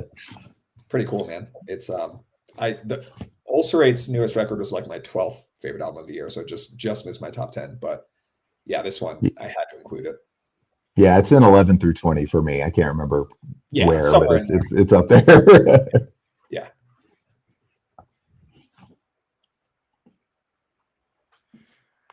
All right, sweet. Well, I won't talk too much about this one. I think Ben put it best, but new pallbearer. Let me remove the comment. Pallbearer, Mind Burns Alive. One of my favorite bands. I mean, I love every single record by this band. I mean, they just scratch the itch. They push all the right buttons for me. I can like see this is definitely, they've kind of gone in a direction that's, you know, the first couple records were real, you know, heavy doom kind of stuff. And they went in more melodic realm with Heartless, which, you know, a lot of their fan base wasn't really crazy about. For me, I loved it just because I just love, you know, the melodic nature of just how good they are at writing that stuff. I love Brett's vocals. This one was definitely even more lower key as far as what they do. Very slow, very stripped down, more melodic, but very introspective, very somber as pallbearer is, very depressing in a lot of ways, but also uplifting as they do very well. Fantastic set. I mean, Than, I think you said it best when we watched them play. It's like they're so like honed in on their sound and how they present themselves live. Just everything just sounds so perfect. You know, watching them play, I've seen them play before, but it's been a while. And you know, they did Signals from this record, and I'm tearing up like a sad boy, like an idiot, because they just hit me with the feels. This band, just very meaningful music that it just gives me. I don't know, kind of hard to talk about, to be honest with you. But it's an amazing. You know, this record did take a couple lessons. I've lived with it since the summer, and they just never cease to amaze me. Really, just every record is a little bit different, and I don't know if I like this one as much as the last one, Forgotten Days, but I don't know. I kind of feel like this is sort of a bit of a one-off for them. I would expect them to get a little heavier on the next album, but and it does have heavy moments. I mean, there's, you know, the last track and like the title track, you know, get some good heavy riffs and stuff. But just an excellent band, man. That just has been working hard for a long time, and to me, like they're kind of unto themselves, like as far as, you know, doom metal, if that's what they're considered. To me, they're just kind of just whatever. But absolutely amazing record. It's one of those ones that's just kind of a little hard to really talk about, you know. But yeah, great stuff, and you put it very well as well, Fan. It was awesome seeing these guys with you. I mean, hopefully I didn't make too much of a fool of myself. You're good, man. You're good, and you weren't alone. For sure in that. Yeah, that was like man, it was just absolutely amazing, you know. It was my set of the fest for sure. Yeah, me too. No surprise, but it was. Yeah, I mean they're, all their stuff's great, but they're just one of those bands I usually expect that their album is going to make my year-end list if they have a new record out. Be surprised if I didn't like it. Yeah, Jeff, start at the beginning and just work your way through it. It's worth doing a full review of their catalog because there's not a bad record. Yeah, Jeff, that could be a good deep dive. It's not too, it's only 5 records, so could do it pretty quickly. All right. So we got a little bit longer for Ryan, so we'll go around again. So Russ, you're up. Yeah, all right. So number 4, this is going to be my favorite dungeon synth album of the year. It is Umbrel Regency. Right here. Let's see that. I'll send you the link, Jimmy. Yeah, basically it's you might know, you might be familiar with this artist's other project, probably the most popular one, Ornatorpet. It's a Swedish project. Ornatorpet, it's kind of their most I don't know where it is, their most popular project. I think it was released on Nordvis. I think Nordvis released it on vinyl. Yeah, they have that one, and then also Mystica Skogan's another project of this person. But yeah, it's just a really awesome album, like very atmospheric, draws you really. It creates this really like awesome atmosphere of like misty kind of forests. God, it's so hard to describe. Dungeon synth. But yeah, just easily my favorite album. I listen to it a lot. Kind of has like a lo-fi.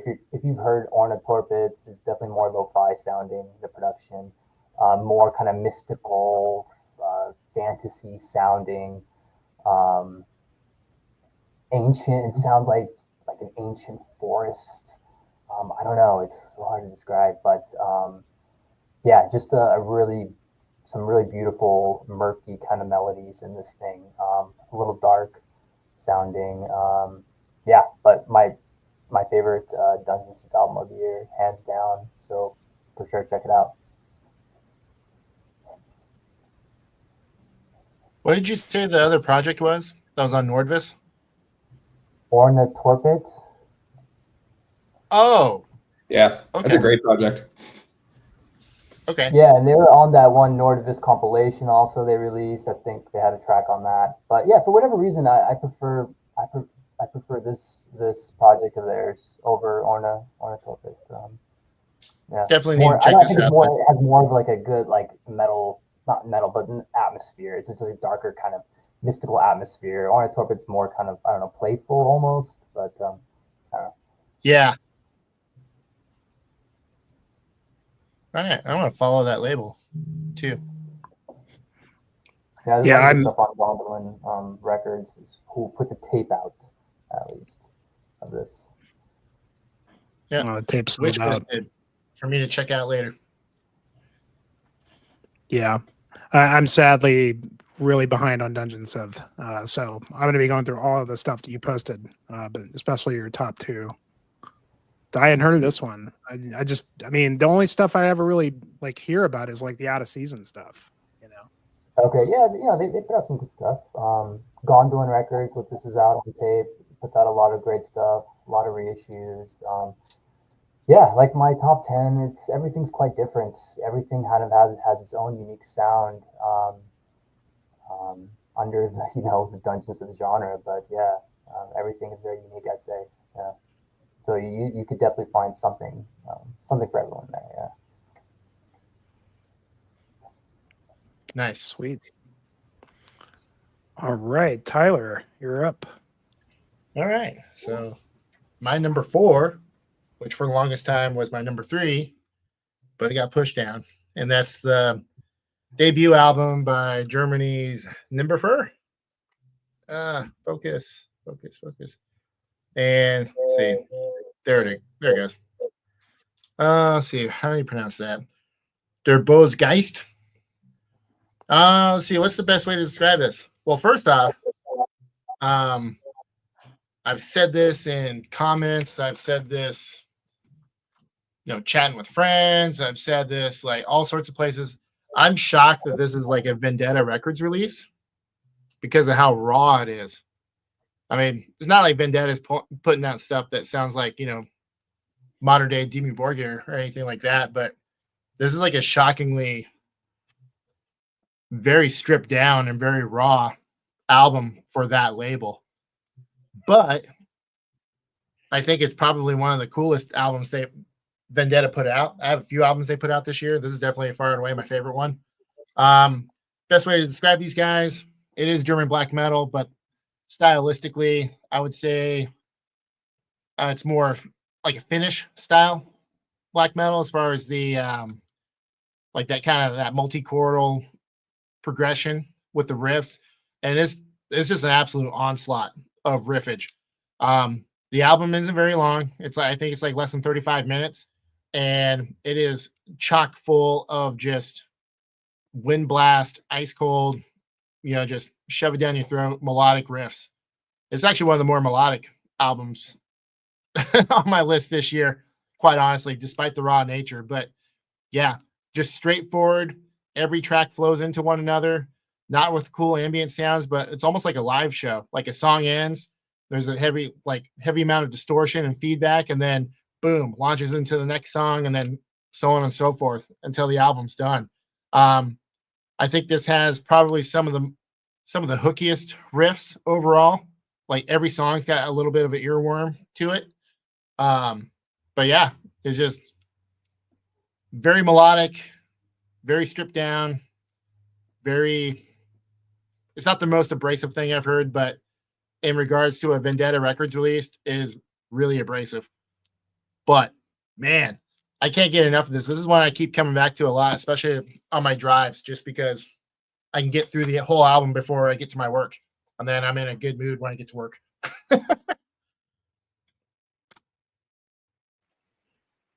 But yeah, I really like that cover. Yeah, and then I'm trying to figure out kind of what they're about. So, like, on Metal Archives isn't like, I mean, it is a massive resource, sure, but like, you can kind of put in whatever you want when you submit a band, right? But I think it's something. What they say it was medieval prose, so it's just based on medieval poetry, I guess. But I don't know. Stylistically, it's like there's a pagan undertone to the proceedings, I think. But I mean, I don't speak German, so I can just only guess. The title means the evil spirit. Yeah. Well, I knew Geist. I know like a little bit here and there. Typically black metal on some level. Yeah, exactly. But no, like I said, it's actually the little write-up I did for one of the Facebook groups I'm in. Now I call it's that very Finnish style, but it's definitely presented in that very, precise German style. You think of a band like Naglfar, where like, yeah, the songs kind of went a lot of different directions, but everything is very on point and just very articulate, I guess. Same thing here, except it's like you take like a band like Sargeist, but you give them like that kind of like, I don't know, German precision and just like very rigid straightforwardness. And that's you get a band like that, like Nimbifer. But yeah, I actually forgot that it was their debut album that I was going back to look at stuff, and I was like, oh yeah, they only released a couple demos before this. And so yeah, right out the gate, man, ripping it up, kicking ass.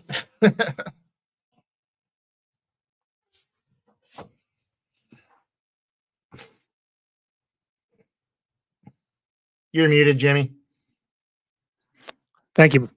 Yeah, keep touching the damn button here. So I don't know if I screwed up the rotation before. So if I did, I'm sorry. I'm trying to go clockwise. So I'm coming to you next, Ryan. I don't know if I probably mess it up. I mess this up every time. So obviously I'm never going to get away from that, but it's fine. I want to come. If you want to keep the order the same, Than can go, and then I can just knock out my last four. Okay. Why don't we do that? We'll go. Yeah. Okay. So then you go next, and then we'll get you out of here. Yep. All right, buddy. Dude, you're in charge. It's only messed up if you say it is. Yeah, exactly. We're following your lead. It has not said anything, but yeah, I have to address the fact that it was supposed to be next. What I thought you were just going like left to right, top to bottom. I think I thought that's what I was doing when I was originally doing clockwise, and it never worked out. So I'm just going to stop planning anything and just go with it. Well, my number 4, I can also say on this one that we can make this short and sweet, because my number 4 is Mother of Graves, the Periapt of Absence, which was earlier on Jimmy's list. And this is just an album that, I mean, it completely took me off guard by how much I immediately dug this album when I heard it for the first time. And like the comparisons to Peaceful 3 and Catatonia, early Catatonia, they can't be denied.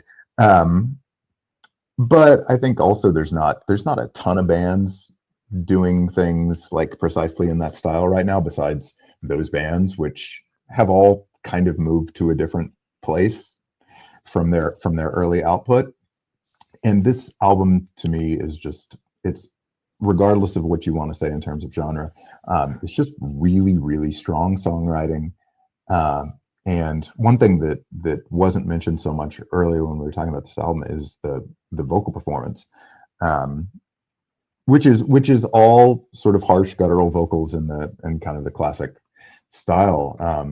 But this vocalist is very, very expressive, very, very clear in terms of enunciation, and that's shit that I really care about, because there's a lot of kind of mumbly, indecipherable doom vocalists out there, and that there's a time and a place for that, but I like to understand words, and I like for lyrics to be thought out, and songs to be built around them in a creative and thoughtful way. And that's what I hear all over this record. And I'm gonna keep following this band. And they like Jimmy said, like we'd seen them play live together before last year or a couple years ago.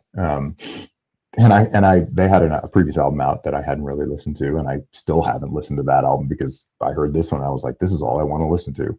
I'm not ready to go back and listen to their previous album yet, because I just want to keep listening to this record because it's so strong and it's so concise. It's an album of 8 5 to 6 minute songs, exclusively 5 to 6 minute songs, and that's not usually the kind of albums I listen to. I listen to records where the song lengths are all over the board, like lots of progressive stuff, and the songwriting is just so strong and so concise. I super dig this. Highly recommend.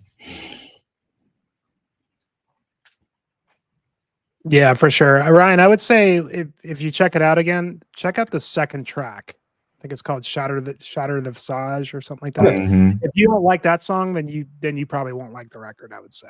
Cool. Because that it's was I'm like you. I'm making a Spotify playlist of everything I need to check out, and that's item number 1. So yeah, if you don't like that second song, I mean, that's pretty indicative of the record, I would say. I mean, it's a pretty varied in terms of their songwriting, but I mean, that'll give you a really good idea of what the overall kind of sound is for them. Awesome. And but yeah, man, amazing record. I want to like it. Hearing both of your reviews, I really want to. Yeah, well, that's why I said when we were talking about before, because I know like the death doom that you like, and I was like, I'm not sure if this is the death doom you're looking for, but right, it could be. You've surprised me before. You're looking for. Exactly. Yeah, I had to get that in one more time. Yeah. Yeah. So all right, man. Well, do you want to just Ryan's got to cut out here shortly. So do you want to just run down your stuff before you jet out? Definitely. Okay. All right.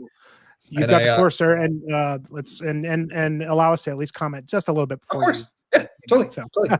Okay, cool. I won't keep you guys long because 2 of these have already been mentioned. But on the topic of Death Doom, my 4th pick of the year is Spectral Voices for Agmos. This is just the nastiest record I heard all year. It is so dark. It's the audio equivalent of opening a casket and just seeing a melted corpse. Like it's just a filthy record. And already mentioned, but the vocals are just astonishingly good. I mean, there's so much variety, but it's all very uniform, I guess. I mean, it is just like really, really gross, and it felt like they incorporated every single possible way for vocals to just sound dirty and nasty. It kind of leans towards the Funeral Doom side of things. It has really, really slow passages, which is I also really like. I really like Funeral Doom. Kind of picky about it, but generally speaking, I really like Funeral Doom. So yeah, this album incorporated a lot of stuff I really, really enjoy.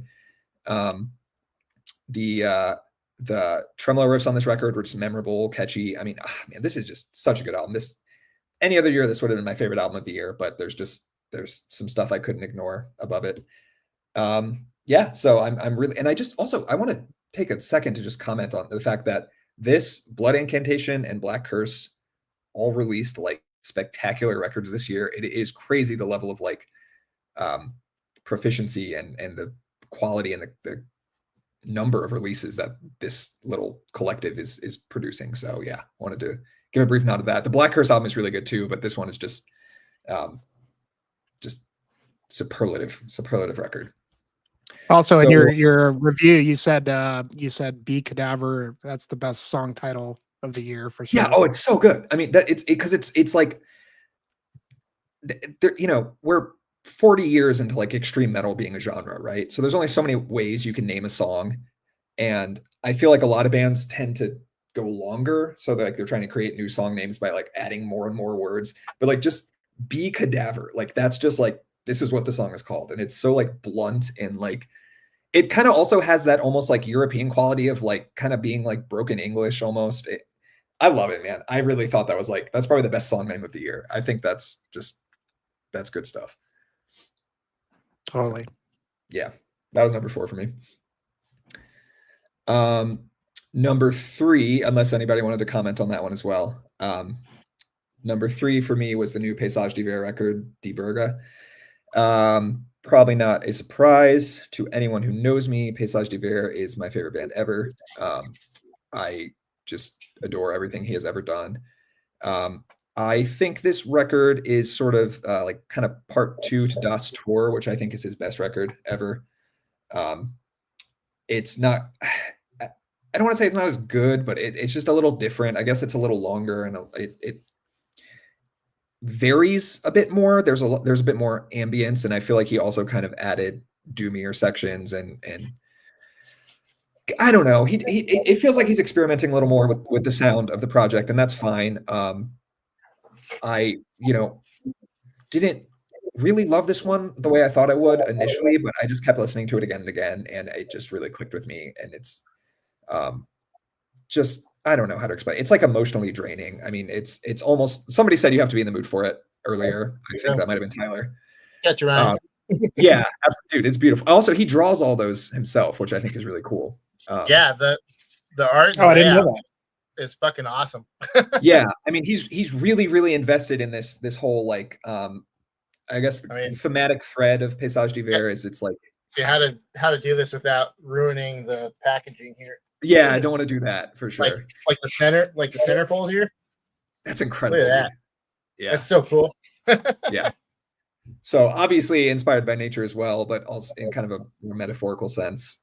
The thematic thread of Passage d'Hiver it's like a guy called the Wanderer just wandering through this like eternal winter land and like experiencing all these different things, and it's very like autobiographical, I think, for the guy behind the project. And I don't know, I just really love the raw like potency of it. It's not I learned that recently too. I didn't realize he was doing it himself, but it's cool because it adds to the like, this really is just like a vehicle for his like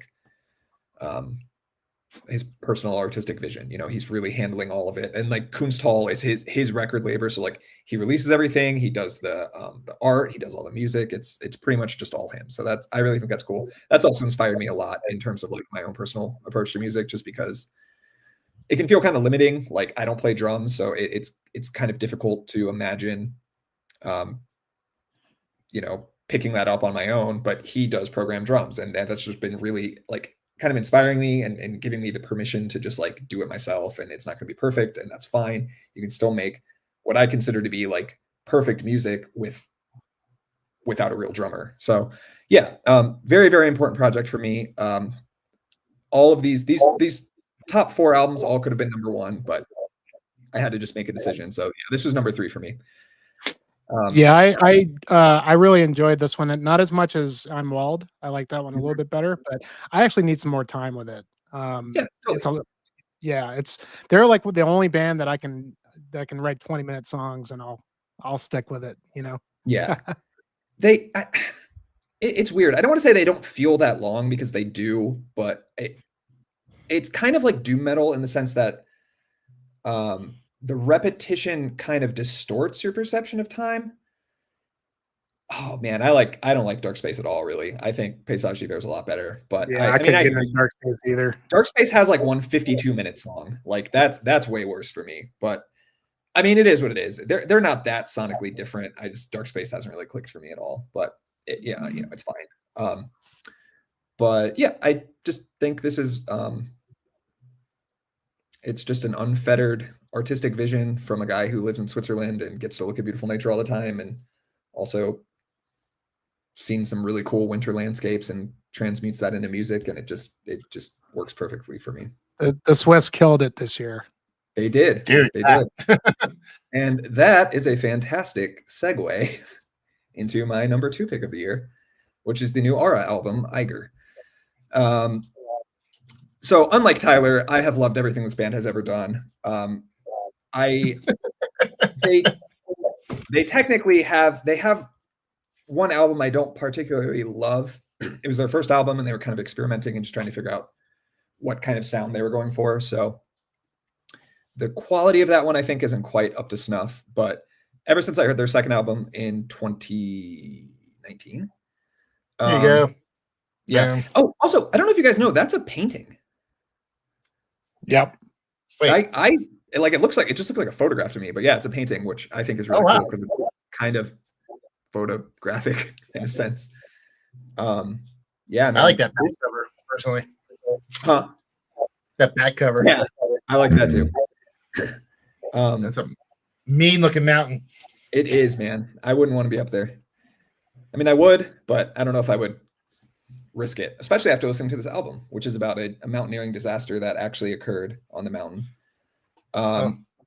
This is a really interesting record because it's very dark. I think it's probably one of their darkest. It's probably their darkest record, and there are little flashes of almost like death metal. I mean, there's some really pretty heavy parts on this record, but they've also incorporated acoustic guitar stuff to kind of break up the flow and add another kind of layer of complexity and compositional, I don't know, detail.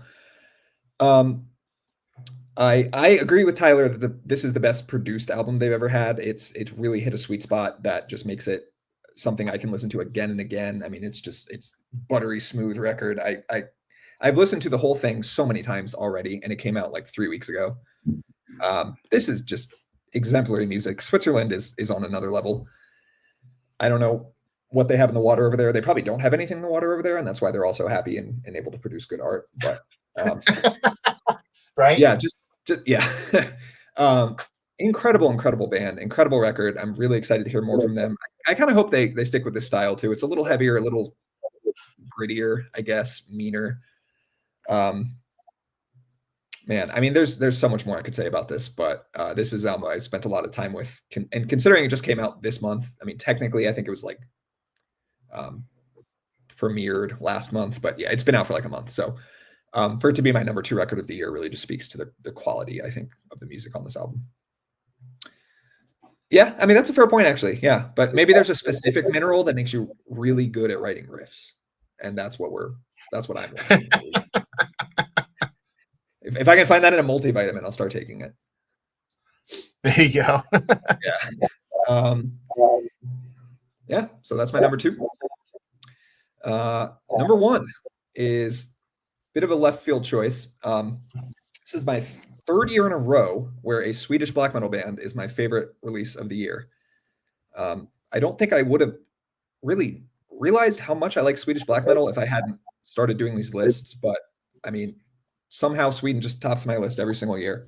I'm going to put this in the chat because it's not the easiest thing to spell, but this is the new Livsleda with De Evangeli Herald or something like that. This is a Swedish two-piece black metal project. It is just ice cold second wave black metal. But it's like there's just enough newness and like I guess originality in it that it's not just like, I mean, these guys are like old second wave black metal guys. I'm pretty sure they were like involved in older black metal projects, so they're not just like new guys who like the second wave thing and they're trying to recreate it. I think they were involved in that scene. But this is like the best second wave worship album I think I've probably ever heard. I mean, it's like it sounds so dumb, but I do not know how else to describe it. It is a cold record. It is like I don't know. It's just corpse-like. It is so dark and bleak and grim, and I mean, it really just feels like being lost in a forest of evergreens with snow just laden on every branch, and you're just like, you just know you're going to die. You know it's hopeless. Like, it is just such a depressing and dark record, and for whatever reason, I just really like that. I mean, it's got really catchy riffs, but the production, I can't not mention the production because it really is like what makes a record like this work so well. Obviously, the music is really good, and the vocals especially, I think, are really good. They have like a raspy quality. Like, I think I read in an interview that the guy says he records the vocals outside in the woods. So like, sonically, they feel kind of like, I mean, they feel extra raw because they're not done in a booth with like a compressed microphone and everything. It's like he's literally just screaming in the woods. And whether or not that's true, that it sounds like that could be true. So that adds a lot to the music because it really feels raw and sort of like overwrought with emotion. But the production is just like really dialed in. It really works perfectly for what this type of music is going for. I think what's important about the second wave to remember, and I'll wrap up here because I'm kind of waxing about this one. But I think what's really important about second wave black metal is that it's like, it sounded bad because they were limited in terms of like their access to gear and yeah. Oh, cool. Awesome. Dude, I love this record so much. Just looking at the album makes me happy. Like, I'm like, damn, I should listen to that. The second wave ethos was like, a lot of those projects sounded really crappy, but only because they were limited in terms of like what they had access to. Like, for the most part, they weren't just like, let's make stuff that sounds like shit. They were just like, let's make music we like, and fine, we don't have good production budgets and we don't have good instruments, but we're going to do our best.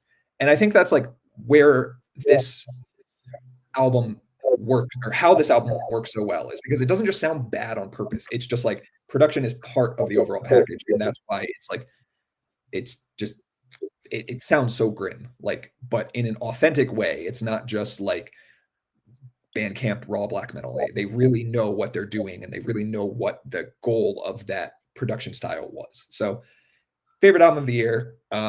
This is one I listen to this almost every week. I mean, it's just perfect music, and it's everything I love about black metal. Nice. Yeah, I wanted to. I think I need to go back and spend more time with it, but I think I preferred the previous album from a couple years ago. Sepulchral Dedication. Yeah, but I think my favorite one is actually I think it was the debut album. Yeah, I think that one's still my favorite overall. But yeah, it's a cool. Yeah, that one feels very like Dark Throne to me. I feel like it was kind of more Norwegian than Swedish, to the extent that really means anything. I feel like they've kind of found like a more Swedish identity as the project has progressed. I know that's kind of just like pontificating and making shit up, but that's just what it feels like to me. Like, to the extent that Norway and Sweden had different styles of black metal, I feel like they've grown into being like a super Swedish band. Mm-hmm. No, that's good. Like, when I think of this style of Swedish black metal, I think of like snowy forests and like cutting your wrists and doing drugs, like just being hopelessly depressed and somehow finding a way to make music through all of that. It's just really like dripping with what feels like very authentic darkness. So good record. No, it is. It is good.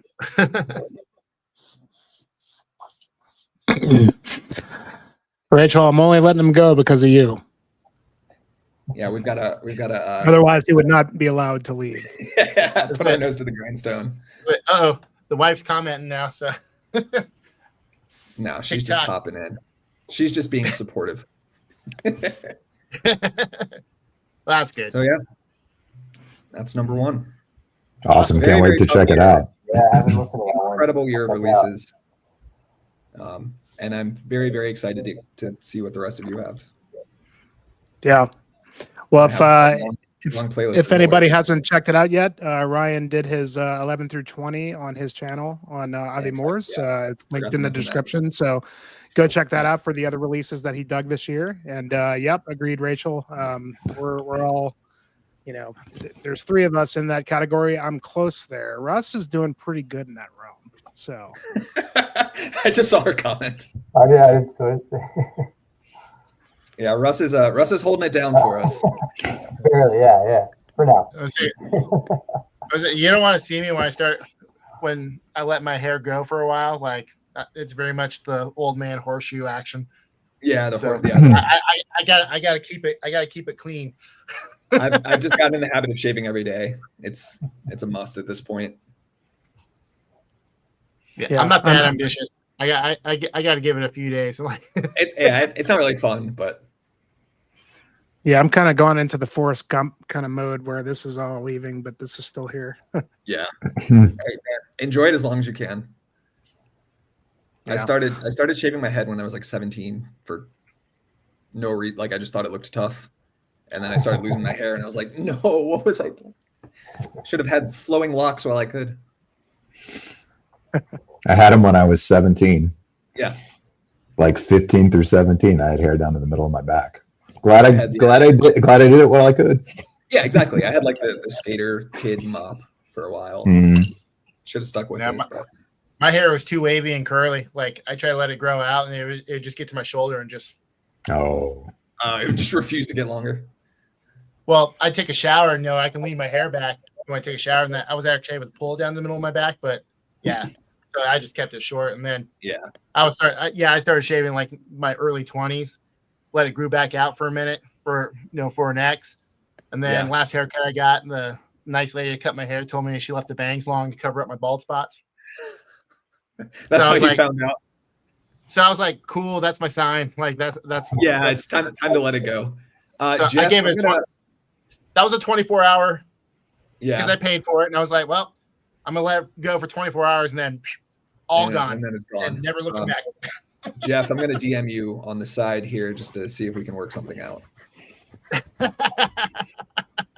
I'll be in touch.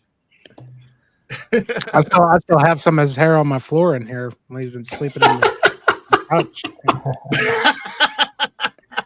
Put it in a bag. That's going to be worth a lot of money. Right? It's enough to donate, I think. Yeah. Mm-hmm. So if you want some locks, we got you covered. Well, Ryan, it's been a pleasure, man. Thanks for joining us, and as Likewise, always, man. Thanks for always hosting this. Yeah, dude. It's always a lot of fun, and I cannot wait to hear the rest of your picks. Yeah, man. Make sure you tune in for the rest. There's a couple I wanted you to see there, but yeah, man. Anything else coming up on your channel, or you want to plug, or? I'm gonna do my my top 10 soon. I mean, obviously, anyone who watched the stream already knows, but just as a general top 10. And then Rachel actually had a really good idea. I'm gonna make her listen to my 3 favorite records of the year, and then she's gonna give her thoughts on them. So that should be fun. That's awesome. I thought that was a really good idea. So I was like, yeah, we're definitely gonna do that. And then that's cute. Yeah, I'm just gonna try to be more consistent this year. Try to think of some new video ideas and get a little more creative, not just doing like one-off reviews, but that's the plan. I definitely want to be more consistent this year.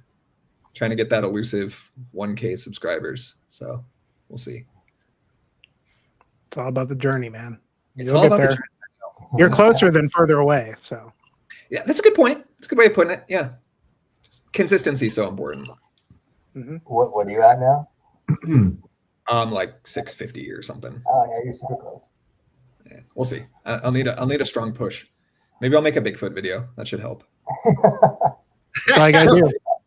In all honesty, that was brilliant, Jimmy. That was such a good idea for a video. It still fits the theme of the channel, but like it got so much traction, and yeah, it was a really good idea. Yeah, it's kind of weird, but it's funny how many people love that subject. You know, it's like, oh, that's all you have to do is like, you know, I kind of figured it would just because there are, you know, you put Bigfoot in there, and people always like, oh, am I going to see a Bigfoot? I made it very clear in the beginning there's no Bigfoot in the video, but you know. Yeah.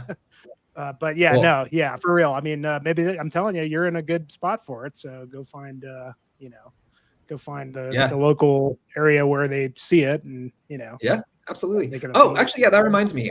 It inspired by your video, I considered doing one of those like missing 411 type videos, because that's you know, spooky like black metal, but Yosemite is apparently a hot spot for disappearances, like just dozens of unexplained disappearances there. So that's pretty weird.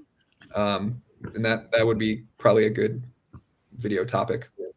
It would. I got a lot of people commented about 411 stuff, you know. I was kind of looking at it. It's a pretty big subject that, you know, that people really, you know, enjoy, you know, delving into as well. Yeah, totally. I mean, it's very occult too. So like it fits in the kind of context of metal and being outdoors. You know, there's something very weird going on. I agree. Right on, brother. Well, my best to Rachel, and we'll see you again here in a few months. We'll do something again soon. Yeah. Hey, I can't wait to see what you guys pick. Appreciate you all hanging out tonight. It's been a lot of fun, and I will watch the rest of the video, and we'll be in touch. My number one will not surprise you at all. I'm sure it won't. I have a strong suspicion I know what it is. Also, if you think about it, go post in the comments your list. Do all totally. 22. Yeah. I can do that right now. Cool. Happy New Year, buddy. Yeah, Happy New Year, guys. It's great seeing you all. Happy New Year. Cheers, Hopefully we'll get some in-person hangs this year. We'll make it happen. Make it happen. All right. Got Take care, to. guys. Enjoy the rest of your night. Later. Peace. All right. What are we at? Okay, so I guess I'm up now, right? Yeah. Let's see. All right. I think we're going to make our top three, huh? All right. So I did all my introspective stuff. Now on to the heavy and the brutal stuff. And, there we go. That's what should be at the top. Yeah. Nile, the Underworld. Yeah. Nice. I know I talked about this on our last stream. Dan, you weren't there. I had just picked this up, and one of my probably my favorite death metal band of all time, for sure. I love everything Nile does, and you know, the last three records were like, I think all their records are good. The last three, though, I felt like were kind of just, you know, sort of treading the water. There's definitely good stuff. Like Val Melodic Rights, the last one had some really good stuff. But when this came out, like it's got me wanting to revisit like some of those albums that I hadn't really spent as much time with, because this is, if not the best thing they've ever done, it's up there with their best records for sure. I mean, hands down. And since I had talked about it last time, I don't want to go too crazy with it, but I don't know what Carl decided to do here, but it's just like it not only for as technical as they are on this and just amazing players, like it's just the best songwriting. And it's the first Nile record in a while that like when it's over, like I just want to put it on again. Like, whereas like, you know, because Nile records are typically pretty long. And the last couple, I felt like, though I really liked them, like toward the end of it, I'm kind of getting a little burnt out. But this one, from start to finish, is absolutely stellar. I mean, you don't have to really like. I mean, enough has been said about Coleus on drums, one of the greatest drummers in death metal, and just the guitar playing, the riffs, just how tight and just insanely technical that they play, yet catchy and memorable. Completely fits the Nile template with their style, with the Middle Eastern style riffs, and there's just so much good shit on here. And I mean, look, the best song title other than Be Cadaver is Chapter for Not Being Hung Upside Down on a Stake in the Underworld and Made to Eat Feces by the Four Apes. Brilliant. Absolutely amazing. I mean, it's just so goddamn good. And they did introduce some new elements in here as well with the female vocals and like the choirs. They hadn't really done that before. God damn, it works so well. They do it like on 2 or 3 songs, and it's just so good. But it's just it's absolutely an exercise in technical death metal. I mean, I don't want to shit on other death metal bands because there's just so many good ones. But I mean, like these guys just come up and just show you how it's done. And I mean, for a band that's been going this long, that is for me as great as like say Morbid Angel when they were great. I mean, these guys are releasing some of the best stuff that they've ever done. And I've always been bummed that Dallas isn't in the band anymore because I always thought he was like a pretty integral part of the trio. But I feel like this is the first one where the new guys he's got in here are just absolutely amazing. And yeah, man, just such a ripping killer album. The production is great. You can hear everything so clearly. Even the bass playing, like you can hear the bass really well. That's really kind of hard to tell in a lot of death metal albums, when you have 2 guitar players that are kind of just like overshadowing everything. But like it's just a perfect production. The vocal variation, just in all the different death vocals, and they just nailed everything that's great about Nile on this album. Great cover art, just the awesome way that he does the liner notes and explains the concepts of the songs. And you can tell like this was kind of a special release for them, being their 10th record, and it really shines through. Absolutely amazing. This could have been number 1 for me easily. It blows my mind. Unreal. It's just unbelievable. And I can't wait to see them live this year because I know they're going to be on tour. They're going to be at Death Fest. They're going to be hitting all the cities. I can't wait to see them again. Coleus, one of the greatest drummers, man. He's just unbelievable on this. It's like just when you don't think that extreme metal drumming can get better, it's just then Coleus comes in and just blows everybody away. So absolutely amazing record. Nile, absolutely love it. Yeah, I need to stop fucking around getting on that one because I keep listened hearing to it a couple of weeks ago and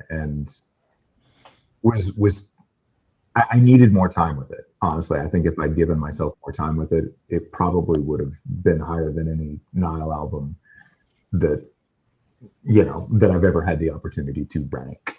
As if that really matters. But yeah, it's super strong, and there's a lot of it. There's more clarity in the guitar playing on the record than I'm used to hearing from them. Because honestly, that's been a thing that has kept me from fully committing to that band forever. It's just that there's so much going on from everybody that it's hard to tell what's going on. And there was so much more clarity that I'm used to hearing that I just needed to give myself more time with it. It's absolutely, amazing. The riff, there's riffs on here that I'm just like, what? How the hell are they doing that? And it's just so clear and concise.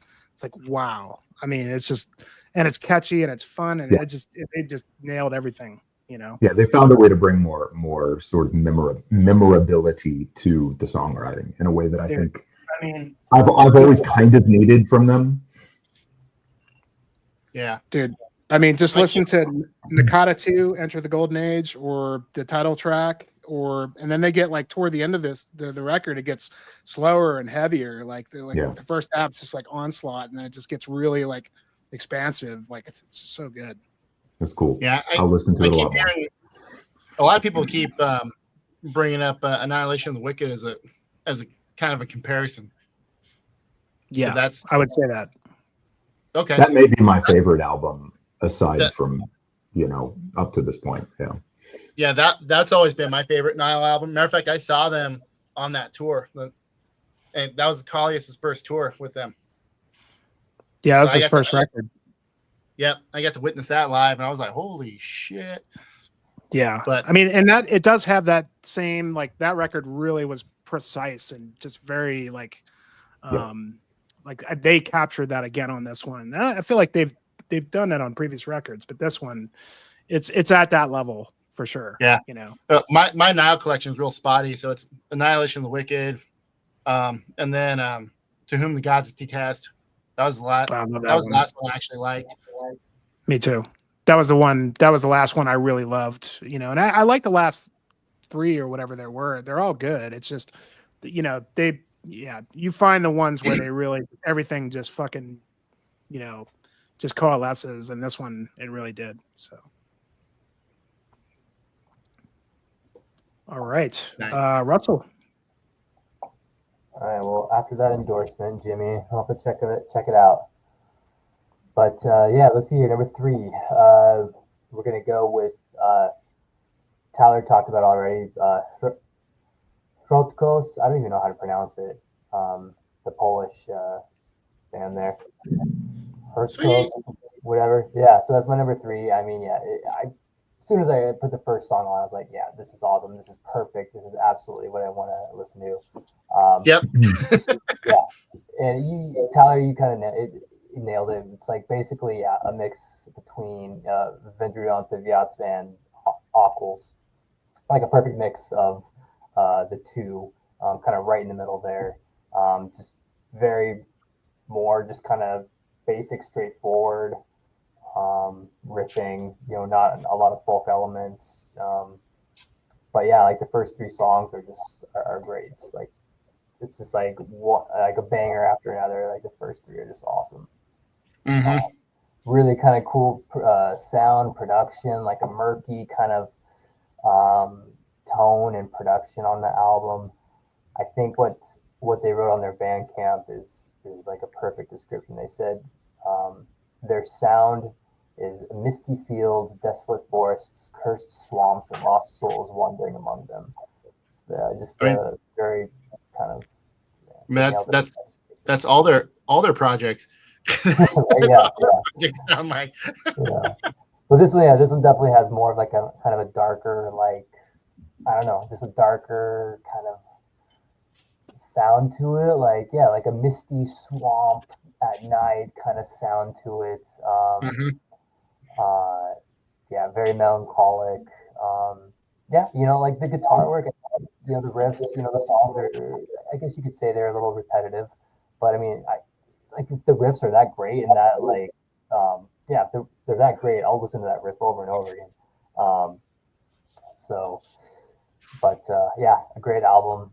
Like I said, as soon as I played the first song, I was like, yeah, I'm gonna love this album. And yeah, so that's. I mean, those guys can't do any wrong, in my opinion. So. Nope. Number 3. Yeah. Yeah.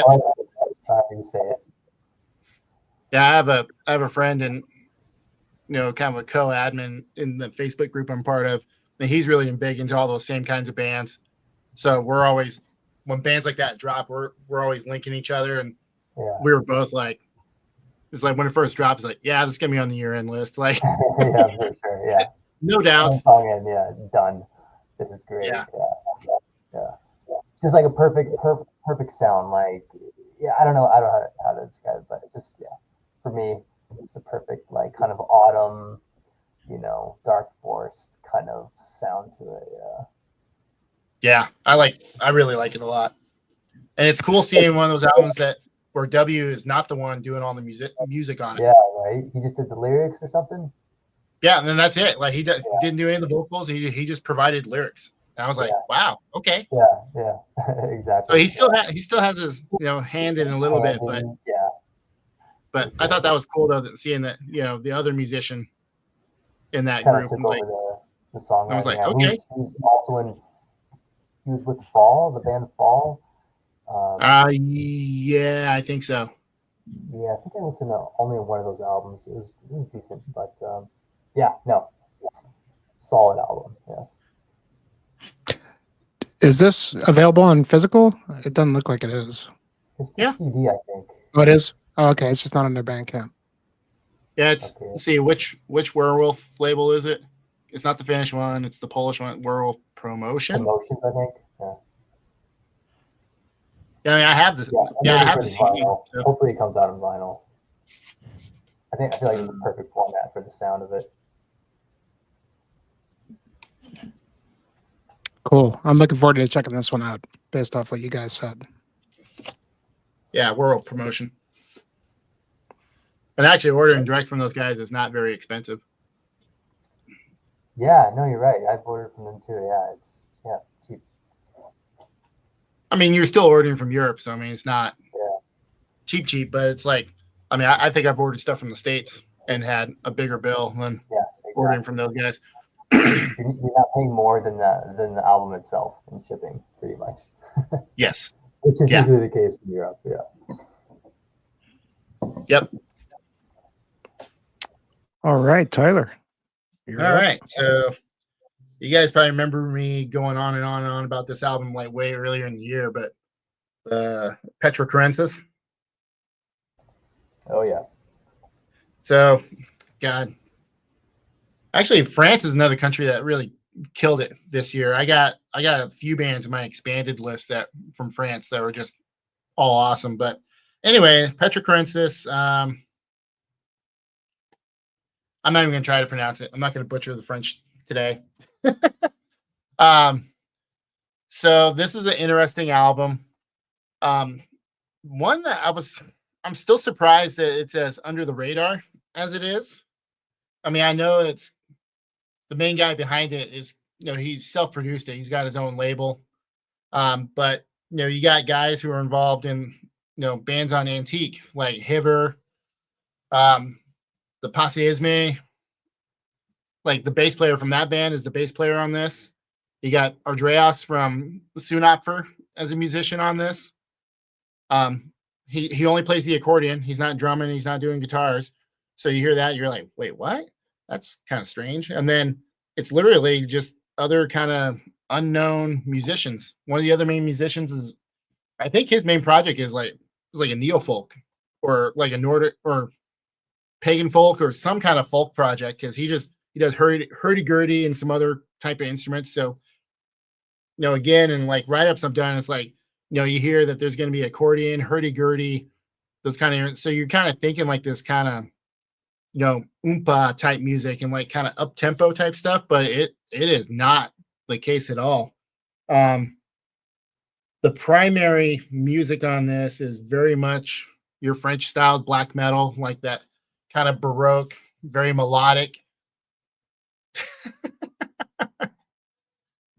I know you love it, Jeff.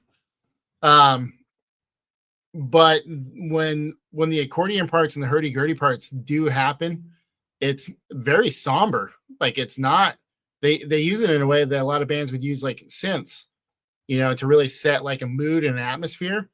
And then even like when they get full on with like kind of the more folky parts, it's still not up tempo. It's still not like uplifting. Like I keep making the joke that it sounds like music, like a bunch of sad guys playing like at a Parisian cafe, but I think it probably goes a little deeper than that, especially when you find out that the lyrical matter on this is basically about one person's, struggle with faith and finding faith in Catholicism, which I think is reflection of the main guy behind the project.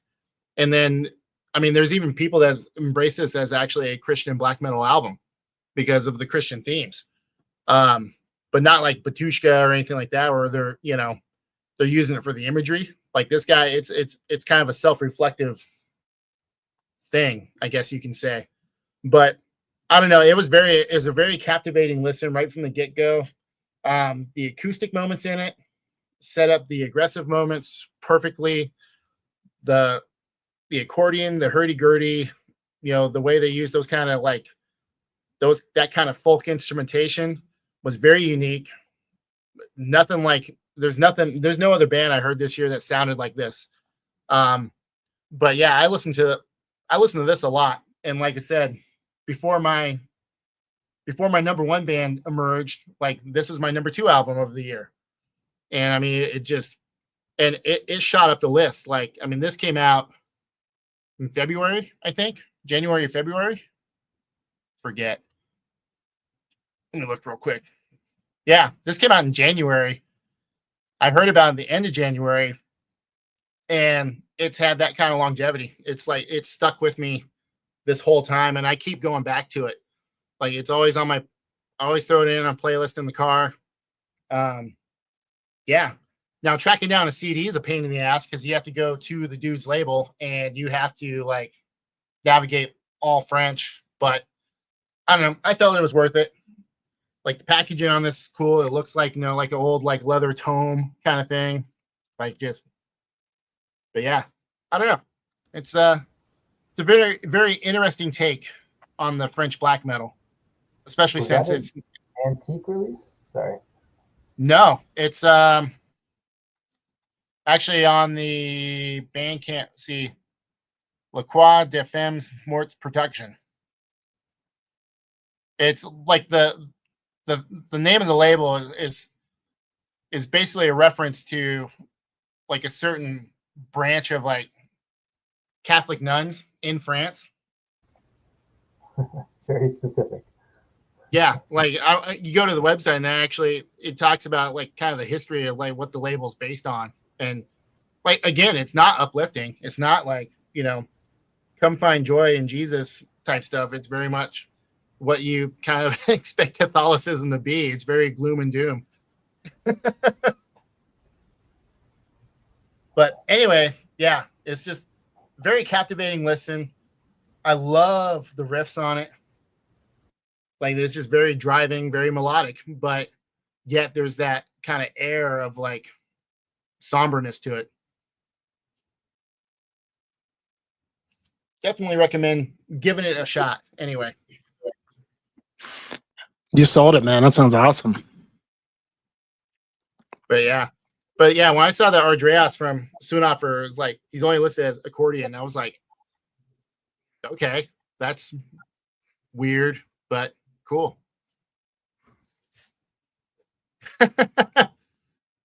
Yeah,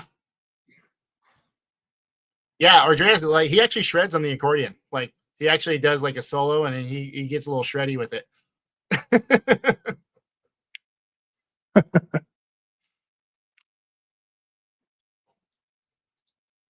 All right, cool. And again, it's one of those albums where every track kind of flows into one another. Like a very conceptual album. Actually found this on Spotify, so that's good. So there's quite a few tonight so far I haven't been able to find on Spotify. Not that I care, it just makes it easier. I can just throw it in here and listen to it. But get it on Bandcamp. But it's nice to have stuff to download really easily.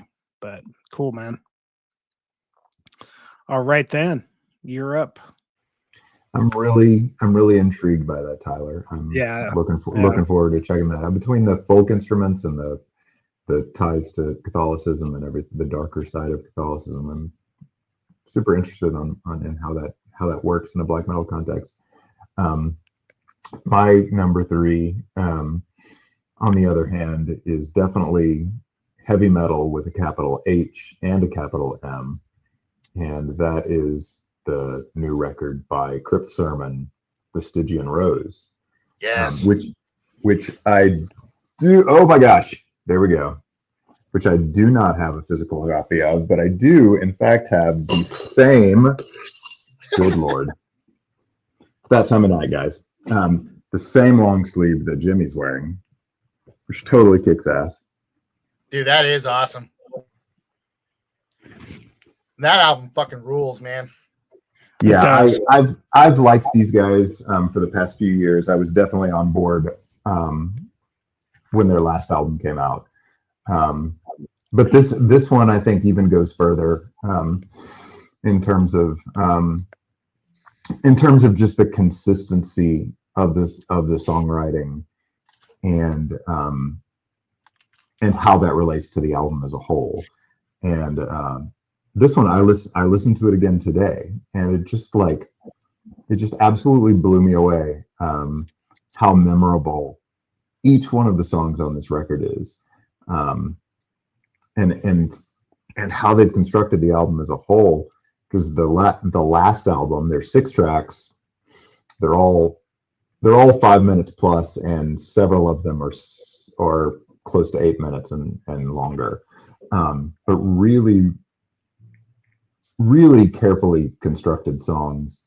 And the title track is the final tune on the album, and it's 11 minutes long, and it's it's an absolute masterpiece in terms of how it subtly brings together elements of the previous tunes, and then it has this bridge that just absolutely, like, there's no way this album was not going to be high up in my favorite albums this year, with a bridge with the text.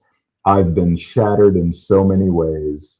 My vow is the last thing I would betray. Down in the hollow, a vow just decays, so the shackles and blindfolds fall away. That the bridge of that track is like absolutely devastating, and the Brooks's vocals he is definitely the Ronnie James Dio to Brett Campbell's Ozzy in my list. Great singer. Also did the cover art for this album, which I always like to see. And it was also really cool. I'm fairly certain that Jimmy and I both got our T-shirts at Metal and Beer Fest Denver, where the offshoot band of Crypt Sermon, Daeva, also played, and to see several members of this band also play in kind of a thrashy black metal band on the same bill was really, really enlightening for me. And just to get to know these guys better, because they're a Philly band, and Philly was my home for several years. Yeah, I actually saw these guys a few years back in Philly as well. So it's just nice to see them doing such great work and getting really fantastic recognition for it. Again, I don't necessarily know that they're doing anything super new, but they're doing what they do really, really well. Better than anybody else that I can think of right now.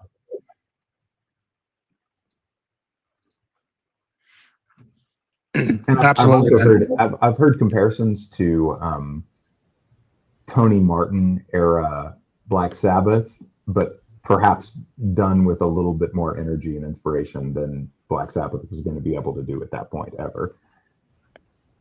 But I need to go back and kind of revisit that era, because that's the era of Sabbath that I and probably everybody else knows the least. Same. Yeah. Is that like is that when they did like Tear and Headless Cross? Yeah, Headless Cross in particular.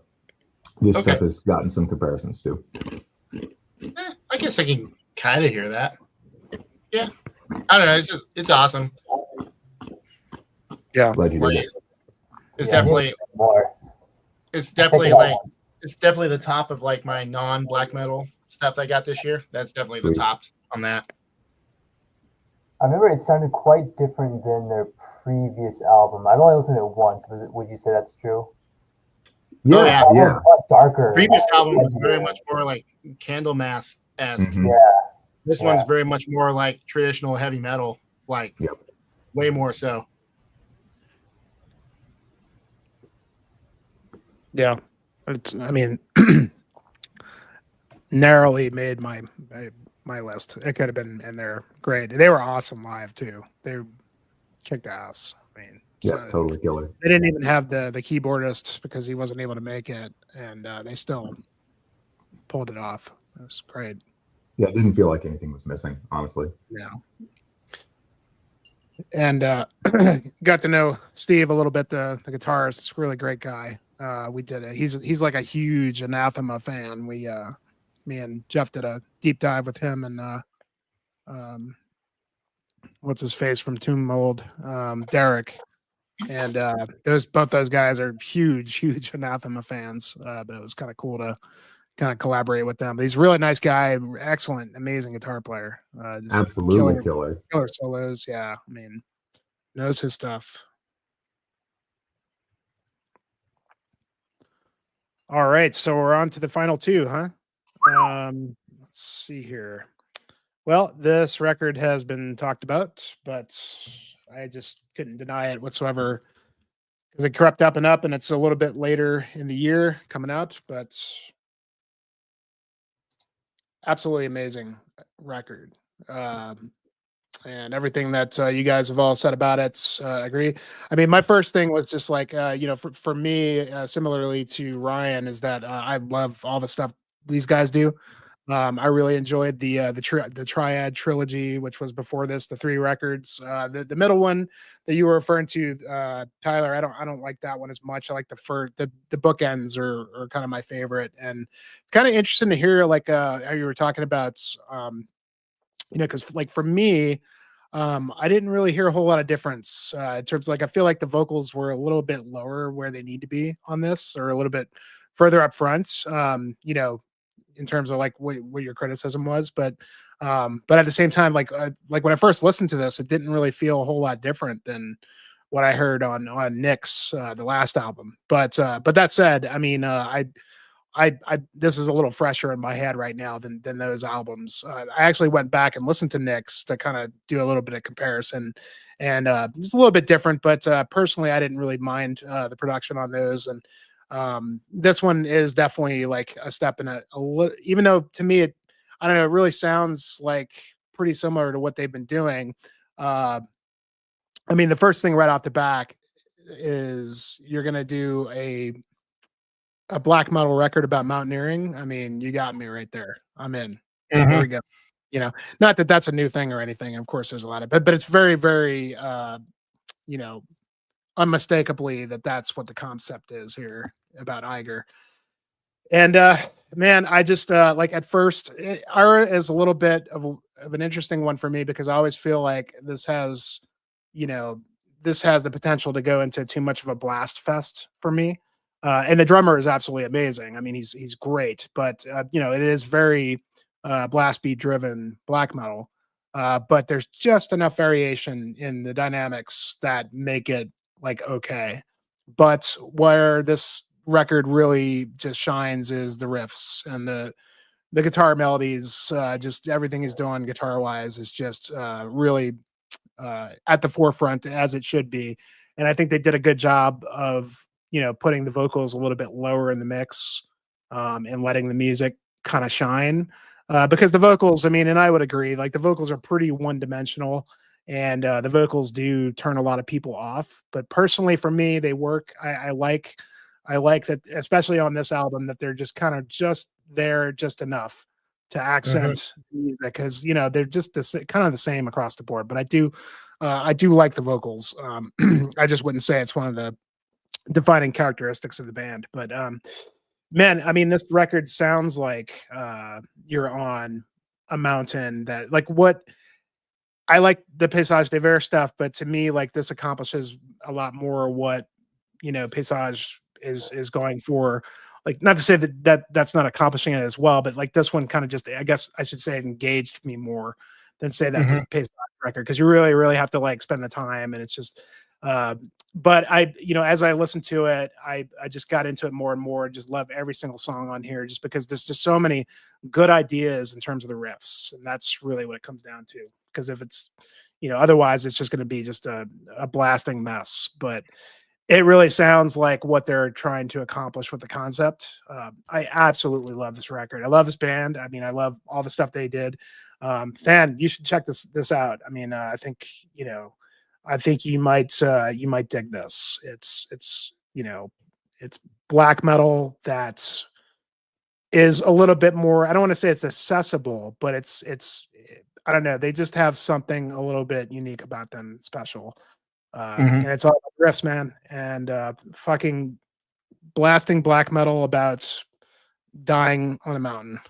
It's just amazing. Well, based on the cover, I know exactly what the album is about. If that's the story that it's based on. The thing is, it sounds like the artwork. It sounds like the mountain. It sounds like being stuck in the winter and nowhere to go. It's just so damn good, man. Love this band. And they've been releasing a record every year. It's just amazing, the output. And they already have a new one they're working on, so I'm sure they'll have another one next year for next year's list, hopefully. So I think the biggest thing for me, it is the production. Because like the earlier stuff, like I remember talking like a couple of years ago, like when I first started doing the thing with you guys and like chatting with you guys on Instagram and stuff, and there's a certain frequency on those earlier albums that like it literally hurts my ears.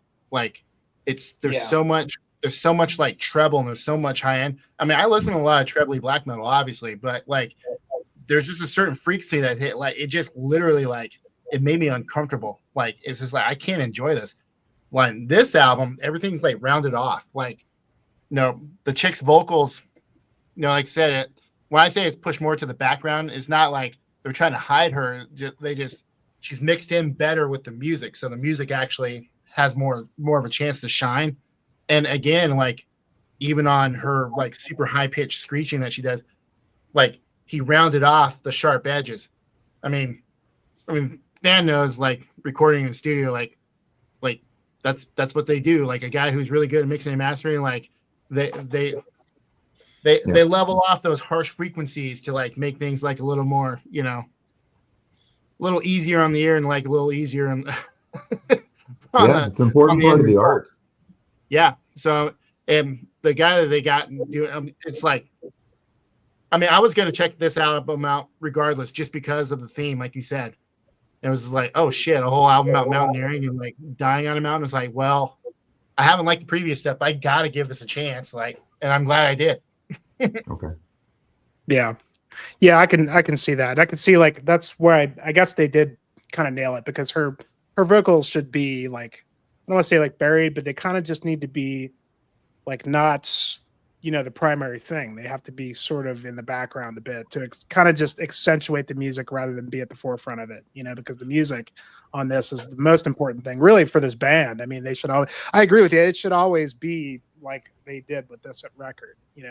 I would argue that I think, two of the Triad albums are as strong song wise as like the riffs, which was why I was kind of like blown away for a minute. Cause like when I first heard the first song, I was like, that riff kind of sounds just like a riff on, the last one, but I had to like stick with it and realize, wow, they really did like develop some different stuff that really fit with the concept here, which is wholly different from the Triad trilogy, which is completely different story. It's not about hiking or mountaineering or anything like that, but yeah.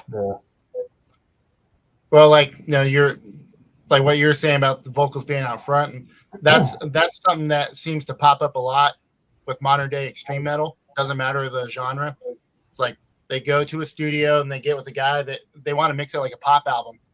Like, and that's kind of what happens. Like, well, the vocalist is the front person, so they're going to be out front in the sound. And it's like, well, in that genre and that style of music, like that's not necessarily what you want. But it happens. It's not just black metal. I've heard like there's like a lot of death metal. It's like it's all vocals and drums. Like they're just in your face, and the most important part is the guitars, and they get kind of pushed to the background. You're like, well, I kind of it's impressive thought that when I drumming. listened to the Gate Creeper. I don't know what you think, Fan, but I when I listened to that, like the vocals were almost too much. He has great vocals, really great vocals, but they were almost too much up front. Like, and I was having trouble hearing like the riffs and everything. But no, I get that. I get that, and I think the saving grace there is at least there's not an overwhelming sense of like busyness in the riffs or the drumming as well. Everything's kind of in that mid-ranged, more kind of accessible zone. But I'm pretty sure that was a conscious decision to try to give him a little bit more room to be dynamic with the vocals. Which I want to hear out of death metal vocalists. I want to see them like, or any extreme metal vocalist is kind of have the demand put on them to be more dynamic, take up more space, be more expressive, give the audience something to give a shit about when it comes to the vocals. Considering probably a lot of the audience is going to be people who are drummers and guitarists, like as a singer and also a guitarist, but as a singer, like I realize the fact that like most listeners want some vocal thing to grab onto because it is the most human thing that we can do to make music. And if an extreme metal vocalist is not giving something dynamic and interesting in their vocal performance to latch onto, then why is it even fucking there?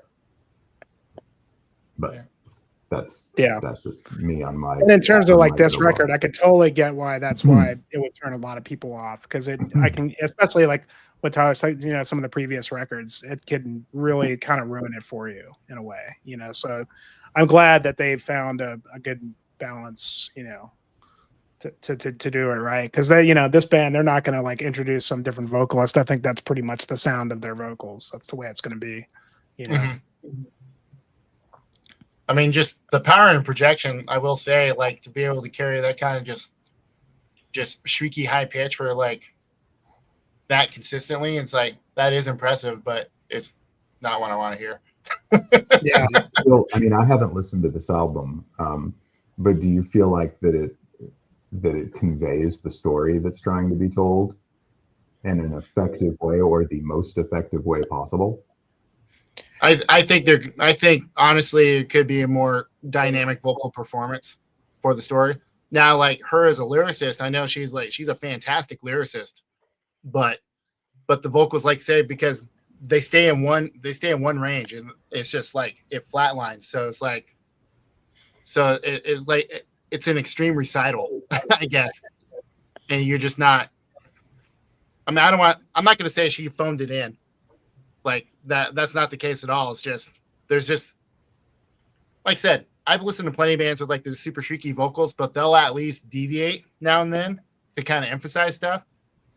She's locked in one gear, just in the upper stratosphere, and it's just like, man, like I said, on this album, the way it's mixed in, like, it blends better with the music, and I didn't mind it at all. I'll be interested to listen to it, because like obviously the subject matter and the extremity of it in general is something that should draw me in. I would say for me, it does convey the subject matter. To me, it may be even better so than their previous records, because it just gives me that vision of somebody just out in a terrible like snowstorm just shrieking, and I like that. Yeah. I mean, and it is very one-dimensional, but I mean, like, that's the cool thing, is that this band is about the riffs, it's about the guitars and what's happening there, and the melodies and how they're building those things.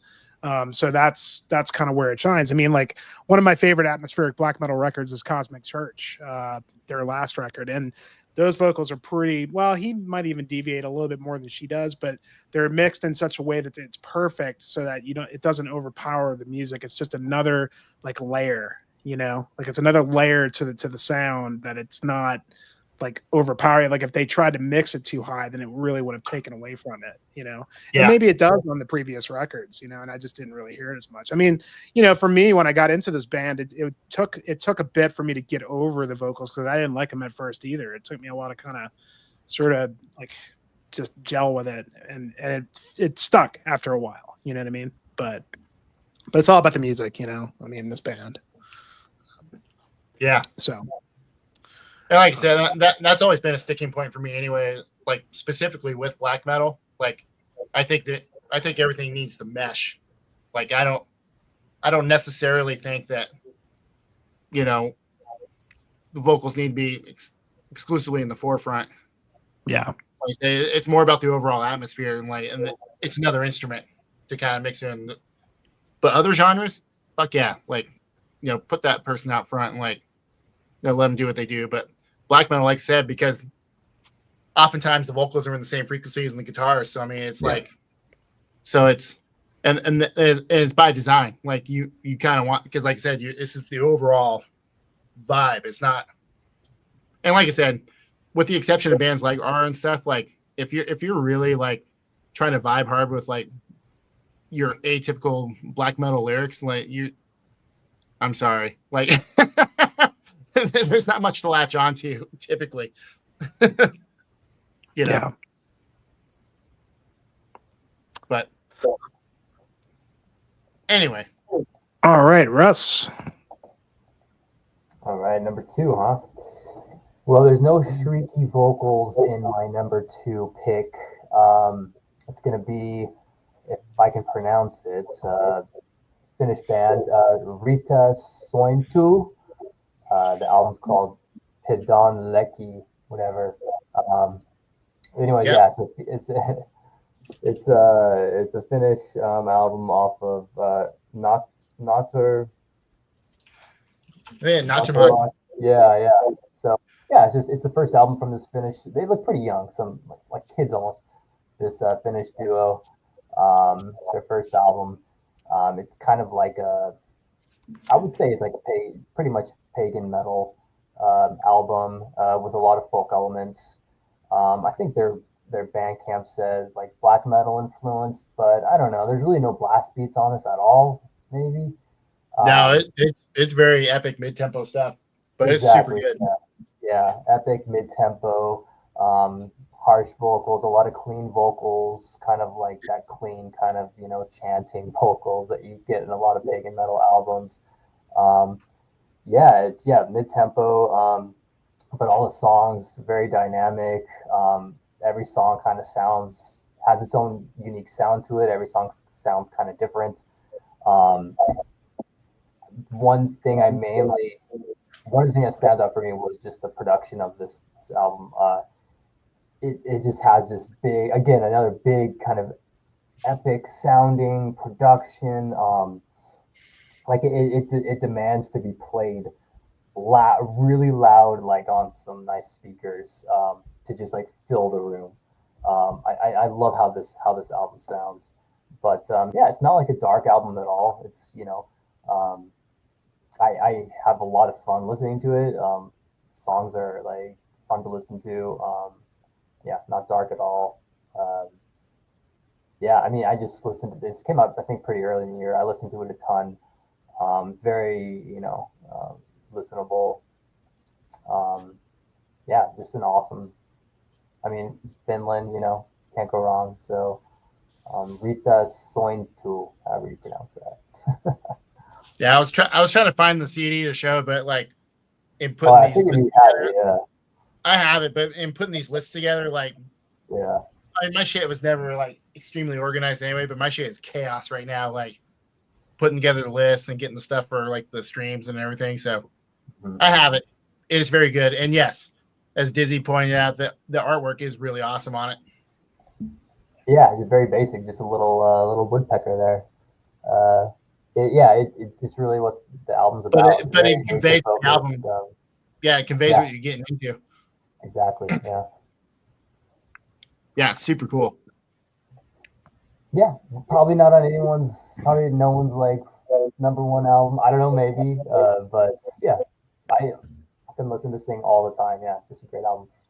No, that's one of my like honorable mention bands.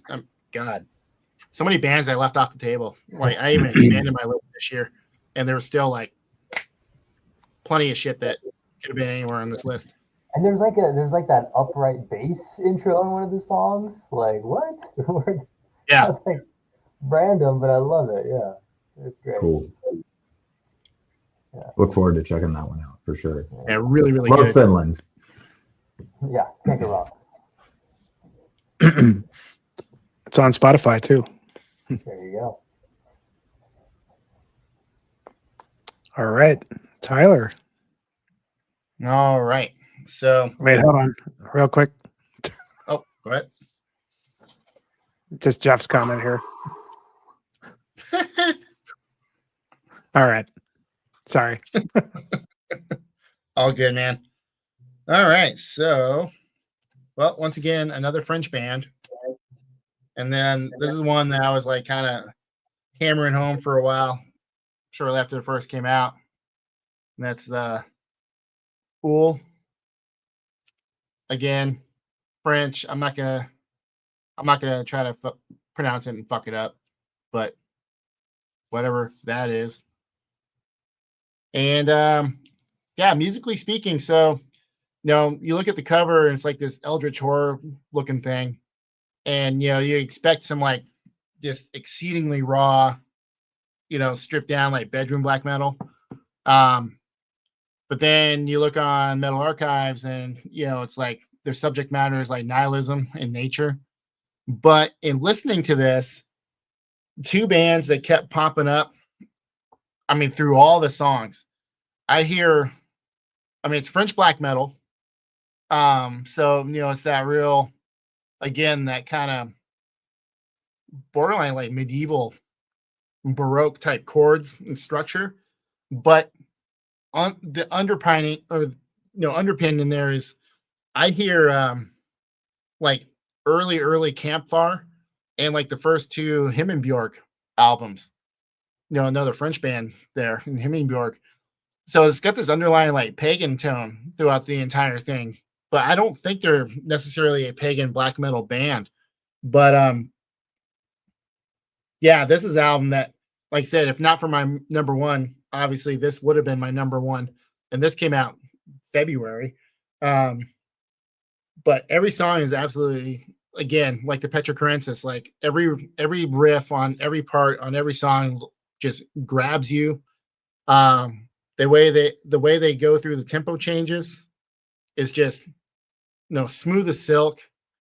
Like, I mean, I really don't know the best way to describe this album. I mean, it's just classic French black metal, but like I said, there's this underlying like pagan theme, but I don't think it's necessarily a pagan black metal album.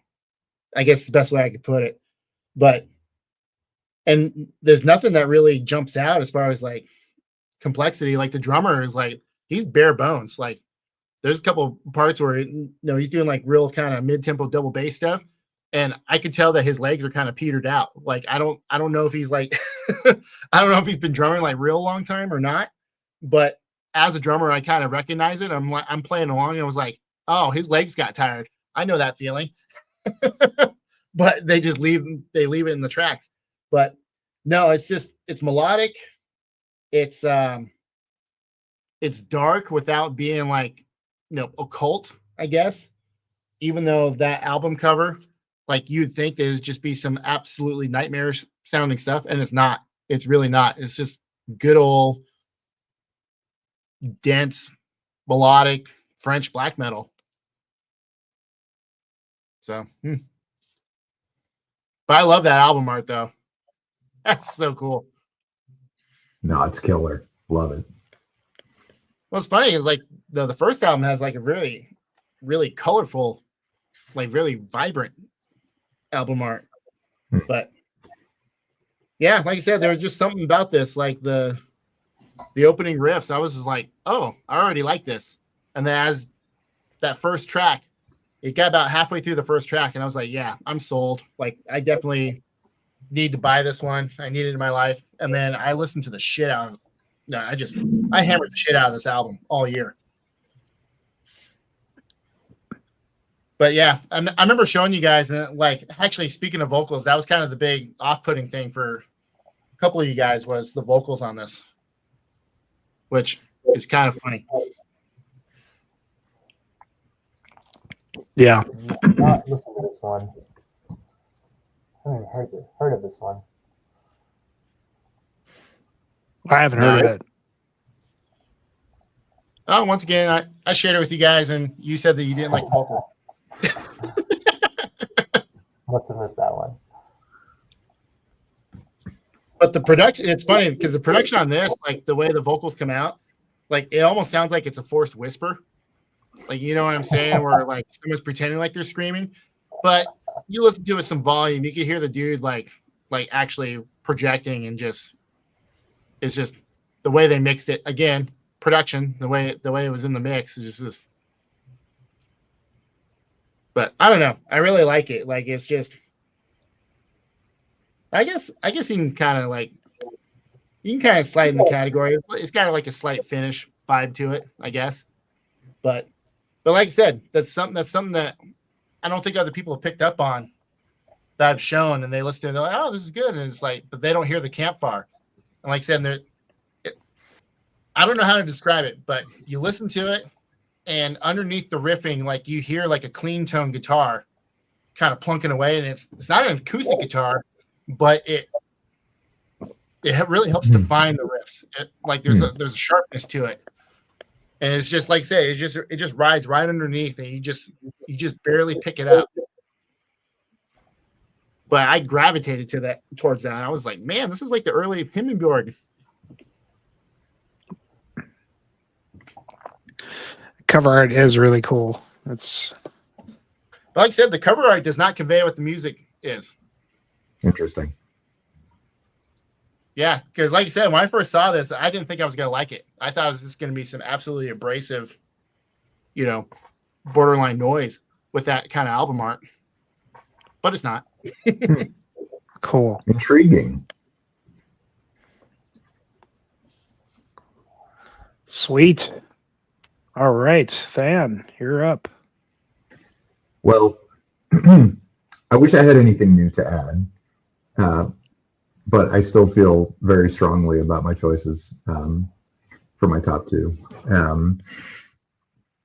For number two, speaking of more dynamic black metal vocalists of yore, the self-titled album from Isan, which came out early in the year and has just stuck with me all year, I think.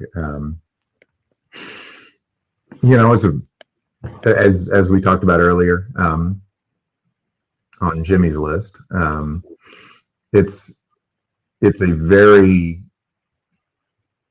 I think the word would be kind of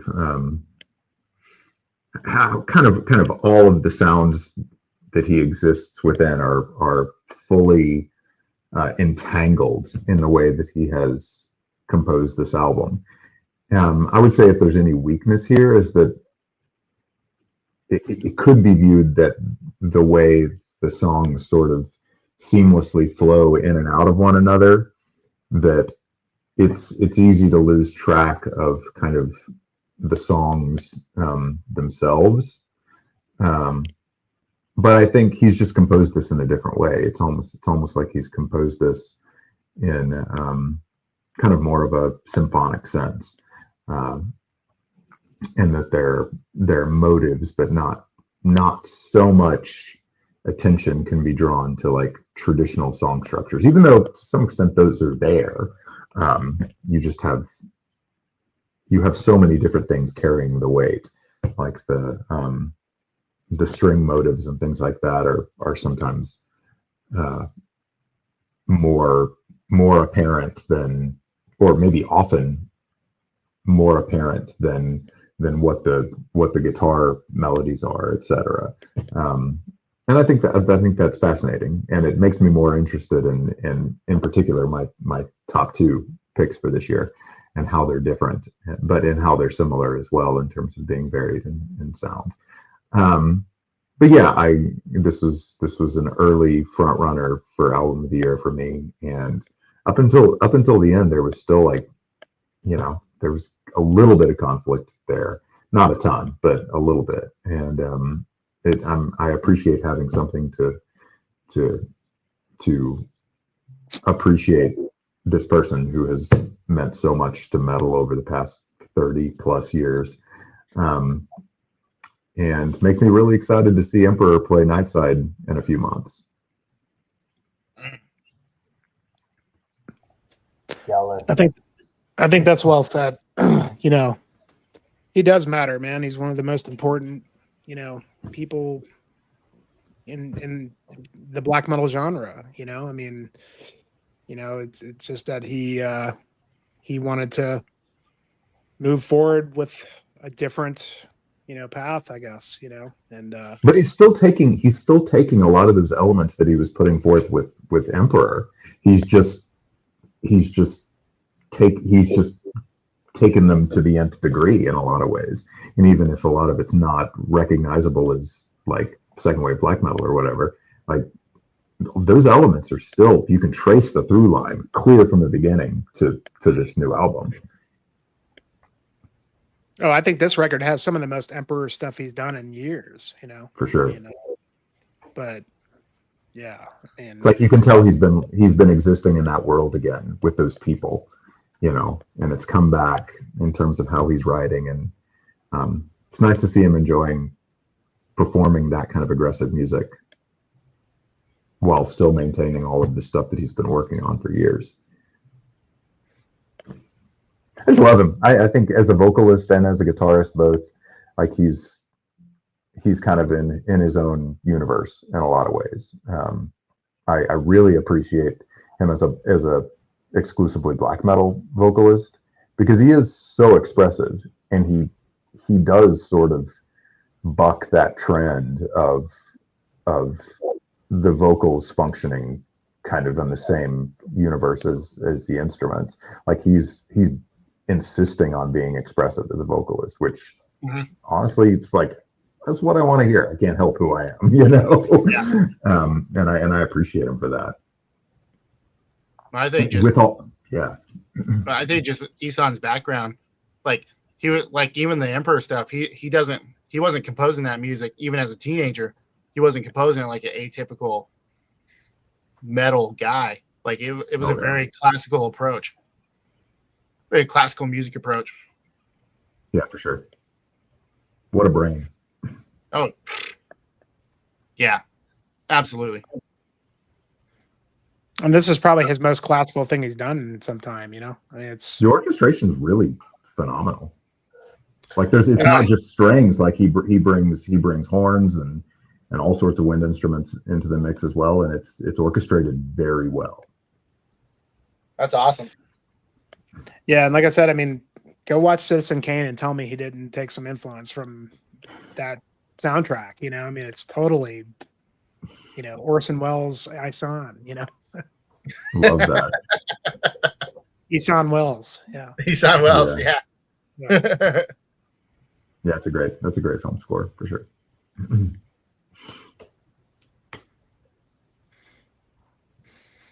All right. So number one, huh? Here we are. Yeah, number one. Well, this was a no-brainer for me as soon as it dropped, and I mean, it instantly did it for me. So, Nahtrunar, Hrima. This record is my spirit animal.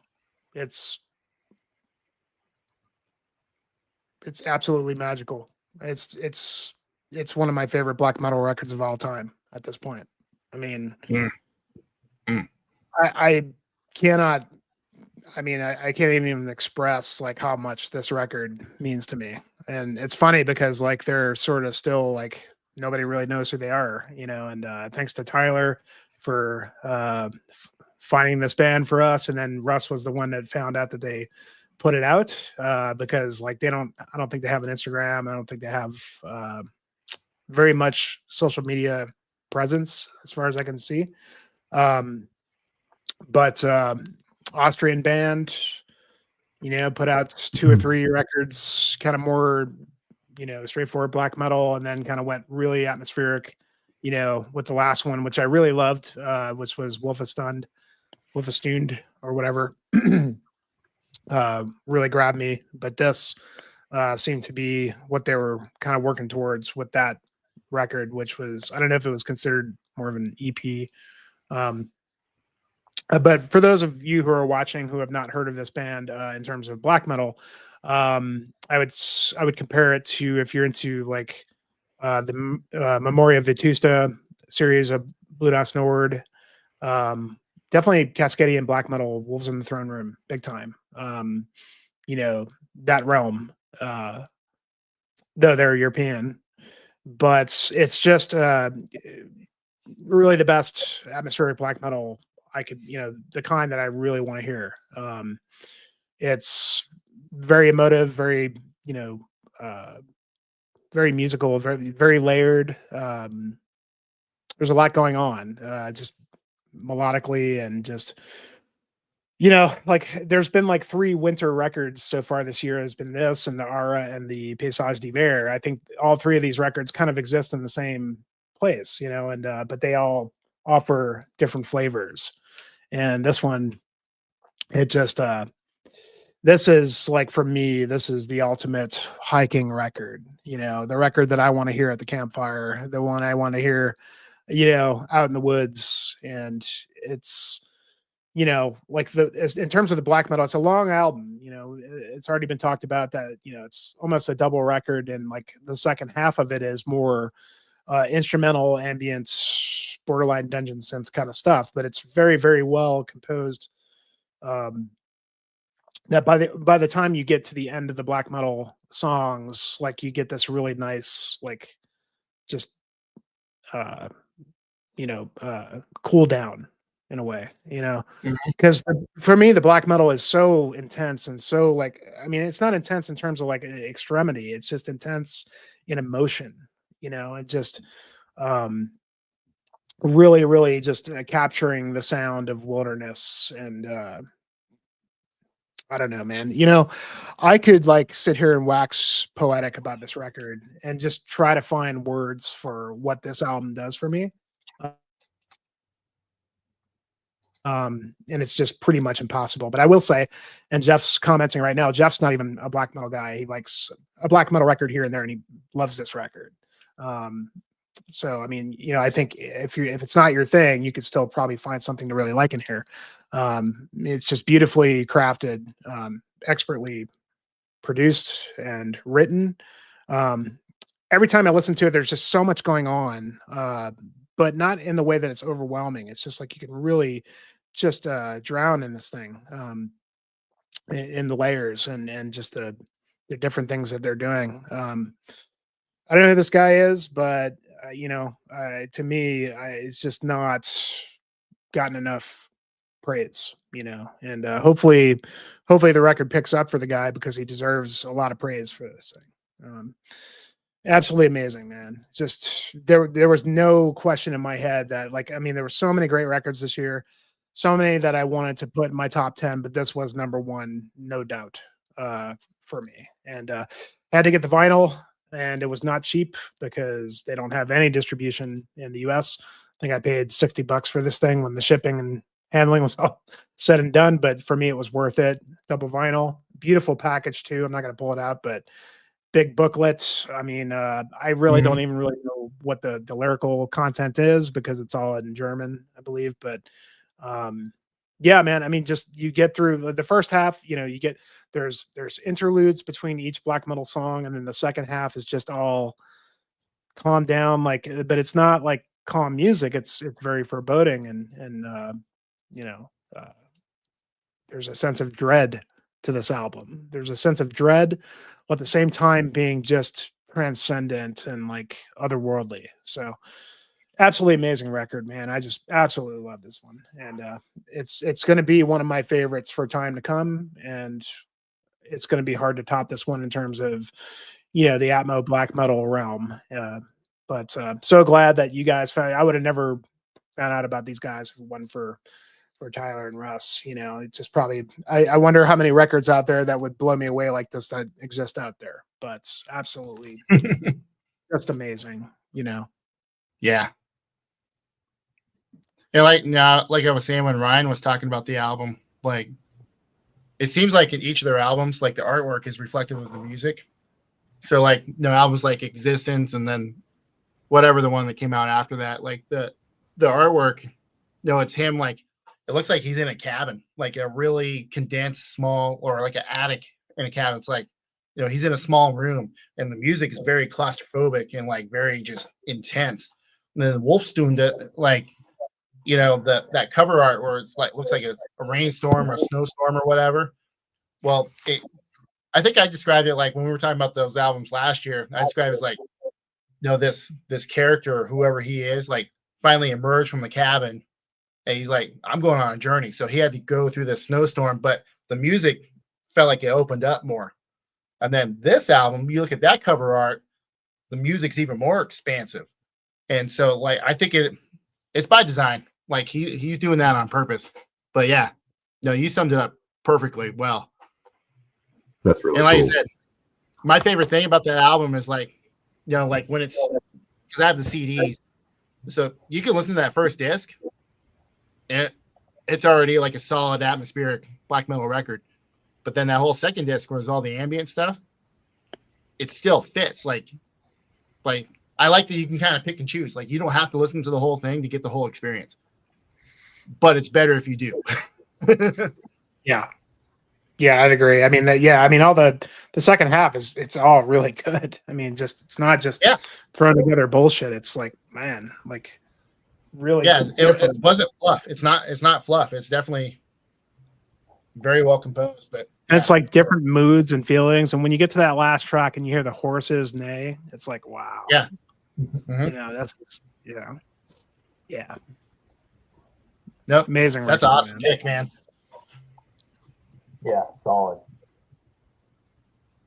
You made me feel bad for not having it on my top 10. Jeez. No. It wasn't in mine either, but not because I didn't want it to be. It's just there's that I much shit. mean, Yeah. I had, another 10 records that I wish were in my top 10. That was the testament to this year for sure, No, I actually listened to this today, and I was so close to put in my top 10. But yeah, awesome record. Yeah. Yeah. All right, Russ, let's hear your number one. My number one. Yeah. So my number one is I tend to go with, I feel like my number one pick's always kind of out there for number one choice. And that's the same for this year.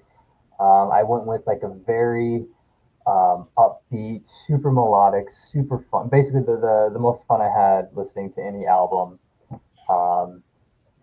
And it comes from the great label Antique.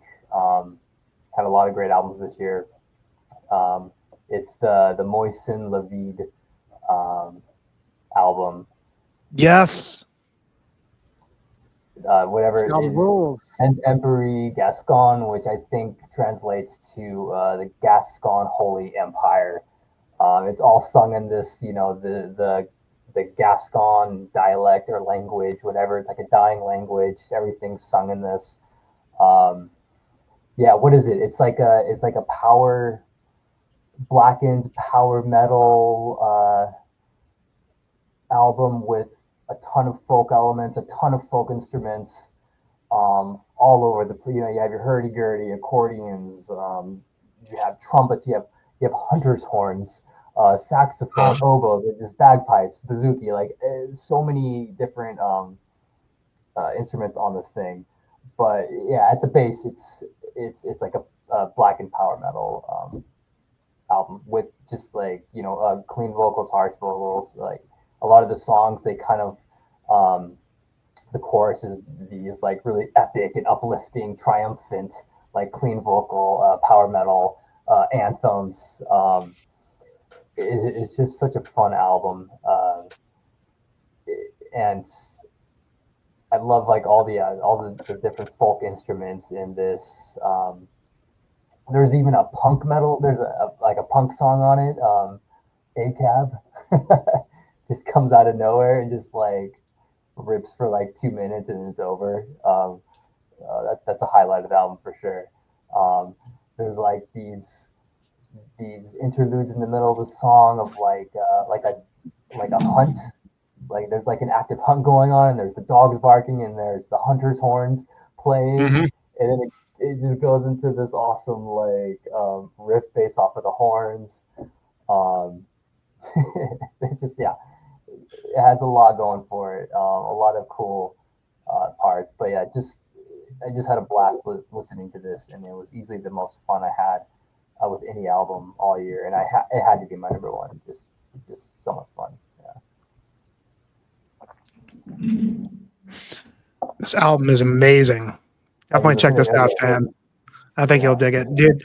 If I had more time with it, it almost was in this list. I wanted it to be in there, but it deserves to be because it's so awesome. I was not expecting it, and I was just, oh my god, this is so cool. It's Every like time I put it on. This is one of the Antique releases that I absolutely missed. Like I saw it, but man, he released so much good shit this year, and then that I was trying to keep up with all Hiver's releases this year. Not Hiver the band, but Hiver the guy behind the label Antique. Yeah, and his yeah. bands. No, there's a ton of great stuff. That new drill is awesome. I splurged. I got that CD art book thing coming. Oh, nice. I ordered it as well, but I haven't. It seems like it's taking forever. Someone on the Bandcamp page said, "This is the most amazing piece of work, but the label that sells the record sucks." I ordered it 6 months ago. Yeah, it's dude, like that. Yeah, that's a subject for another time. But Yeah, like I've never had the problems that I had this year with ordering from him. Like, Yeah. I don't know if it's just because he was so busy and saw all these different projects, and then I know because I'm friends with him on social media, and it's like every other day he's like posting from some new fest that he's at or whatever. So it just seems like he's just exceedingly busy and just didn't overextended. Yeah, and it's because in the past, like in a couple years past, like I'd order stuff and I'd get my shit like in a couple weeks. Like he was rifling that stuff out, and then like another time I I had a very long months and months long back and forth with him trying to get my shit. Yeah, I'm really glad you picked this. I was hoping somebody would throw this one in there because I really wanted to. But then especially, dude, the vocalist he's amazing, so good. Cool. I mean, I don't even know how to both harsh stuff and power metal style vocals well. That I'm always game for hearing that done well. He does everything, like he said. Like it's like folk, power metal, black metal, punk. Like it's just this crazy stew of all these styles and done so well. Like Russ was saying, like this really crazy like old language that no longer exists. You know, in the French language, it's so killer. Yeah, sounds amazing. Yeah, I can't believe I'm just now sort of having this brought to me in such a way. That's amazing. That's awesome. But yeah, like I said, I remember seeing that release or seeing that it came out, and I just never got around to checking it out. Yeah. Yeah, I think you were the one that. Too. Yeah, I think you were the one that posted it, Tyler. I just remember seeing the cover art because it was so cool with the map and. Yeah, I don't remember posting that one. I posted a couple other of the Hiver or the antique releases. I don't remember. Or maybe that one. Was it you, Russ, that posted it? One of you guys put it on our chat. Yeah, I'm not sure, but honestly, everything for antique has been pretty good this year, so can't go wrong with them. Pretty much. Yeah, have some fun. Throw this on. Yeah. Sounds like a perfect New Year thing. Getting my 2025 off to the right sort of start. Sounds like the perfect soundtrack to that. Yes. Yeah, get sent and Perry Gascon. Yeah, good shit. All right, Tyler, number 1. Well, this is going to come as absolutely no surprise, so just get it out there. The new Aldridge, 2 years in a row. Wow. Like, I don't know, man. Like, so we were talking. I remember we were all talking back and forth about this album. The name of the album, by the way, for those in the audience, "For Death and Glory to the Gods I Cry," and that's actually lyrics from the opening song, "Blood in the Tides." But man, so the last album, "The Folklore from Further Out," it was a very calculated and like kind of almost methodical album in a way, like with the pacing. Like he'd go into the aggressive parts and then he'd go to like the more mid-tempo, the slower parts, but everything like was by purpose, and all the riffs fit and everything was just like very. Then the flow of the album was very smooth, and then even the neo folk songs, the folk song on there, were like help carry the theme of the album. I don't know what happened in this last year. I don't know who pissed off the OWGA guy, but man, like he was hot. And then he just came out and he just put it to like, 4, basically, we'll just say they average about 10 minutes each of exceedingly aggressive and riff dense black metal. Like I was not expecting this album. Like even that the first preview track that the Henneman go through Hannes Ette Guelth or whatever Guelth, like I was like, well, this is definitely more aggressive than the last album. So, but I think we all agreed we needed to hear the album as a whole. But so when I first got to hear the full album, I had my speakers turned up pretty loud, and when Blood in the Tides kicked in, I literally jumped. It was like a jump scare.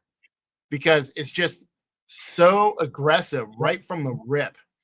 And then the riffs on this, you know, the guys that, I don't know if you guys are familiar with the Terminus Extreme Metal podcast. They did a full episode review on this, and they said that it wasn't so much that there's riffs on this album as musical passages passed off as riffs. Because like a singular riff will go like 12 bars. I mean, and then repeat. Like, it's just like, and then vocally, all the vocals, harsh vocals, clean vocals, choirs, like all stellar. This is his best drum work to date. And he plays his own drums on these albums. Now, granted, he did reveal in the interview we did last year that it is an electronic kit, but the sound files that he has was from an old acoustic kit that he had. So he's still playing the parts. And like, I was blown away just how fast and precise that his drumming was. And like, yeah, like I listened to this. I didn't listen to this as much as the Unel album, but it was catching up. Like, I listen to this pretty much at least once a day. I'll throw it on like my Bandcamp playlist, and I listen to at least a couple songs once a day. And yeah, I mean, OWGA, the artist behind this band, the Order of Itzny, all the other projects, he's a one of one. Aldridge is a one of one band. Like, you can't compare this to another black metal band stylistically. Like, Aldridge is Aldridge. Plain and simple. I don't know how else to describe it, but like the riffs on this stuff, like it's so dense and they're just so busy. Like, I was shocked that he actually would play those kind of riffs. And not just play those kind of riffs, but like just drill you with them for like 8 to 10 minutes at a time. Yeah, it's a lot to get through this. Yeah, it's dense, like you said, busy. Yeah, I also was not expecting this album, and what you said about the first song, that's so funny because it's awesome because he starts the first song like not even like he starts it like halfway through the note. So it's not even like a little intro. It's just like halfway through the song, the note of the first note of the song. It just hits you, and it's just like a train. I mean, because usually so cool. an opening track like that, every band does like there's some sort of feedback.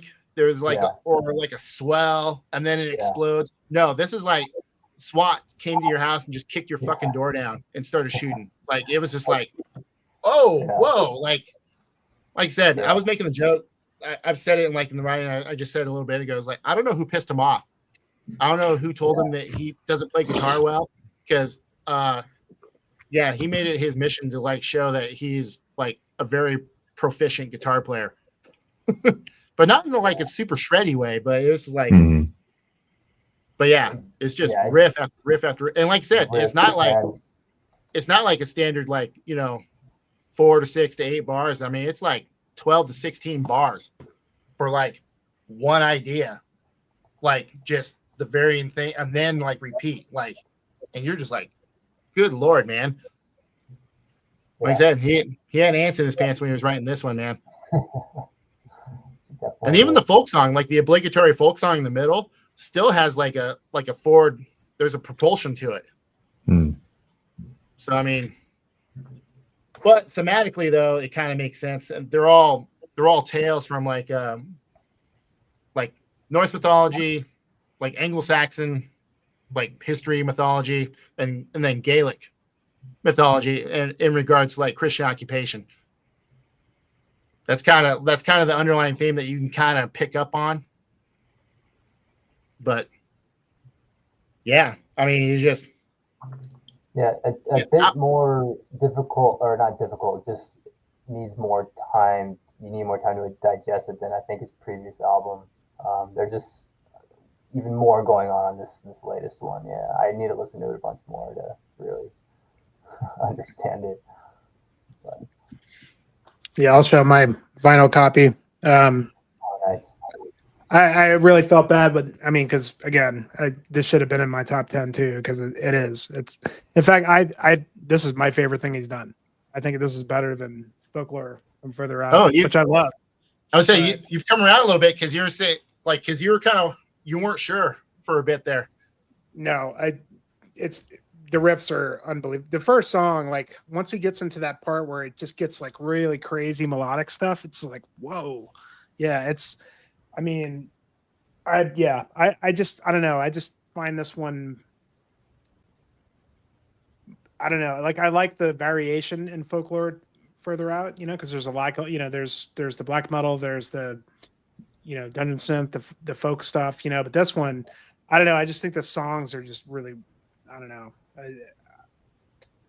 I still need to spend more time with it, but I really, really like this one a lot. For sure, and it's definitely I liked it better than Folklore, and I like all this stuff. All his records are great, I think I've come around because I was waffling a little bit too. I was like, I like the flow of Folklore, but that I keep going back to this one now, and I think it is my favorite thing that he's put out of any of his projects. I mean, Aldridge is the one I focus the most on. I mean, I'll be honest, Hermeticism is kind of fun in like a weird kind of way, but no. And it's funny, like, I don't know if you guys remember from the interview, like, this was actually supposed to be the side project. The Albionic Hermeticism was supposed to be the main project. And then this one took off more. So that's where the focus shifted to. So. But no, like I said, just I don't know of another band who plays like he does on this album. Like there's not a lot of bands that could do like a 10-minute blast heavy riff dance song and still keep your interest through the entire thing and not just wear you out. But yeah, my number one shouldn't be a surprise for anyone who knows me. Like good pick for sure. I almost wore the Aldridge shirt tonight, but I was like, no, that'd be too obvious. I don't know if you saw, but Kellen picked it as his number 3 or 2 on Allergy. Yeah. Yep, I saw. I was like, yes. Nice. Yeah. Yeah. Great album, man. Great pick. All right. Than. And I think I know what this is going to be, but this is not gonna be a surprise. Yep. Oh, you got the version. Absolutely, I swear. Yeah, I'm super glad I got this because it's like a whole book with kind of a narrative written by Kevin Stewart Pankow, introduction by Ross Dolan from Immolation. It includes CD versions of the album, the maxi EP Luminescent Bridge that came out last year, which I have on vinyl, and a Blu-ray of the making of documentary, which I finally got around to watching today in honor of this wonderful thing we're having this evening, because I wanted to be prepared. But yeah, there's no question what my album of the year was going to be, and I don't give a shit that a whole bunch of other people think so as well. Because I haven't been following this band as long as some people have, but I've been very much on board with them since Hidden History came out, their last album. And I was definitely listening to them from before Starspawn. So. I think it wasn't until Hidden History came out, and then I started kind of following their other side projects a little bit more. Wayfarer, Stormkeep, obviously Spectral Voice, which has come up tonight as well. That I really, really started getting kind of obsessed with this group of musicians. I'm just fascinated by their creative process. As a musician myself, who works in creating new music constantly. I'm really, really inspired by what these guys have done in terms of being interested in styles and committing to learning how to execute them well in the most sort of grandiose ways by like, hey, you want to get good at playing epic black metal, start a fucking band. Even if this band, you know, you're not playing your normal instruments, you know, you're doing something else. You know, and there's so much of this here. And the fact that like watching this making of documentary made me aware that, you know, on their last album, they initially wanted to put some sort of krautrock kind of thing in one of the tunes. They tried to figure out how to do it. They failed miserably. So what did they do to kind of combat this? They made their next album an entire synth album where they set down their normal instruments and they all played analog synths, and that was the next Blood Incantation album. And I was just like, that is incredibly bold, and some people are going to shit on them for it. But I'm super excited about what this means. And then they've started to integrate more synths throughout their music making. And, you know, whether we get to a fully integrated kind of thing like we have with the Isan album, or whether it's this more of a long form progressive song structure kind of thing like we have with this album, the thing is, like, they're executing this with quality and creating music that is really fascinating in many ways. And also doing some of the best straight death metal that they've ever done. I mean, like, one of the things that I love the most about this album is just seeing how far Paul's vocals have come, even from the last album to this one. Like, it's a much more dynamic death metal vocal performance from him than anything we've heard in the past. Like, there's so much more clarity, so much more expressiveness, and like, I just couldn't be happier with how this has come out. And didn't even realize that they were going to do a fully realized music video for half of the album. The album consists of two 20-minute songs, and they did a music video for the first of them, and it was all filmed, you know, in the mountains in Colorado. Like, how am I not gonna dig that? Yeah, just like couldn't be a more perfect album for me this year or any year. And I couldn't be, and I think going back to one of the things that James Wintle wrote in the comments about this pointing more towards potential than what the product actually is at this point. And that's what makes me the most excited about this album. It's just like, not just for this project, but all their other projects. Like, I couldn't be more excited for like the albums that I'm going to get every single year going forward, because they're so busy. You know, and I see the thing about hipster death metal, you know, whatever. Hype is for stuff that's bullshit. This is not hype. This is quality. And I don't have time for that nonsense. Yeah, I'm excited to follow this group of musicians through everything that they're going to do going forward. And I'll be there to see them no matter what the project is, anytime I have the chance. I haven't gotten to see them play for this album yet. But the second I get a chance, I will be there.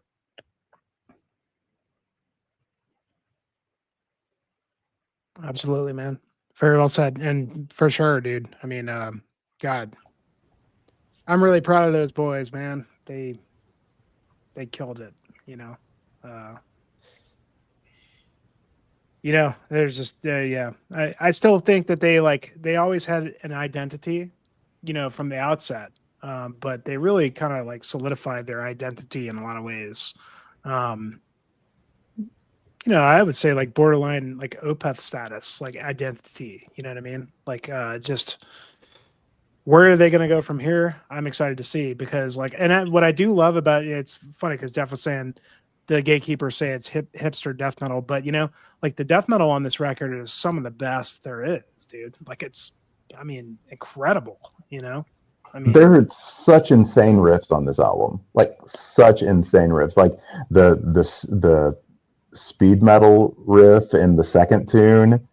This like there's like sort of like kind of major key, almost like chords within this speed metal riff. It's just like that's one of the sickest riffs I've ever heard in my life. yeah.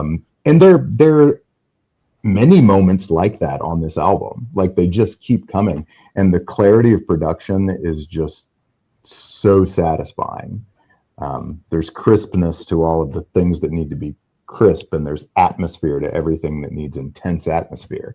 And it's just it is such a journey of a record,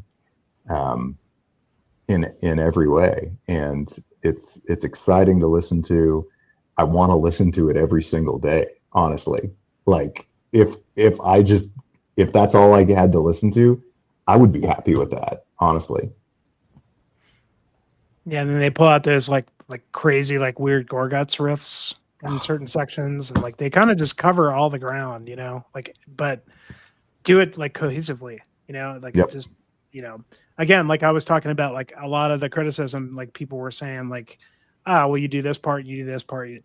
I don't hear that, man. I hear like just really well defined parts that really meld into each other nicely and give you this really nice dynamic journey, you know, just a lot of different moods. And I don't know. Yeah, it's you know, the shit that gets really, really hyped and big is always going to get shot on, you know. And especially in a year that, like we've all discussed tonight, is that so many good records, you know, so many bands, so much different stuff, you know, that it's easy to, you know, kind of shit on them. But yeah, amazing record, man. Me too, man. I'll be listening to that record for ages to come, and I can't wait to see what they do next. I can't wait for the next Stormkeep album. That's like that. Like after hearing this, I'm like, what the fuck is that gonna sound like? Well, I mean, if you think of the amount that whole group in Denver has produced, you know, Blood Incantation, Spectral Voice, Stormkeep, Wayfarer. What else do they have? I mean, there are some other like projects that haven't produced as much. But just like those 5 right there, like incredible quality, every single one of them, you know, it's like, and I think Isaac's the one that's like kind of the one in all of them. And the guy is just, you know, and, you know, and that also should be said about that new Blood Incantation is Isaac's drum performance is like next level. It's like, he really stepped it up. I mean, really amazing. And he covers all the ground, you know, he can do the prog stuff. He can do the death metal stuff. He can really just versatility, you know, and he pulled out like some of the prototoms and shit, you know. And, yeah, it's subtly brilliant. Like none of it is like crazy flashy. But when you're having to weave together this really complex song structure that goes between all of these different styles and do it in a way that doesn't sound like completely disjointed. Like they were talking about the rehearsal process for like getting to the point where they could play these things live. And they did this before they went into the studio to record. They were literally like playing with metronomes, like adjusting by 1 or 2 BPM, like with each run through, just to like see how that felt in terms of like flowing from one section to the next.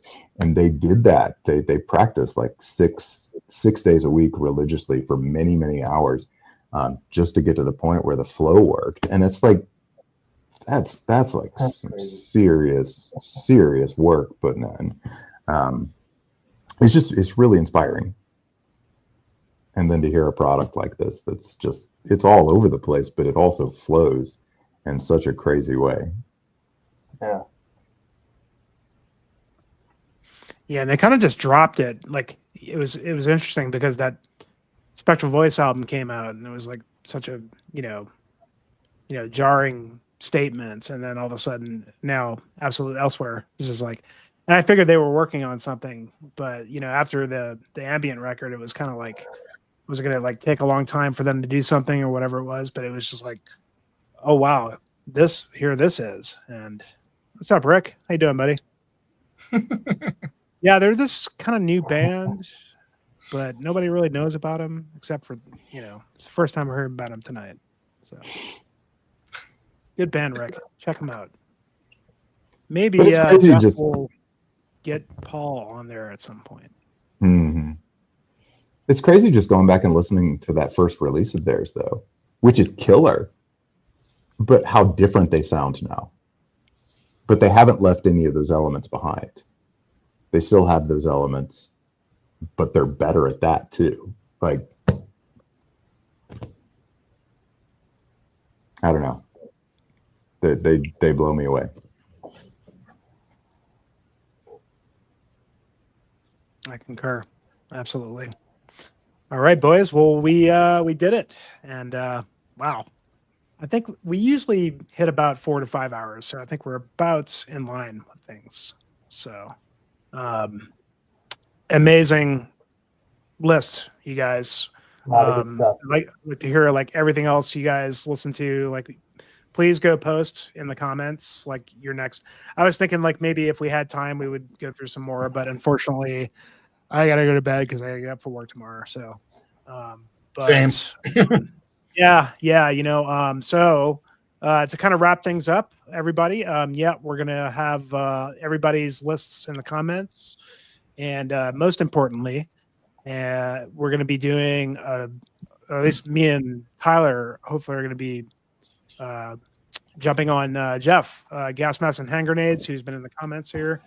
He's doing a huge stream on his channel Saturday nights. I think there's going to be a lot of the metal YouTubers like kind of weaving in and out, doing their top 10, top 24. He's labeling it as top 24. I don't know how the hell this is going to go because it's going to be crazy. He's going to have like 10 people at a time going through favorites and stuff. And judging that it took us about 5 hours to get through 10 by 5 of us, I don't know how that's going to work, but it's going to be amazing, whatever it is. And it's going to go like it usually goes. Like everybody's going to pop in and out, give their favorites and stuff. A lot of great YouTubers going to be on there. Great channel. Dude, on Gas Masks. Who's who? Right. Yeah. Like who's got what. But I mean, that's going to be the ultimate, big lists, and everybody that does YouTube channels, like it's really going to be like quite diverse in terms of, people that are jumping in and out. So it should be fun. I've kind of been thinking, I don't know about you, Tyler, but I'm thinking about showing the ones I didn't show tonight and then just like, refer to our stream. So you want to see like our favorites. I might pull out like 11 through 20 or something, just because there were so many great releases this year, and like the bottom half were just as important as the top in a lot of ways because it was just so good. Yeah. I got the stack started for Jeff. So I'm doing I got 24 picked out. I mean, counting the ones we went through tonight, of course. Yeah. So I don't think Than would have forgotten Rick, but if he did, he remembers now. And I look forward to meeting Rick one of these days, so I see how I measure up, buddy.